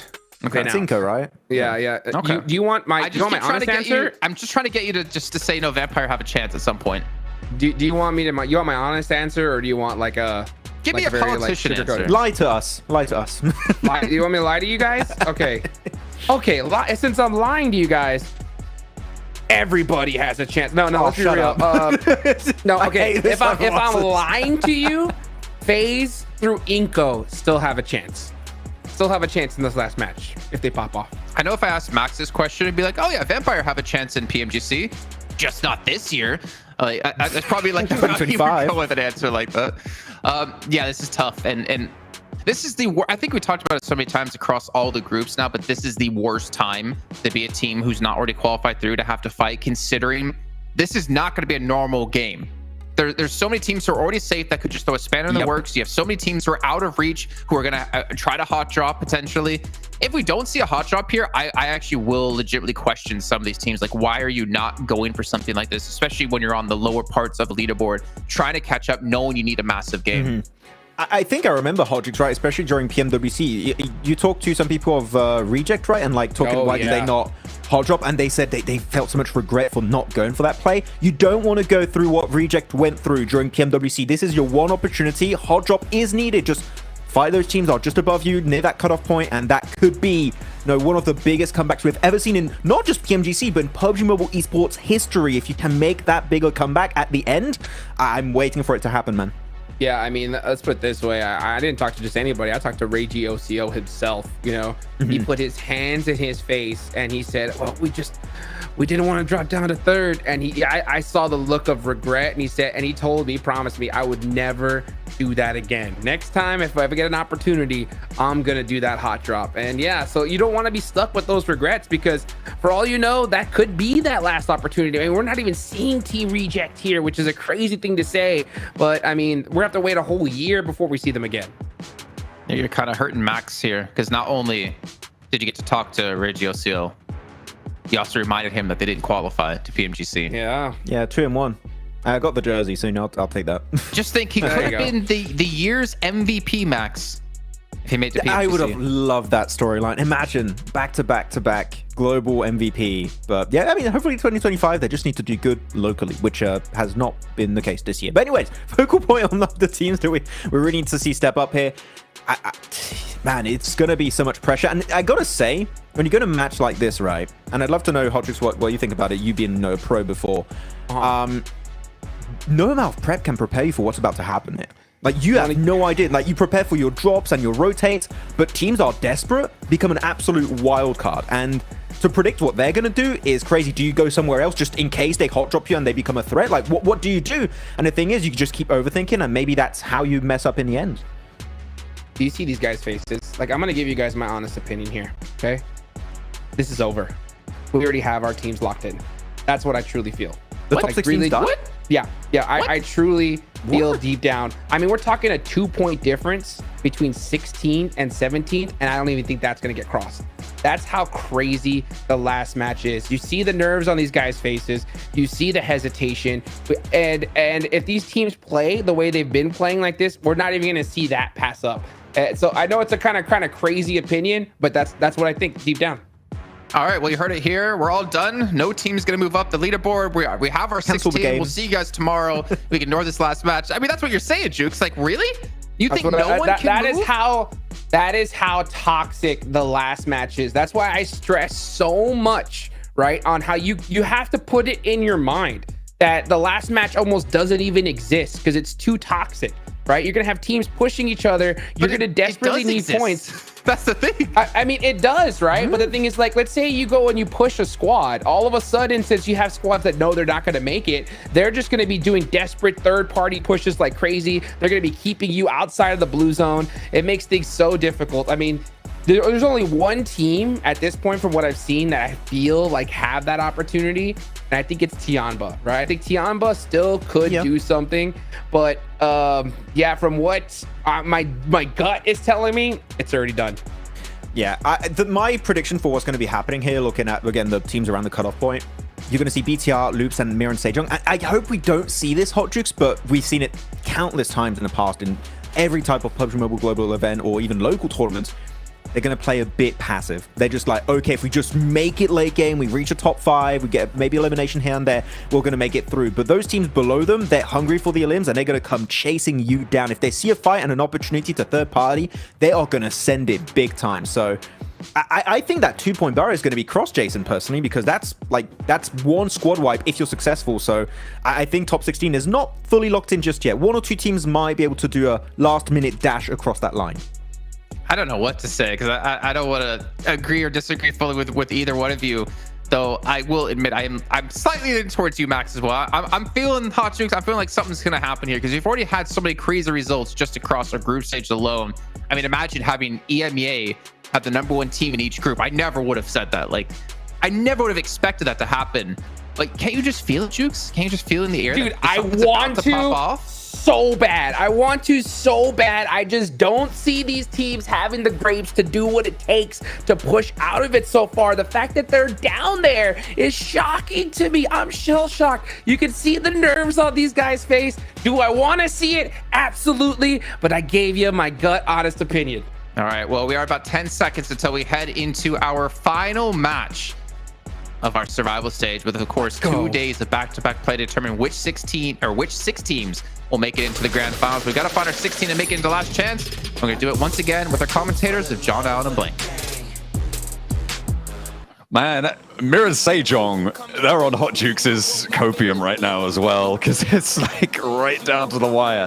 2-point difference and nothing's changing? Are you kidding me?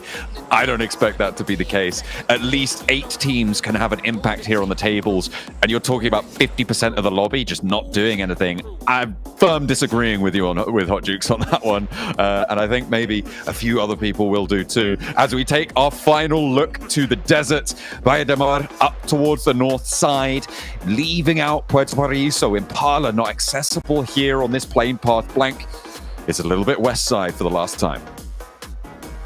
Okay, but what if he's right, though? What if he is? Oh, that's crazy. What if he is right? That's true. Okay, DX what if he's correct? 90 points this game. Look, man, all I'm saying is there is a possibility that people jump up, but there is also that possibility that no one switches places. Yes, that is as equally likely as every other outcome, I suppose.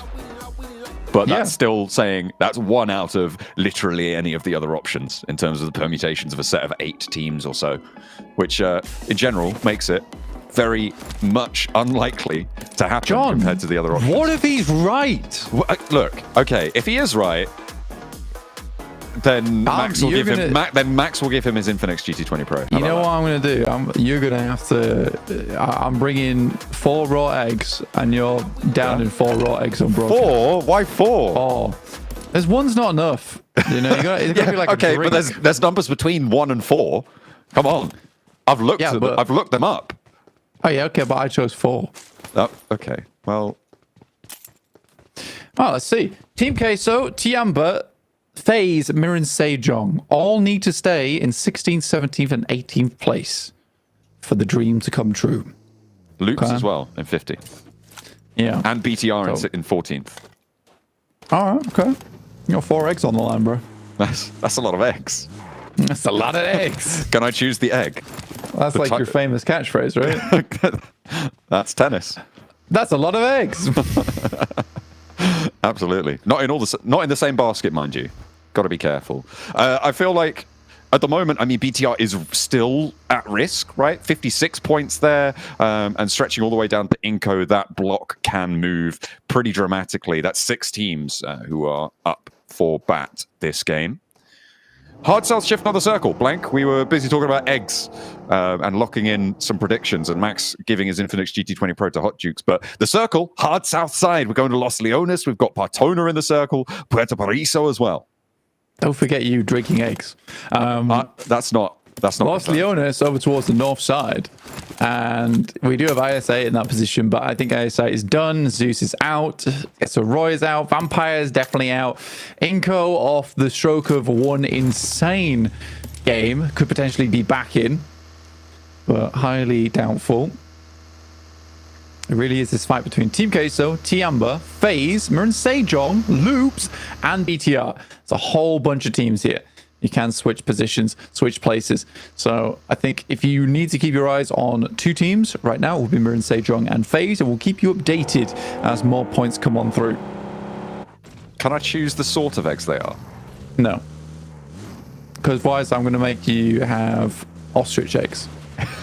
And 4 of them. No, but I could choose the sort of eggs that I go for, right? Surely. No, because I'll do like a coin flip. It could either be quail eggs or it could be ostrich eggs. Okay. But I'm choosing. Yeah, but so I'm not giving you that option. Okay. Bets off. All right. Maxman, looks like you're keeping your Infinix GT20 Pro. I mean, he was going to anyway. It's so unlikely. I'm more willing to gamble with his belongings than my palate. Gamble on the eggs then, if you're so sure. Otherwise, you can't say you firm disagree, can you? I can do that. I do firm disagree. What about if it doesn't happen? You have to eat. What do you have to eat? 2 I'm not agreeing with Jukes. Okay, yeah. I never said I firm disagreed or agreed with anything. Do you disagree with him? Do you agree with him, actually? Do you agree with him? I'm on middle ground. You think it's 50-50? It happens or it doesn't? Oh, it's just more middle ground. What's the middle ground? Could happen. Okay.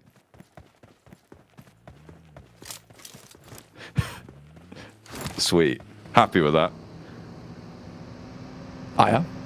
Yeah. All right. Okay. There you go.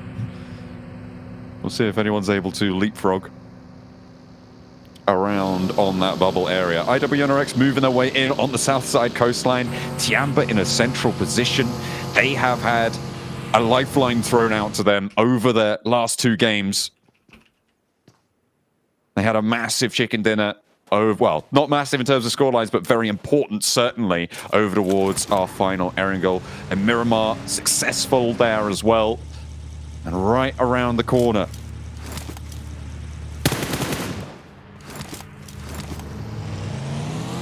FaZe on our screens. Thing we're definitely looking out for here. 50 points so far. Currently not in the worst position either, over towards the eastern side of Chumasera. I'm making their way down. Mirin Sejong all the way over towards El Pot, so a bit of a longer rotate for them. And Loops in La Cobraria. Bam! That's a long rotate. It's going to be rough for them.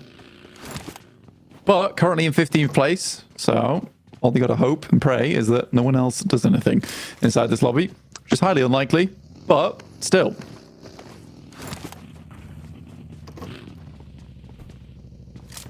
Everyone biding their time right now. No one taking the fight early on, with Los Leones crunching teams even further down towards that south coast.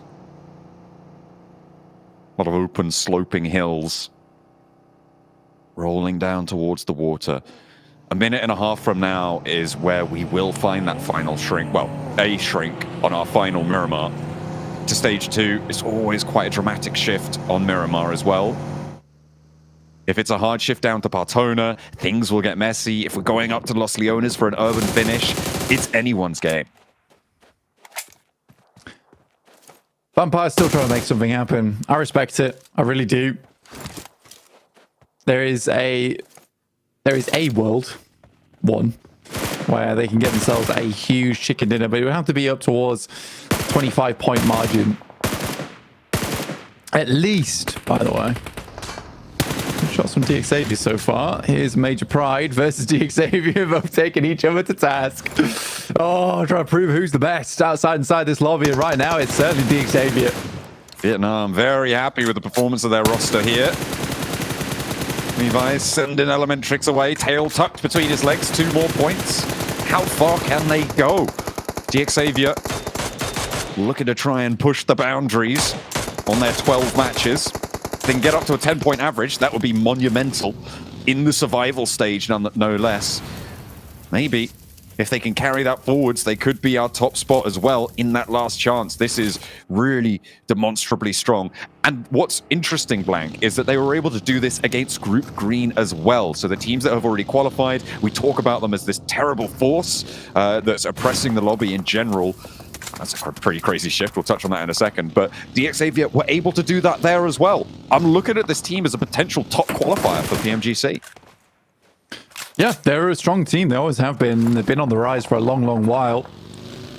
DXavier take down Elementary. Just one player remains for Major Pride. But the thing is, John, getting rid of Major Pride does ease things for a lot of our other squads in the lobby, because you don't have this terrifying squad up towards the top side. Having some shots been thrown in. DXavier basically saying, let's make this a fair fight.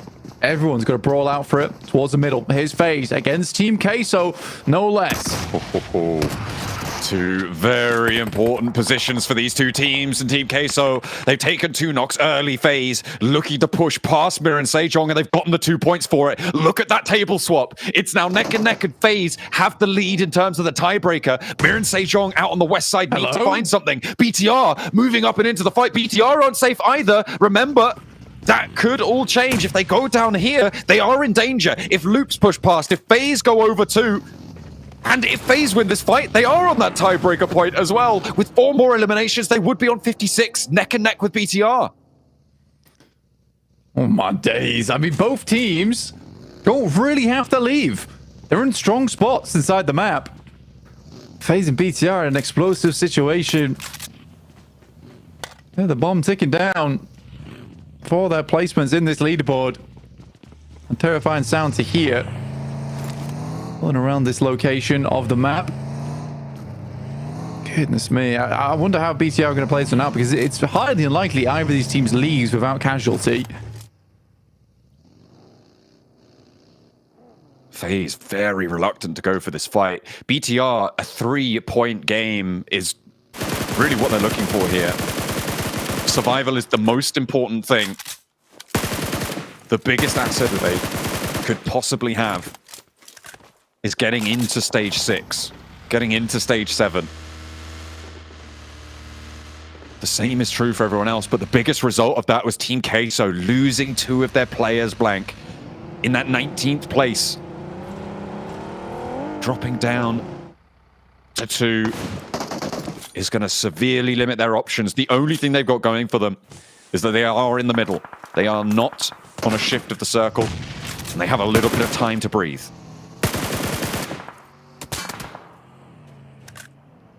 Team Queso with 2 players. I think it's likely done though for Team Queso now. Dropping down to 2 at this stage, there's really no possibility of making it happen, especially the position they're in. There is so much action that's going to happen around them. Likely one of the players is going to get caught off guard. It's going to be a big test for them. FaZe and BTR both very central. Loops coming in from the sidelines on the northwest. Ugh, the circle might have just killed them off here, John. This is nasty. On the north side, Falcons, 70 points earned. They are going to be qualifying to that last chance stage tomorrow. More games left for them to play. Vampire trying to push in from the southeast side, needing a miracle run, but being denied the opportunity time and time again by the other teams or by themselves. We'll leave that up to the coaches, to our other analysts to decide, but Vampire's run being cut shorter and shorter. They are 4 players, and of course it can still mathematically happen. But Stone goes down second. That is going to be another blow to the morale, if anything, if nothing else. Yeah, picking that player up and then moving back in. Already 1 knock. We'll have to res another, move over towards Stone. Here's Falcons up against ASI8. A team that is right on the edge and not likely to get too much further into this. Uzum trying to hold on as best he can with Falcons up in the front lines on the side of the warehouse, looking to deliver some payloads of pain. Ooh. ASI8. 3 players alive, holding the crossfire on the doorframe there. IQ on the backline, into the vehicle, reverse out, backing up, beat. Falcons incoming as well. Continuing to send through, but they back up a little bit too far, get caught on the cross, and Uzum needs to try and hold his nerve. Where did that one come through from? I think that's Incilio chiming in with a third party from the east side. Around the edges, just about finding those fringe knocks. Noki may be able to get rezzed here now for ASI8. For ASI8, regardless of what happens, it's a tough run for them. Loads of teams already have sightlines over towards this. The warehouses are so open, especially around the crates.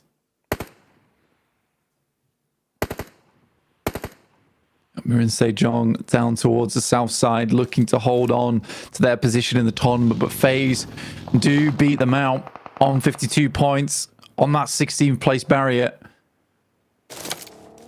We always thought it could be a tiebreaker on this bubble. The point differentials at this area of the table in general, always so close. So fairly likely that you do see this sort of thing. The tiebreaker is really important. First tiebreaker is chicken dinners, blank.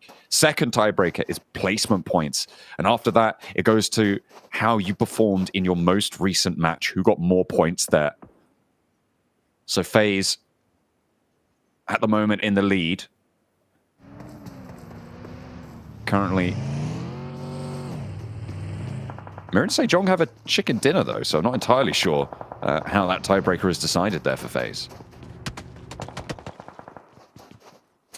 Their own chicken dinner, I guess. I'm going to double check. SA to send out some Molotovs towards Falcons. That nade doesn't quite go through the doorway. The problem here for FaZe and BTR is they're both so locked in on this location, can't go anywhere. Like, and there's no chance at more point scoring. So if Mir and Sejong, they have a bit more freedom to work with. Vampire, slowly but surely. Ooh, the death bell rings. Tiamba, though, moving in from behind, and they certainly have a little bit of life left in them. If they can pick up a lot of points here from this fight, from third-partying it, this is huge news for Tiamba. On 48 points, they've already found one elimination so far to push themselves up to 49. The further they can go, the safer they'll be. But they're not out of the woods just yet. 18th place is where they started this match. And the jump up now necessary. Nades over the top. Newsy, Schweppes have been rezzing in that ditch. Tony K over on the top line. Vampire need to try and curtail it. Shan will be first to face that. Tony K steps up, spray. One's good, second not so much. The rollover for Tiamba, but two players fall. And Tiamba may just be felled short of the mark by Getso Roy, by the teams at the bottom of the tables. ASA have been eliminated in the meantime, blank. They're guaranteed not to be going through. Vampire trying to get away from this one. And Tiamba left with one player to stand. This is disaster for the PEL. It's all gone wrong here. Vampire's looking over towards Getso Roy, looking for some more of those points. Can they find it? Do get two knocks off the back of this one, but both players are now down, leaving just one up and remaining. For Vampires, it is one last go at it here, refusing to end up in 24th.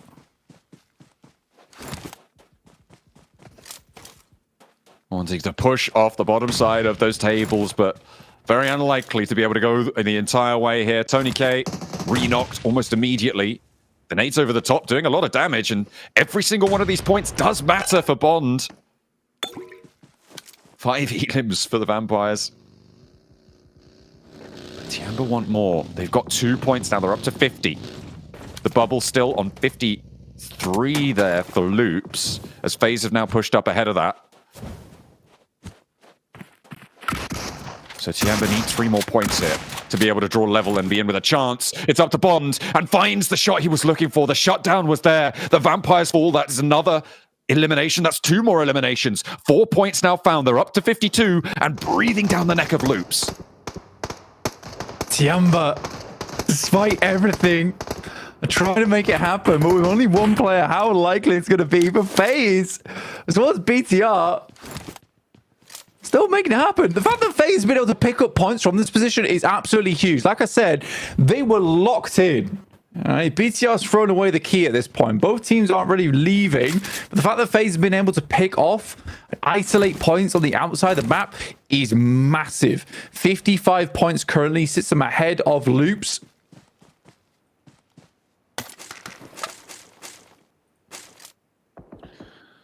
Goodness me, so many moving parts. And it continues to be right down to the wire. Mir and Sejong pushed down into 18th. But they are so close to that bubble. There's 1 point split. FaZe up to 5 eliminations. And finally, BTR give ground. First knock sent their way. And they need to find this fight. Incilio have angles onto BTR, but not onto FaZe. They step out too wide, though, and Mormon gets pushed back in behind. Too bold on the peak there, and is likely to bleed out. But they step out. Bigatron try and rush it. And that doesn't go well either. Westron changing the fate of FaZe. Blow by blow.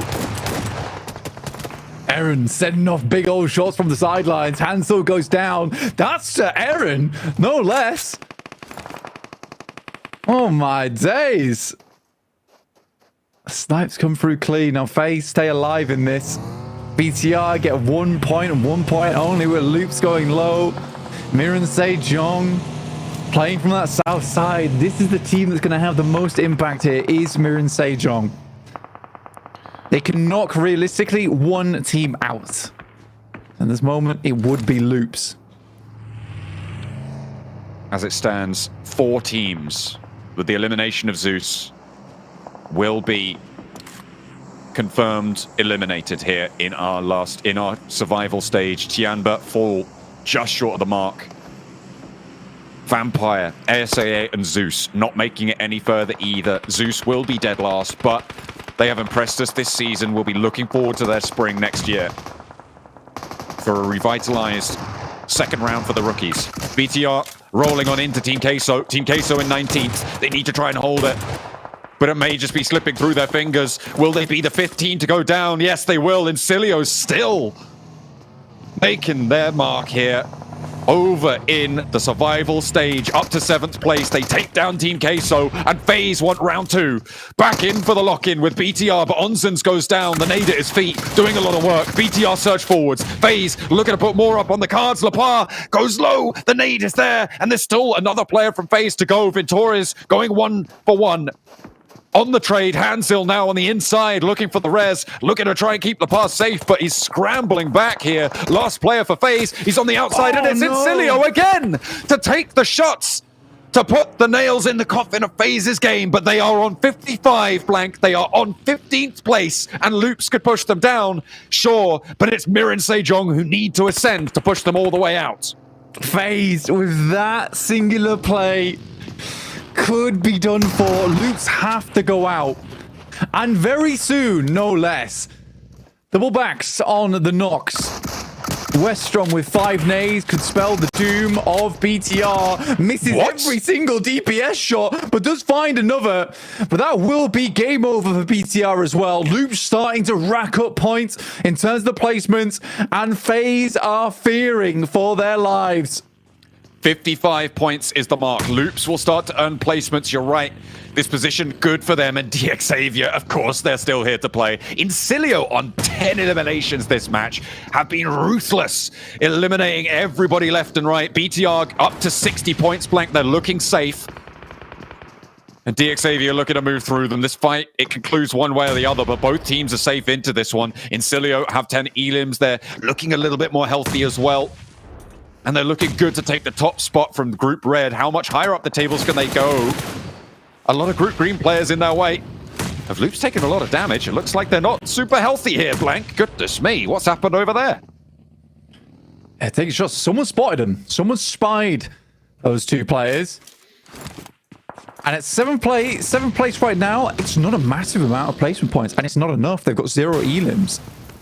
And Miran Sejong, this is a perfect opportunity to leapfrog them. So Loops need to live. That is the only goal in their mind right now. 2 players. Can they stand the test? The nade goes long over towards Nade T from Incilio. On this north side, this fight is going to get pushed out by the blue zone. 2 seconds to blue touch. And they'll have to move south towards Loops. Towards the duo. And Miran Sejong waiting in the wings. Have a scrap on their hands with IWNRX across the way. Lamborghini moving forwards.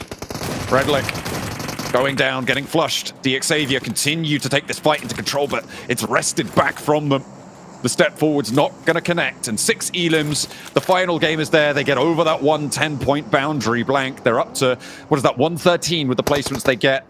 And 1 step closer for Loops to those placement points they so desperately need.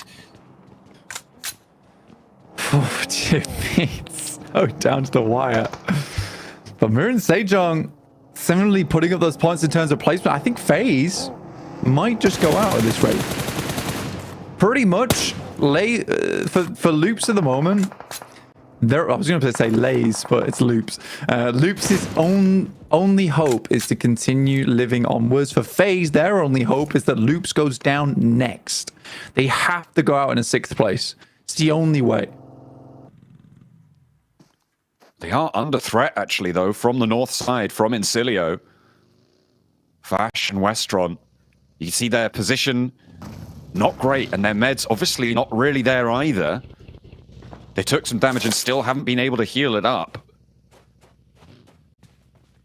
Their position should be fully known. They've dropped smokes. There's vehicles there. You can see Vash very wary. With Incilio having the high ground here, they don't have to move just yet. There is a chance for it.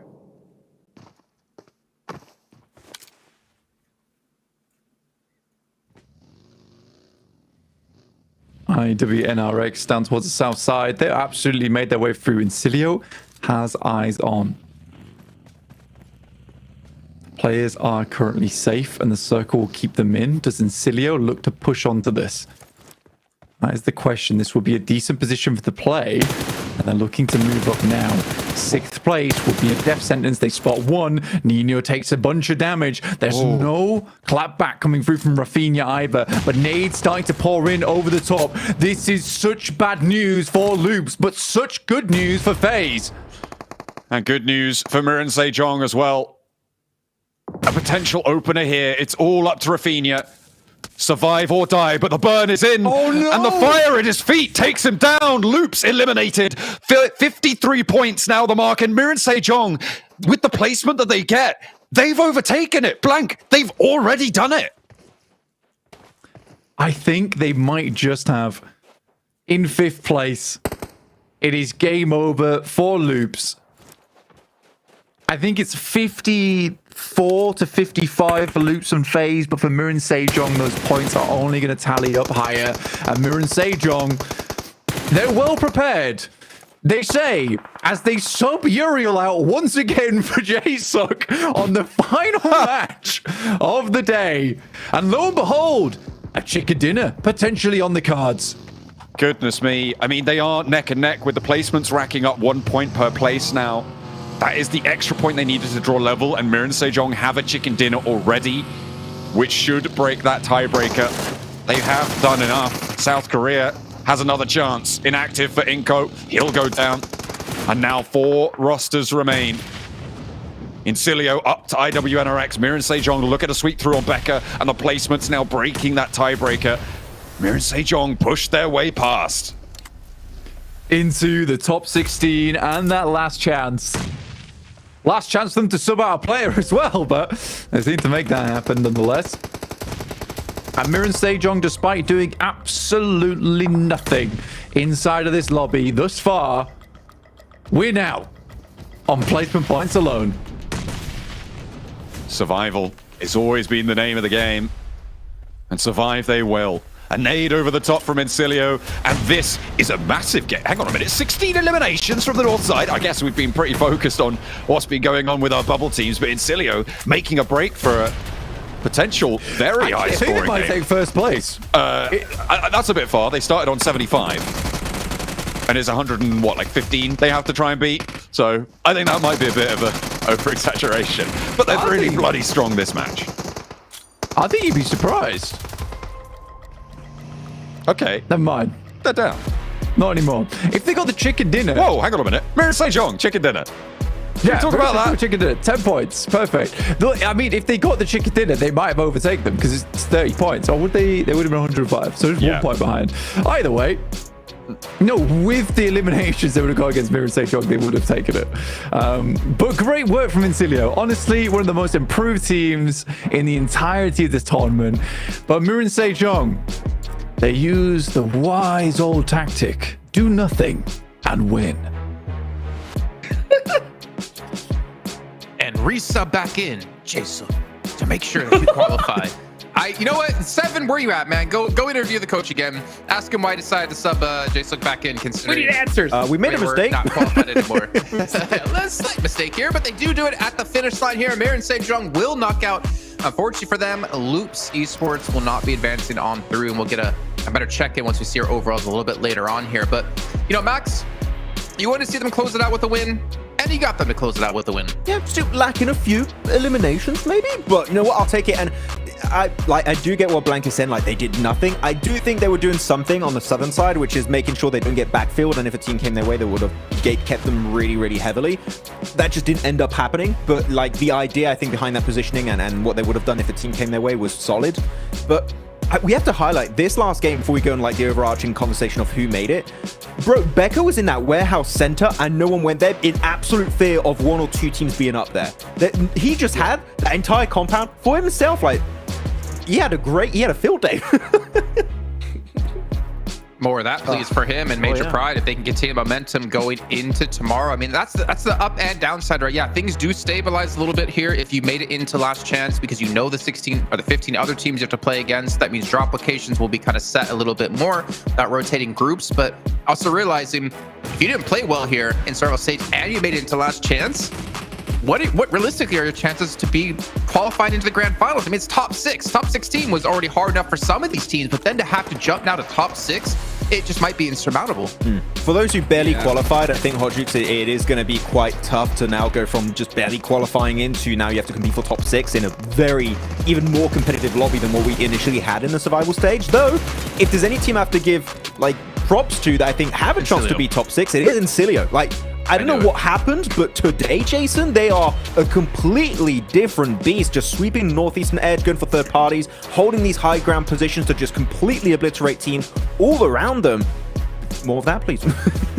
Yeah, more of that, please, indeed. I mean, I do agree. I mean, it's so crazy because these rosters are just so insane, pretty much from the top on down. I think, you know, when it comes to that last chance, they just got to kind of reset in their head. Just be like, hey, you know what? New day, new tournament. Let's just get it going and hopefully start off strong. I still think that we're going to see some surprises here. But at the same time, like in Sulio, hopefully they use that momentum just going after today and just push it into the next match. Oh, look at that damage taken. You barely have enough damage to knock one player. They took no damage this game.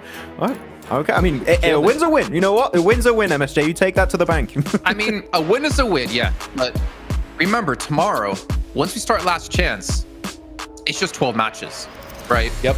You could have 2 days.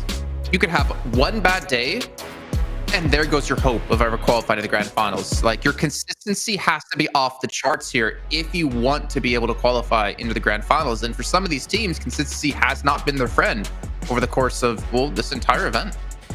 Yeah.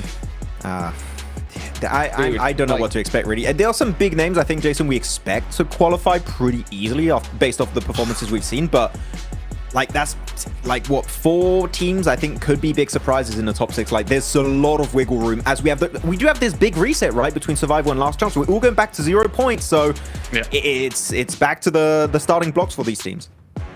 Oh, man, I mean, especially you got, you know, D plus Kia crushing it, Regnum Karya looking good. I want to kind of talk about some teams that I have concerns with, though, like some teams that I'm just like kind of like scared. Like, I'm really scared for 4MV. I'm not gonna lie, right? They've been just so off and on. It's been wild. You know, I'm not confident in Team Falcons either. They make me quite nervous. So, I mean, anything could definitely happen. I think we're gonna definitely see some surprises coming up. I think without a doubt, we're going to have some surprises. And that's kind of the upside and downside, is that if you don't qualify right away, it just becomes that much harder for you. But if we're maybe to talk about, you know, some surprise teams in survival stage, you know, Max already mentioned Incilio. Hodgix, who would you kind of throw in there as well that really surprised you over this last 3 days? You know who surprised me so much and I feel is going to sneak into the top 6? I'm going to kind of put that out to the universe right now. Inko! It's the Vicious, dude. I'm not gonna lie, this is one of those sneaky teams, right, that like they ended in 9th place. That's kind of the perfect place to end, right? Because it's so in the middle of the leaderboards that no one's gonna be studying them super hard. You know, they're all gonna be focused on the D plus Kias, D Xaviers when it comes to that homework. And if you don't keep an eye on this squad, they could definitely sneak one of those spots. I mean, Max, considering they got in because Twisted Mind Brazil couldn't play, I don't think anyone had the Vicious on their radar, but we also saw them back in Group Yellow. Like, they were in 4th place for, I think, like 2 days in a row. Like, this was a team that definitely caught a lot of us off guard. I'm kind of surprised, and I almost want to see them qualify, because I think that would be ridiculous for their first run here at PMGC. Yeah, I mean, Demonod in particular, as an individual player, really impressed me for the Vicious. So, yeah, I mean, for a team, as you said, Jason, that was not supposed to be here, this is a way better performance that I think 99% of the audience would expect out of this squad. So, we'll see how it's going to go in hopes of reaching top 6. But really, I have the impression, Jason, after all of these weeks now of this PMGC League stage, so many teams have significantly improved, taken every single day like a school day, and just added what they've learned to their strat, to the way they rotate, to the way they fight, and have improved significantly. 3 teams that I have in mind right now that I'm telling you could be a threat going into tomorrow's matches and also in the last day on Sunday. RCB, Voin Donkey ID, and of course now Incilio. I don't know what the hell happened, but they have improved at an insane rate that they could literally could be competing for a spot in London.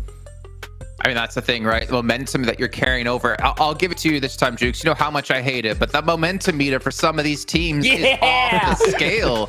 Let's go! Having that momentum into just 2 days of play could be exactly what you need to get into PMGC. I mean, it's all about, you know, that mentality, because when you get to this stage, the mental game is so huge, you know, and if you believe that you could do it, it's possible. Like, that's why, like, towards here, like, you know, in the last game of the day, I wanted to see those hot drops, because I wanted to see teams that say, you know what, yeah, we're 20 points away, you know, or 20 points plus, but we're gonna go for it, right? Let's give it a shot. And if you go for it, it can happen, right? If you don't, it's impossible. So you got, once you're able to kind of get some good games underneath your belt, it's definitely you know, great for your overall mentality. You got to be thinking, you know what, we're gonna be in those grand finals. Man, this is kind of crazy that Tiamba unfortunately faltering at the very end here. It's wild. They were definitely one of my teams. I mean, they were super impressive back at PMWC, but we're just moments away from actually getting into our overalls to see which, for sure, 16 teams made it through. And survival time. That's what you're getting. This is quite an MVP. It's just, I survive, I'm MVP. GG. Dude, take it to the bank. Hey, 1 assist, and that's all that matters. I mean, you know what I'm saying? So that has to be MVP of the winning team, because there's no way someone from Incilio doesn't get MVP with the amount of elims they got. Definitely. Yeah, that's true. All right, well, here is our overall rankings. These teams, I mean, not much movement here on the front page. As it's the Incilio get up to 3rd place, 100 points, 0 chicken dinnies. That's actually a bigger step up than I initially thought. I mean, especially without a single chicken dinner. They're the only team on the first page, Jason, without a win, and yet they're in 3rd. Like, again, big improvement here. Their fragging potential is top tier, and I really hope we see a continuation of that in the last chance, because they've been incredible these last 3 days. Oh man, I just want to get to the 2nd page. I wish I want had to see it so bad, dude. I'll just make it swap over. I mean, we're not really expecting too much movement from the way that the last match played out. It was really generally only Mir and Sage. Oh my god! They're in? Loops? Wait, FaZe is out?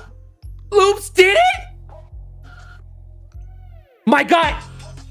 It's too strong! There's no way! They won There's the tiebreaker. no way! They won the tiebreaker, yeah. Same points, no chicken dinners, but they had more placements for Loops. It came down to a tie. 1 point, folks. Once again.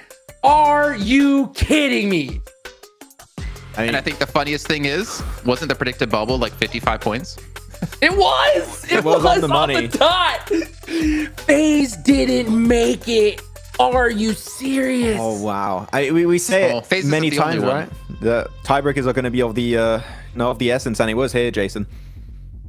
That 1 point, just thinking back, right? This must be the most frustrating thing if you're FaZe. Like, looking back, that like 1 elim that you could have confirmed but you didn't, cost you getting into last chance. That hurts. That 1 rotation, that 1 crash, that 1 misstep, that 1 person dying on your own team, potentially causing you to get into grand finals. Into last chance. That's crazy. But then again, it's not just them, right? It's Tiamba, Team Queso, Inko, Vampire, IA, G-Roy, and Zeus as well, who unfortunately will not advance on any further in the event. Crazy to see that the winner of PMSL SCA Fall, Vampire Esports, unfortunately falling here. Yeah. Crazy. It ain't a PMW. I wanted to see it. I wanted to see that crazy, just show up. But oh, wow. Yeah. Look at that. I love to see that daily MVP, dude. Big ups for Incilio. These guys got to definitely be very proud of what they did today. Yeah, I mean, 3 average elims per game for Westron is madness. I think most of those came from this last game, to be completely honest. And average survival time of over 23 minutes is also insane. And I'm really hoping this is not just like a big pop-off and they're just going to go back to their previous playstyle. This, Incilio, I hope you're listening to this. What you've done today and throughout the survival stage is truly, truly remarkable. It is the best plays we have yet seen from you guys, and I just want to see it continue in the next 2 days for this weekend, because this is the type of playstyle that qualifies you for grand finals of these global events. And if they do it again tomorrow and Sunday, top 6 is definitely in the question for them. It's been too many events, Max. Or it's been not too many events. It's been too many days and too many weeks now that we haven't seen Westron's little move to the camera. I'm doing it on my end, but you can't see me, obviously, so it really makes no sense. But I'm pretty sure you know exactly what I'm talking about here, as we do see he's going to be topping out Gunslingers here with the most damage done in the lobby at 4,952. And take a look at this, though. It looks like it's just from... But is it from all survival stage? So no one from Group Green got it? Is that... I find that kind of surprising. That's pretty wild. Yeah. That's pretty crazy, considering that every single Group Green team made it, guys. First off, like, I mean, that is crazy. That is crazy in itself. And to not see one of them come up as Gunslingers is also pretty wild. We've got East up there too, right? So that's no, not top ball action. East is the new blood here for the Falcons. And we got Vlad knocking on our door saying, oh, Group Yellow's Group of Death, huh? Group Green, man. Okay. Insane stuff. You can see all of the teams that are going to be advancing on to play tomorrow with 12 matches to decide who can make top 6 and who can make it to the grand finals over in London. Not to mention, you guys at home, there are tickets still available between the 6th and 8th of December over in the UK. I'm pretty happy with these teams. I think there's definitely a couple surprises in there. I'm still going to say, for me, one of the biggest surprises, Major Pride. Like, they looked horrible in PMSL, but they have looked amazing so far in PMGC. But I really could not tell you with certainty really any of these teams are going to qualify with how crazy these lobbies have been. I think I have maybe 1-2 teams that I'm like, I think are going to make a top 6, and a few teams that like, I don't think they're going to qualify. But in the middle of the pack right now, Hot Chooks, there's so many questions to be really asked. I know, I mean, we'll have a good idea of what to expect going in the first day tomorrow of Last Chance, but man, good luck predicting all 6 teams, because no clue. Who's the feeder teams, man? You know, like normally you look at like a lobby, like, okay, there's like maybe 1 or 2. Okay, well, Hot Juice just went straight into it. My intention was to say there's really not many feeder teams. Like you're getting into a lobby where everyone is so closely matched. Yeah. The only reason why I say Loops is because they really pissed me off that last match, man. I mean, it was really hard to watch. Honestly, the way FaZe played it and went all out and played their game, I would have personally rather seen them there. I would think they would have had a better shot at top 6. Loops, I need to see them like go, tonight, talk to their coach and just form themselves, because they played that last match way too soft. So if they want to make a name for themselves, I mean, they still have a big opportunity, a full reset, but I need to see the Loops of old come out, I mean, tomorrow, without a doubt. I mean, for a team that this is their first PMGC, I think they've done pretty impressive, but I'm not going to necessarily disagree with you either here, Hot Jukes. Yeah, I mean, it's tough. It's tough. You got to be able to get it done, and hopefully they can. Well, you know what? It would not be another day here at PMGC without checking in with Seven once again here towards the end of the show. So he's going to be down on stage with 3 different interviews for us. What do you got for us, Seven?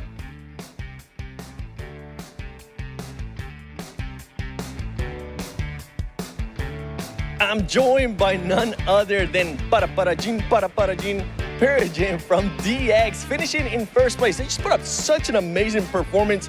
How confident is the team feeling going into Last Chance, especially with what you guys did here in Survival Stage? Hôm nay các bạn đã thi đấu có một màn trình diễn rất là ấn tượng. Vậy thì bây giờ khi các bạn vào vòng Last Chance thì mức độ tự tin của bạn là bao nhiêu? Em nghĩ thì sự tự tin của tụi em tầm khoảng 50% thôi. I think our confidence level is about 50%. Oh, okay. Honest answer too. Caught me a bit off guard there. I like the honesty. Now, who will be your strongest opponent going into Last Chance? Vậy trong vòng Last Chance thì đối thủ mạnh nhất của các bạn sẽ là ai? Em nghĩ đối thủ mạnh nhất của tụi em là vòng bo, tại vì có bo thì tụi em bắn hết thôi, chứ em chẳng sợ tên nào hết. I think our strongest opponent is the circles, because as long as the circles are there, we can perform and we're not afraid of any other teams. All right. Well, thank you so much. I can't wait to see what you guys are going to end up doing in Survival Stage. Thank you. Appreciate y'all. Now, as I mentioned, that team did end up in first place. Great performance. Even was able to get more points in Survival Stage than last year's first place in Survival Stage with 113 points this year. Now, You gotta mix it up. It's the last day of survival stage. Before we go into last chance, I got none other than Bigatron Satarles. You guys were just barely able to clutch up there and secure the spot into last chance. What are you guys' thoughts going into last chance? Oke, jadi kalian hampir-hampir nggak lolos lah, dan ini bisa dibilang peringkat yang bisa dibilang hoki lah lolosnya kan, dengan performa yang tidak begitu bagus. Menurut kamu sendiri, apa yang kamu harapkan di last chance nanti? Untuk di last chance, semoga rezeki lah. Kalau memang rezeki, pasti kita bisa lolos langsung nanti. So basically, I hope we can make it to London. I mean, if that's is for us, it's gonna be for us also. So yeah. What changes do you think you'll have to make it to top 6? Oke, so jadi apa perubahan yang kamu rasa kamu harus ganti lah di last chance nanti supaya kamu bisa lolos ke London? Mungkin kayak evaluasi dari komunikasi sih. Kita bisa lebih komitin lagi nanti untuk di last chance. Semua kita hantam lah. Okay, so basically our biggest homework that need to be done is fix our communication. I think that's the most important part, and yeah, we're just gonna crush the last chance. Hold on, and one more, just because I gotta channel my inner Dennis, all right? What do you think is gonna be their strongest Indonesian team? You guys or Voin Donkey ID? Oke, jadi ini pertanyaannya cukup bagus sekali.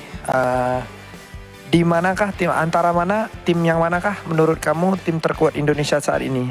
Tim Begatron ataupun Voin Donkey? Untuk itu sih dua-duanya sih, karena dua-duanya lolos ke last chance. I think for this question, I think both of us is the strong team in Indonesia because both of us qualify to last chance. Smart man. Thank you so much.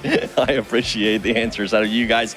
Now, hopefully we'll get a chance to see what that team is going to be doing in last chance as they were able to get that 15th place. And I want to get a chance to talk to none other than Loops Rafinha, because you guys were just barely able to edge that 16th place, finishing with the exact same points as FaZe, but being able to just clutch up in the tiebreaker. What are the changes going to be from this team going into last chance?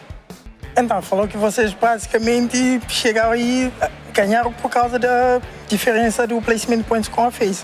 Então, quais as mudanças que vão fazer para a final? Com certeza nós teremos alguns spots melhores, concretizarmos isso, né? Talvez alguns spots nós já utilizamos, então isso vai facilitar.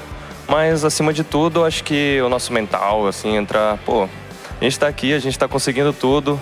É sempre na última partida, mas, acontece, a gente tá conseguindo, a gente tá chegando lá. Então é isso, é literalmente the last chance e a gente vai buscar essa vaga aí, com certeza. So Issa, of course, now that some of the teams are going back home, they have the spots that they normally play. Of course, most of the championship for this year, they just made on the last game, not just here. So even for last chance, it will be the last chance for them, but they will come here with a strong mental. And then they will do it the best that they can. Besides the mental, right? I love that you just mentioned that you are going to have some teams that are going to be moving away. They're not going to be moving on to last chance, and that might make it easier. What is the first team that comes to your mind when you think about that? When you think about a team that's not going to be in last chance, that might make your life easier. Então, das equipas, como você falou, que algumas das equipas não vão estar aqui, qual das equipas que não vai estar aqui que você já pensa que vai facilitar o vosso jogo para amanhã? Bom, vejo que a ATQ, creio eu. Então, alguns desses times que estavam utilizando nosso spot, são eles, mas no final de tudo, algum time que não tá aqui hoje, que a gente está se inspirando na caminhada, com certeza é a HC do ano passado, que, estão passando da mesma forma que a gente passou e no final de tudo eles foram campeões, então é isso. So of course, some of the teams, they have the same spots as them. So the teams that are not here, of course, is bad for them, but for them, it's a good thing. One of the things they say is IHC is one of the teams they're inspired by because they have maybe the same difficulties this year. So that's one of the inspiration for them now. I don't know. Well, hey, we'll have to wait and see what you guys are going to be able to do in last chance because you guys were barely able to make it. With that said, though, do Brazil, back to you guys.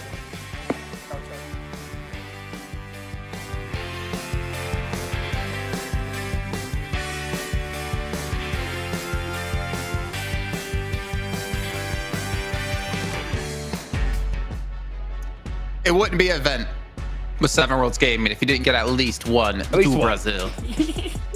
You need one for sure. Honestly, I love those answers from Luke's right there. I mean, it really just reinstilled confidence in me with that squad because, you know, they said, don't judge us on our last game, right?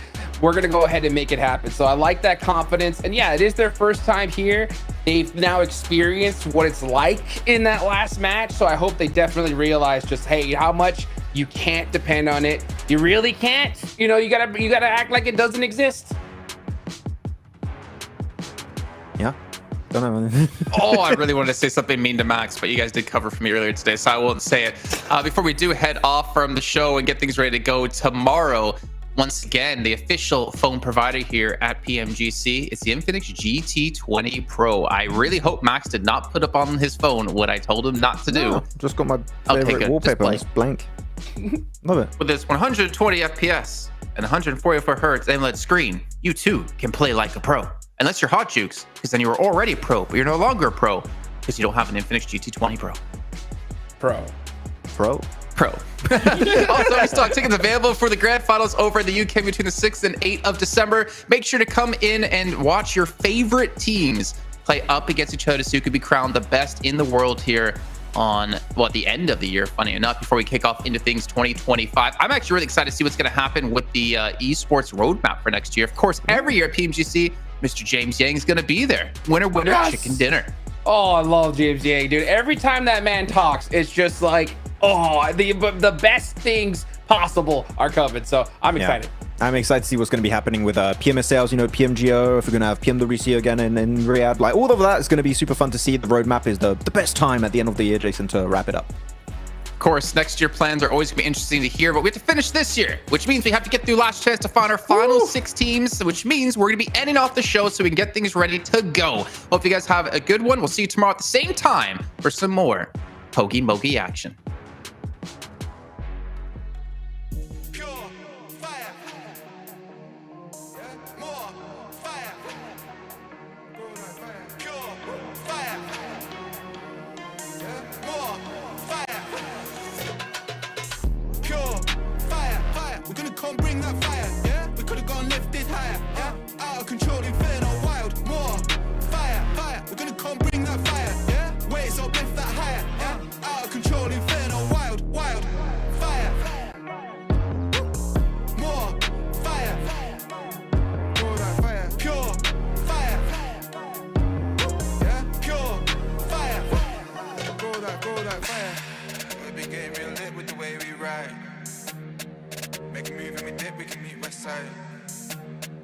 In the darkest abyss with the flame ignite, yeah. It's a bag full of bricks getting switched tonight. Pure fire, ripping the drill, bringing the heat, and you know that the deal. Getting the door, baby, you know that the real. And I'm gonna confirm that I'm laying the field, yeah. Taking the block, breaking inferno, we're breaking the lock. Selling our beats and we're selling the lot. Bending the heat and we're ready to pop. Pure fire, we're gonna come bring that fire, yeah. We're gonna go and get this higher, yeah. Out of control, inferno, wild, war. Fire, we're gonna come bring that fire, yeah. Waves up, lift that higher, yeah. Out of control, inferno, wild, fire, yeah. More fire, go that fire, pure fire, go that fire, pure fire, ripping the drill, bringing the heat, and you know that the deal. Getting the go, baby, know that the real. Gonna confess that we're laying the field. I'm taking the block, bringing inferno, we're breaking the locks, bringing the heat, and we're bringing the heart. Pure fire, yeah, more fire, go that fire, pure fire, yeah, pure fire, go that fire, pure fire. We're gonna come bring that fire, yeah. We could've gone lifted higher, yeah. Out of control, inferno, wild, more fire. We're gonna come bring that fire, yeah. Waves up, lift that higher, yeah. Out of control, inferno, wild, pure fire, pure fire, yeah. More fire, go that fire, pure fire, more fire, pure fire. We're gonna come bring that fire, yeah. We could've gone lifted higher, yeah. Out of control, inferno, wild, more fire. We're gonna come bring that fire, yeah.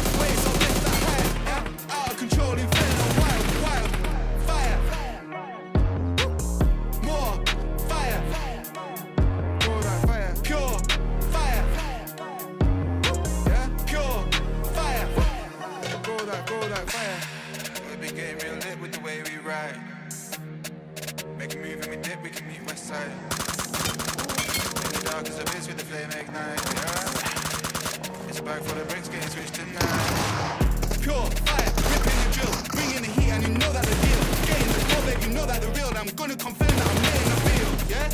We're taking the block, breaking it down, and we're breaking the lock. Selling our beats and we're selling a lot. Blending the heat and we're ready to pop.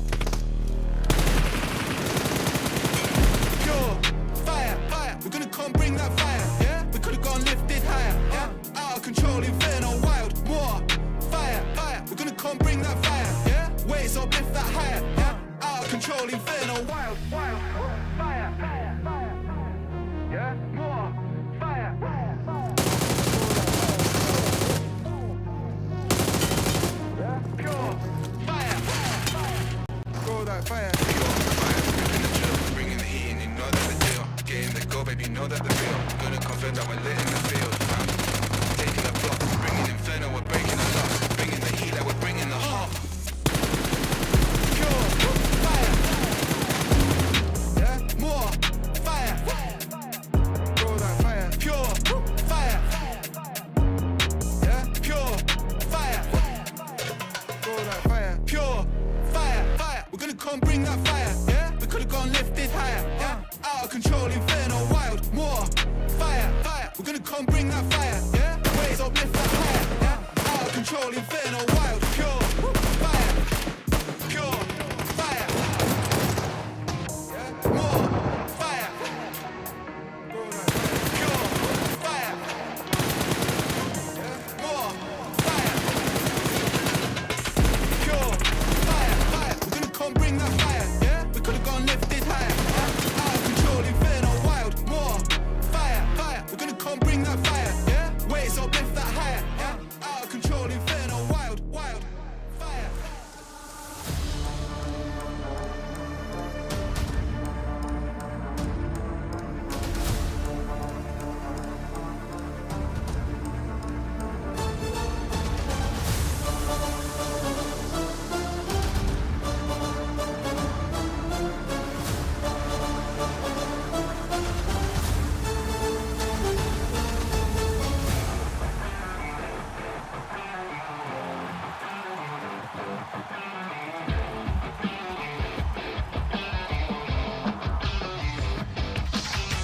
I saw a heap of airdrops down the lane, searching the field. We need a plan. I got a feeling something's gotta change. Chasing the wind, no matter what it takes. You be the one, I'll be the next. Where do we go? Clickety clack, firing up like wind blown. You don't wanna lose, neither do I. Hearing the siren that has never changed. Out in the world, run from the low. I got your back, you're not alone.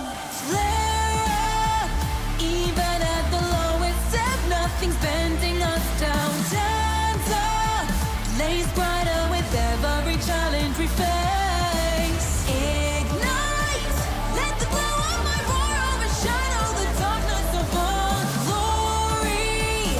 Never thought of giving up, it's never ending. Some of us got too lost to find the path. Some of us had way too much pain. I understand, but hopelessness goodbye. Warriors are meant to rise and shine again. You're stepping down, I'm moving up, put on a show.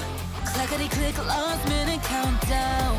You wanna survive, just stay alive. Rising up in the zone, champion is for the top. With my crew strong.